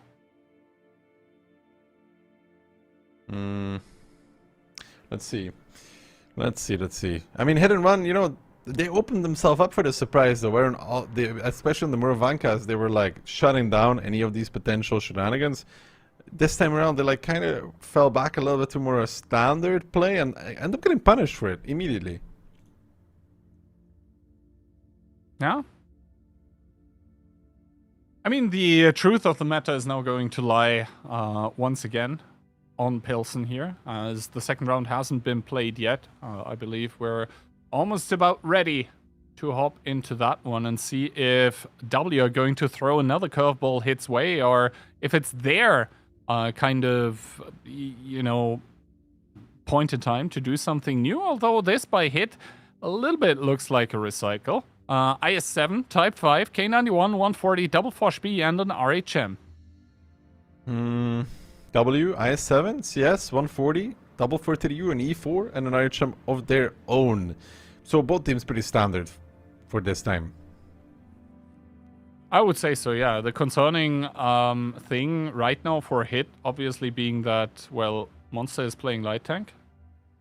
Sorry for throwing shade, but so far in the finals, whenever he's been playing light against W, it's not really worked out that well, but maybe this is the round. Monster driving towards the info tower, although, I mean, we saw last round as well how great W was prepared with the blind shot by the 140 just to reset it, as Clerf is also pathing towards it, but behind Clerf, there is the IS-7 and the CS of Piotr and Mentos. Piotr gets spotted out, but the firepower advantage on this side of the map should normally be on W's side because, well, Hit, they have that Type 5 in the middle of nowhere, doing absolutely nothing. Ooh, good shot from Piotr in towards Monster. Track shot as well. Secondary track shot. That is absolutely horrendous for Monster, and I hate to say it for him, but light tanks really against W. Time and time again, he gets caught. It's, yeah, this time around, I guess you can blame him a little bit more. He's dead again, and now W just rotating out. Ketsai pushing 0 line. This is looking like a 3-3 coming out from this. I mean, it's just a disaster, isn't it? It's, yeah, disaster is one word to say it. Catastrophe. You could all, I mean, it's still, oh my god, they even get the info tower straight under the noses of double Soviet medium blinding the info tower, so wow. Ketsai gets found here, he also takes a shot of damage, and at this point in time, I think a little bit of frustration also setting in for the players of Hit. They just get, I guess, counter-stratted, although Piotr in that IS-7 a bit far forward for my liking here, but there is cover fire available. Barbarian for that one peak, taking essentially half his HP in damage. Yes, they're going to retaliate on the IS-7, but you rather take damage on that one than the K91. And DJ now looking for the clip on towards the IS-7, but Piotr actually pulls back just in time. Ketsai is behind him. He is in all the way. He needs a little bit of support here. He is starting to engage upon these 430Us. Now DJ rushing forward to try and help Ketsai. Panzer Fury in the meantime on 0 line getting shredded down by Klurf in the light tank. Will find some clip in return, but he is going to fall rather soon. Piotr in the meantime facing off against Barbarian. DJ coming back once more. Panzer Fury goes down, but I think Barbarian is not going to make it out either, and it's a disaster for Hit and Run. The advantage, it is gone. We will be moving on with a 3-3 scoreline. And yeah, the light tank, battle number 1, you can't blame Monster. Battle number 2, I think you can. Not gonna lie, this both rounds essentially felt like W counter-stratting Hit. Maybe because Hit, at least in this round, it also felt a little bit like they were maybe recycling too much. Like the openings were too transparent. And when you become too transparent and you do the same kind of style too often, then other teams are going to adjust and read you and just take advantage of this fact. So I think W doing a good job of this. So yeah, overall, great job from W to also equalize it. All in all, so 3-3, all even again. This is anyone's grand final for the taking once again. Yeah, for sure.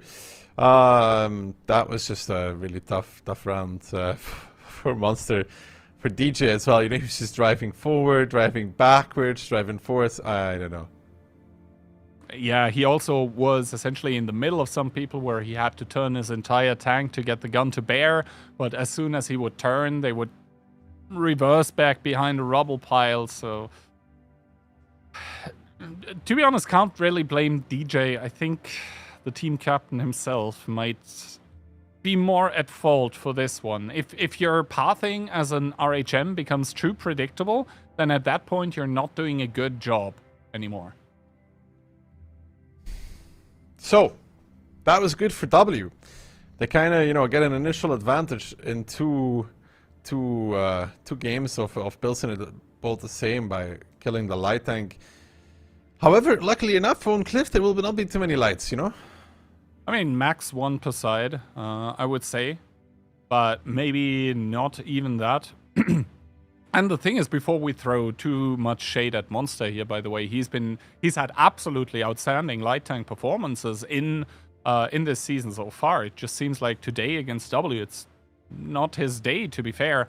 So I guess it's also fair to call that out. But yeah, Cliff, it is the map that Hit ended up throwing Mafia out of the tournament. So maybe some feel-good memories for them here, where maybe they can mentally also reset a little bit once again, because I think this Pilsen was, well, it was quick and painless if you're hit and run, but at the same time, it was also pretty painful to lose in this way. I mean, I think it was really painful for hit and run. You know, like, you don't ever get to start the battle like this. You don't ever get to do what you want to do. You're always forced to react almost immediately. So I think that's a very frustrating aspect for them, especially because they had the advantage. So it's like, you know, you're kind of giving it away for free, you know? Then at the same time, I feel like they also got it, well, not for free necessarily on Murovanka, but it felt like W were trying the same thing again, and it was just a good adjustment from Hit to counter that one. So I guess tit for tat a little bit. Cliff, maybe the difference maker now once again to separate those teams in regarding points, or maybe we're going to split it and it's going to be all even, although it is kind of worth mentioning that W currently on a 2-game streak. They extended, the momentum is certainly on their side. Sure. But let's see what Cliff brings though, because I'm not too... I think this is a hit and run kind of map, but let's see if they actually are able to convert it. Triple BZ, a CS, W50M, and a 140. And for W coming out, not the usual lineup you'd expect for Cliff at least. Double BZ, there we go, it gets switched. CS63, W50M, a 140, and an RHM. Looking at the past games this match, hit and run, no light tank, that is pretty good for them. Can they make that work though? Cliff will get a lot of info initially, depending on how hit and run plays. But even then, it's a lot of info nonetheless. I mean, even if you don't see something, you get some info, right? Because on Cliff, you basically have the opportunity to play top or bottom. And turns out he ended up playing top side where he sees 5 tanks. That means also replaying available. The question is he going to use the replaying on lower? Is he going to get some more information on the upper side? But W already know that essentially their triple medium tank on the lower side can book it in. There is not enough tanks from hit and run here to really work against it. Good first and initial damage on towards the hit and run tanks, but better damage even on towards Itox, who goes down to 1300. He manages to make it across on the hill, so the Lighthouse so far in favor of W and Clerf. That was daring. Yeah, it's strong damage in the beginning. Yeah, and very, very strong damage, let's put it that way. Especially Itox down towards 1.3, the strike being taken around the hill. Hit and run started off a little bit slower, realizing they could take the hill. They set up the crossfire for that. And as a result, man, they get a lot of success, a lot of damage. They're probably looking to retake the hill themselves at some point, but maybe later on in the battle. Yeah, I don't think Hit and Run yet have complete information about the lineup that W is playing with. That's why they're a bit afraid of crossing the BZs. I mean, the threat of an FVTD or a Gorilla is always looming on Cliff. So for now, they're not doing that. Piotr and Barbarian exchanging spots, but not shots so far, as the E50 of Ketsai drives around the hill. He also has the artillery strike if he needs it to defend himself a little more. The 140 of W not really in place yet, and now Barbarian and T-Sec are going to make the cross. They get spotted, but I think too late. Mento is going to activate the ability. He's going to do a few shots of damage, but not enough to make up for the loss in positions that is now going to take place, because Clerf and Itox on the hill essentially dead in the water. There's also no snipers available for W. However, good for them is that they're going to be finding Ketsai. The artillery strike, well placed, is going to hit down. Well, not so well placed. It's actually going to only hit one of them, but now Ios chasing after Ketsai. He's going to get them. Nepal as well, putting in shots in towards the 140, and now Ios just needs to take care not to die, but the overpush on the hill, it hits like a truck. Yeah, good block there even from Ios on towards Franek. He gets exploded for that, so Ketsai with the individual play, I feel almost making a mistake. T-Sec now on the outside of this hill, needs to go pick up Itox, maybe needs to use a boost to get over this little dip. He does that, gets the extra added engine power out of it, gets the kill, so they clean that up. They have the top of the hill, they're down in HP though, and the repush happening on towards 1-2 line with Piotr leading the charge. DJ will probably have to keep going around that northern corner yet again, maybe get some crossfire on towards Nepal, maybe push back in towards the middle, good damage on towards Lukin, but DJ is going to have to keep going, and he realizes this as well. He's pushing back on towards Mentos straight. Nepal with a good shot though from the back lines, and more damage being taken on towards DJ, who's just trying to sit there and stand his ground, but standing his ground is all he's gonna do. Barbarian wants to pick up Nepal now in the BZ. He aims, he shoots, he scores. T-Sec has Ios below him. Can T-Sec hit this? It's a tight shot. Good job by T-Sec, good shot as well, good damage. Now it's still 1,000 lead for W in terms of HP, and 2 tanks as well, and this all comes down to this play around the hill, man. Ketsai kind of giving it to the Wolves, honestly, no need for this. And then Franek tries to shield, but honestly gets caught because of it as well. Yeah, he tried to do too much where nothing was to be saved anymore, and Barbarian, of course, in the 1 versus 4 is going to pad a little bit of damage, hoping for a high roll, hoping for a fire, hoping for an Amorak, anything, someone to help him at this point, but it's not going to happen, and W turn it around. 3-round win streak in the grand finals of the Surfshark OLS 5. Hit are certainly on the run. Yeah, and another round they lose because for no reason. Like, they could always retake the hill at some point, which they did. They ended up winning that, but they lost so much around the hill that the game became unwinnable in return, especially, you know, also losing the Inspire there, which, you know, he tried to shield, but honestly he should have just let Ketsai die. And then Ios makes a good move, you know, he cuts off the 140, he pushes him against the hill, and Franek dies because of it. It's not ideal. I mean, sure, Itox and Klurf have nothing done on the hill, but in return, Ios 5.2, Mentos 5.4, Nepal 4.4 as well. And then you can look, you know, Franek 2.7, it's basically half the damage of Ios. Monster not getting much done in this one either, though, in the CS. No. I think I kind of agree with your sentiment that Ketsai getting a little bit eager around the hill, like he telegraphs his position by taking the artillery strike. And then he should be aware that W must be reacting to whatever is happening here, because at the same time, keep in mind, Hit is taking the hill for essentially free with the double BZs up there. There is no need to aggress anywhere else on the map. So, good react. I mean, it takes 2 to tango. Maybe overeager push by Hit, maybe good reaction by W, but as it stands, W are going for the first time in those grand finals actually to be up around 4-3, and Hit look to be trailing at this point. I mean, if you think 3 rounds back, we were saying like, oh my god, how great is Hit and Run looking currently, but the tables have turned. It's tables have turned, and you know, for Hit and Run, it's just 3 disastrous rounds in a row. 2 Pilsens where they lose the light, and then here where they honestly started off very good initial damage, have an opening to take back the hill, and then the play comes out around the hill. Unneeded, too deep, and they lose not 1, but 2 tanks for it. It's and 2 important tanks at that, right? Inspire plus 1 DPM medium, that's the loss right there probably. yeah, it's tough, you know? It's very, very tough. And they need to stop making those mistakes, because right now they're looking at a, you know, all of a sudden, W is ahead.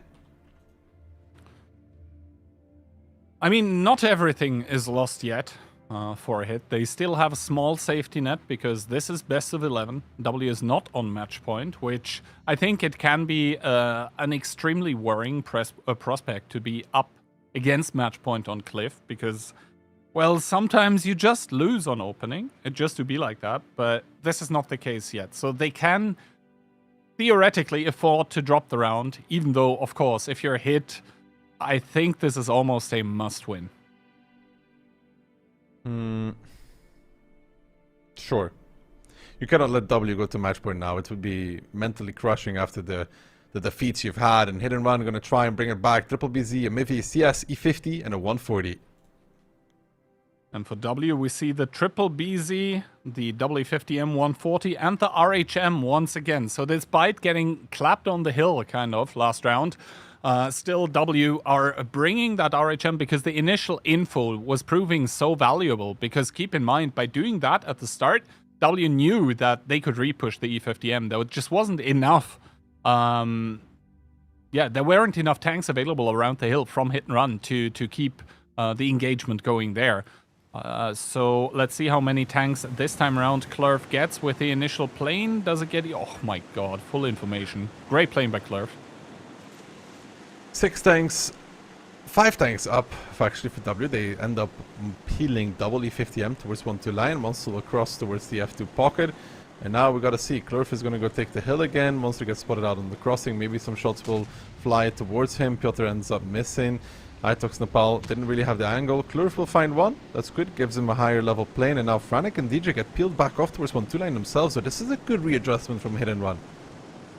Yeah, for W, slowly but surely, they need to be like, hey, well, those mediums at, and well, Lukin about to find them in that E50M. He's like, oh no, I have to get out of here, but it is too little too late. He's going to be able to do a couple shots in towards DJ, but the relentless shots of DJ and Franek pouring into the back of the Czech player, and he does immediately collapse. Yeah, Cat's Eye rolling back, and the Mivi trying to stay alive is going to get back in. T-Sec pushing over, whiffing against Itox though.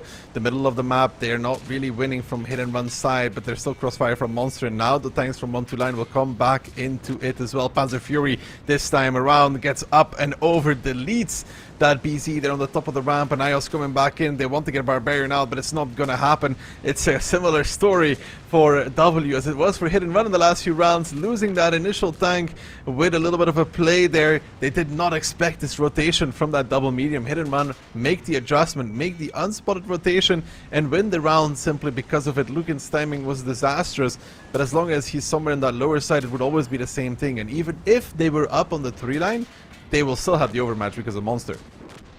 Yeah, and now it's simply a matter of the Hit and Run DPM tanks coming in to swoop through those remaining heavies. I mean, it is 4 versus 4, but look at the HP. Hit and Run currently 2,000 up. They also have a pretty high HP Inspire medium as Franek goes down towards a 2-shot. Actually, Mentos providing crossfire from the cubby position with that E50M. Franek also falling. All of a sudden, it's a 3v3 with a light tank on the lineup of W Monster. Now driving close towards Mentos. Clerf taking a level 3 ability strike from Monster. And now the CS, the captain himself. He hasn't done so good in the finals so far, but he's trying to push off Mentos in that E50M. The DPM coming in, but Ios not hitting the shot onto Monster. Is he able to get the pickup? No, he bounces, actually, and it is Mentos to stay alive. DJ all of a sudden caught in the crossfire. T-Sec not on the hill yet. He has the possible one-shot, though. Everyone essentially is a one-shot here. There's no way, man. There's no way. DJ needs to keep going, though. He doesn't have a choice because Mentos is coming from behind. Clerf gets spotted out now by T-Sec. DJ is spotted out in return as well, so T-Sec needs to control him while DJ hunts for that 140. Clerf getting on the radio tower, and in the meantime, DJ is still looking. Can he get a surprise? DJ actually finds the kill. Beautiful by DJ. Ios misses as well, so Hit and Run might be stabilizing. Mentos is about 5 seconds away from putting the strike as well. DJ whiffs! He bounces as well! Ios will reload! It's going to be Ios to win it! Unbelievable! It's T-Sec on the hill. Hit and Run! What an absolute disaster of an endgame. Absolutely criminal. They're throwing it all to the wolves, and that is mentally the worst thing that could have happened. Mentos is taking the radio tower. He doesn't even care that T-Sec is on the communications tower, and Mentos will shut it down. Pops the information in just a second, or you can just hold on. They're playing it on clean. What a disaster. I am kind of without words at this point in time. T-Sec, he ends up getting spotted. Artillery strike put. T-Sec tries to avoid it, but Mentos to lock it in. It is the match point for W. And you have to wonder, after a defeat like this, how the players of Hit and Run must feel. This is horrible if you're on their team. Such a disaster, man. What a round. All they had to do is drive one guy on the hill. That's all this game requires. One guy on the hill to clear it, to play it out safe, you know? And then none of this happens. But now they got stuck in some dirty triangle. Really dirty triangle of crossfire. Mental 6.8, disengaging towards that D4 position. Amazing. Clover 4.8 on the light. Fantastic. IOS 3.9k as well on the 140. Really, really solid. Good crossfire. But even then, like, they choked it so hard, and then Monster goes in for the play. Probably was a call that he should push, and then bounces Mentos. Sure, APCR close range, but it's yes against the 50M. It's not an easy shot. And I just checked, Monster and DJ both, or each, have a singular shot that they hit bounced. So those two shots, actually, between those two players, were the only shots bounced between those two as well, and those end up deciding the round. Well. How the cookie crumbles, huh? Because, like, for Monster, it's 13, 12, 11. For DJ, it's 15, 14, 13. So it actually doesn't get much more perfect than this. And they still end up losing after being given the freebie of just picking up Lukin on the 1-2. Honestly, it's a drama. No, it's it's just so funny, man. It's 4 rounds in a row now for Hit and Run that are just is it 4 in a row? 2 Pilsens? Yeah. It was 1-3. Yeah. 2 Pilsens and 2 Cliffs, and every single game, 3 out of the 4 they lose somebody for free for no reason. The first one, is forgivable because can't expect that. The second and the third are not forgivable, but this one is the worst one of them all. Yeah, it felt like a big throw. And now, to W though, their crossfire was fantastic. The triangle they set up and everybody hitting their shots, and then fantastic, absolutely well played. I was about to count out the round, right? Like, oh well, you know, W finally lose a round again. It's going to be all even. But like the crossfire coming in from the E50M was actually devastating. Let's see how Hit are going to handle this crushing defeat on Cliff, because well, now it's time to go to Ghost Town. And they ended up kind of schooling Mafia on Ghost Town. So if you're a Hit fan, maybe a silver lining on the horizon. Hit and Run coming in with an IS-7, a Type 5, W50M, a 140, an EBR, and RHM. These are the Polish past champions, double champions actually, at WCI, looking to survive in the OLS Season 5. And we have a restart, I believe. So, well, I was getting hyped up all over nothing. Ay. Well. Man, you're trying to get some hype in, and then this happens. I guess this is how it feels for the Hit and Run players too. If Hit and Run lose this, it's just I mean, they're very good at second places at that point. It's starting to become tradition, you know? Well, I mean, second place at WCI already hurts not. Like, the memory is not you know. Yeah, not but it's far even away, worse like for less me. than I 400. bought a hit and run bundle. You know, like Yeah, what do you think I did? unbelievable. Well, anyway, this actually gives us a little bit of time to talk about the way that Hit ended up schooling Mafia on Ghost Town, because I believe there, like the first round, okay, it's kind of a 50-50 toss who loses the EBR, right, with just good planes coming out from Monster. But the second round, they just ended up completely schooling them. So once again, possibly a silver lining, but for Hit, it is now do or die. And for W, I guess you could call it a bit of a drought. This is the round where, once again, they could put themselves on top of the EU server. Again, I get a real special badge, huh? I think together with like WCI winners badge, for example, for past year, it would be the rarest badge across all World of Tanks servers. Well, what do we think, Jan? Does Hit and Run have it in them to mentally recover? This should not be 5-3 in a world where all is right and just. This is not 5-3. But this is real life, not a fantasy. So not everything is, you know, right and just. 2 rounds from Ghost Town, and then tiebreaker Rurenberg. Are we going to get there is the big question, because, of course, a round like we just had on Cliff, where essentially W snatch victory from the jaws of defeat, it can also be a huge motivator. All of a sudden, you make even better decisions. All of a sudden, you know, magically your shots start hitting better, whatever makes you cope at night. But we'll see. A little bit of time went by now, so maybe Hit were able to reset a little bit. Looking at their lineup, comparing to the match against Mafia, not a lot has changed though. Cat's-Eye in the IS-7 together with the Type 5, W50M, 140, EBR, and RHM. Hit and Run looking for tournament survival. WI7, Type Bats, yes, 140, E4, and a T100, a good old trusty T100 of Klurf. He's going to be playing that one. He's moving towards the standard light tank position. Monster is on the artillery strike before Nepal, and Franek clearing, but not clearing too far, just taking a little bit of ground, but not more than that. And Klurf... Is Mentos getting spotted is the question here on the 0 line. Indeed he does in the bat chat, and he ends up taking one shot, but not too much actually for it. And this should scream towards the W players that there must be an EBR somewhere in the bush line. Klurf, did he just use his plane?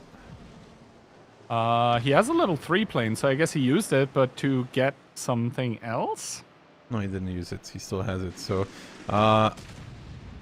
Franek needs to be very careful. Woohoo! He just dodged. The plane. Oh, never mind. My! What a dodge! He was 10 meters away from dying. Franek, if you rewatch this later, will realize that he was so close yet so far. That was good. W knows. They know that there's something in those bush lines, but Franek doesn't know that Klurf used the plane, right? Mm-hmm. Do you actually get the sound cue for the plane if it misses you? You don't get a sound cue for a plane at all? No. There's no sound cue. Yeah, only for if you use it, right? Yeah. There's only sound cues for artillery strikes. Yep. Yeah, no, I was... there are sound cues, but only if you use it, I believe. Yourself, right? I don't even know about that, but I never pay attention to those.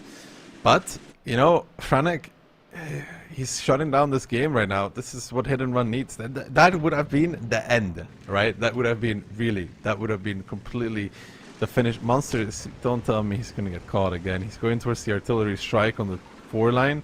There's a bad shot coming. Cat's-Eye getting repushed by Itox as well.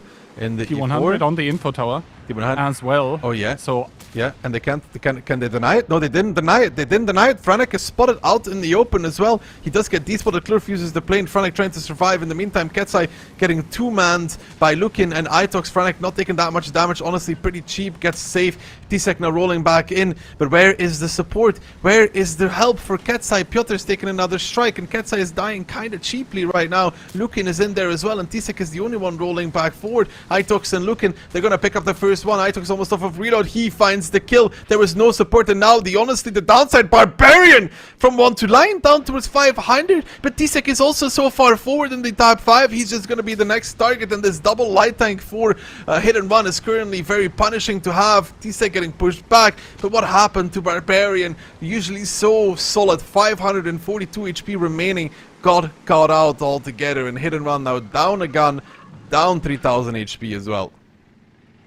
Yeah, and I think the only mistake that the W players at this point in time need to avoid is getting too overeager. Monster is going to put a shot into Ios, but Mentos is above him, and probably it does get called that the RHM is here, but Mentos thinks better of it. Klurf, however, with the T100 coming in. Good shot, good artillery strike even to put Barbarian on towards a one-shot. And hit and run for the 4th time in this grand final here. Actually look like they're on the brink of defeat, but they're not down and out quite yet. Klurf did get tracked, so he's peeking now in that T100, looking to get a shot. Ios with the strike, I think, finds the kill on Barbarian. Franek is coming back in though with the EBR, unspotted Klurf down towards the one shot, a good shot from the 140 from the balcony. It's not over just yet. Franek with the kill as well. Over eagerness from W, wanting to finish the game, gives hit and run a surviving opportunity. Panzer Fury needs to go safe now in his E50M. Tisek trading it out against Lukin, who's also gone too far, but Tisek whiffs, he bounces. That gives Lukin back the advantage in this 1v1. The cap is still on though. Nepal and Itox are the ones holding that one. Panzer Fury is forced in towards this one, wants to get the shot, but he's getting blocked by Ios. He gets deleted. There's no reset. Who's gonna do it? Nobody from Hit and Run is currently in location, and W, they almost threw it to the wolves, but they're still gonna make it happen. Base captured. What a remontada from W. Absolutely fantastic and stellar gameplay in the grand finals. It is 5 consecutive rounds in a row that make W for the 3rd time, not in a row, but for the 3rd time, regardless, the champions of the Onslaught Legends series. This time around, the Surfshark OLS Season 5. Congratulations, W. What a stellar performance. What a comeback as well to make it here. Going down 1-3, and then, well, at the end of the day, you see this scoreline 6-3. Completely humbling the back-to-back WCI champions of Hit and Run that end up kind of falling apart in this final. It was an absolute drama to see it here, and there will be definitely a lot to talk about regarding the individual rounds, but I think with this 6-round win streak as well, W cement their dominance here in these playoffs for the season. Yeah, unlikely story. You know, maybe Frugo was the problem after all. Maybe a bit early to start throwing this shade, but he's so far away. Well, he's still gonna hear this regardless. Don't you worry about it. And it's not even gonna be me who's gonna be telling him, and everyone else though. But yeah, congratulations to W for crowning themselves champions here. For some of the players on this lineup as well, it's going to be the 3rd OLS championship. So congrats to the 1-marked crown, the tiara, as some call it as well. And for Hit, it is... you can't even call it unfortunate. It is beyond unfortunate. It is... yeah, I'm actually lost for words. How sad this must feel for some of the Hit players. Like, the OLS victory, this is the 4th finals they lose. It just seems like they can't get it done. And also, this is, you know, the 2nd season in a row that Hit comes as 1st place of the regular season, and they kind of end up fluffing it here, really. So this means that in turn, the team of W are going to take home the lion's share of the prize pool. Yes, Hit and Run are going to pick up, for example, the 6,000 for being first in the regular season, but W will take home the 14 and a bit thousand euros, as well as taking home 4,000 from being third as well. So I guess over 17,000 euros for W. Congratulations once again to them for a good season with an absolutely stellar ending.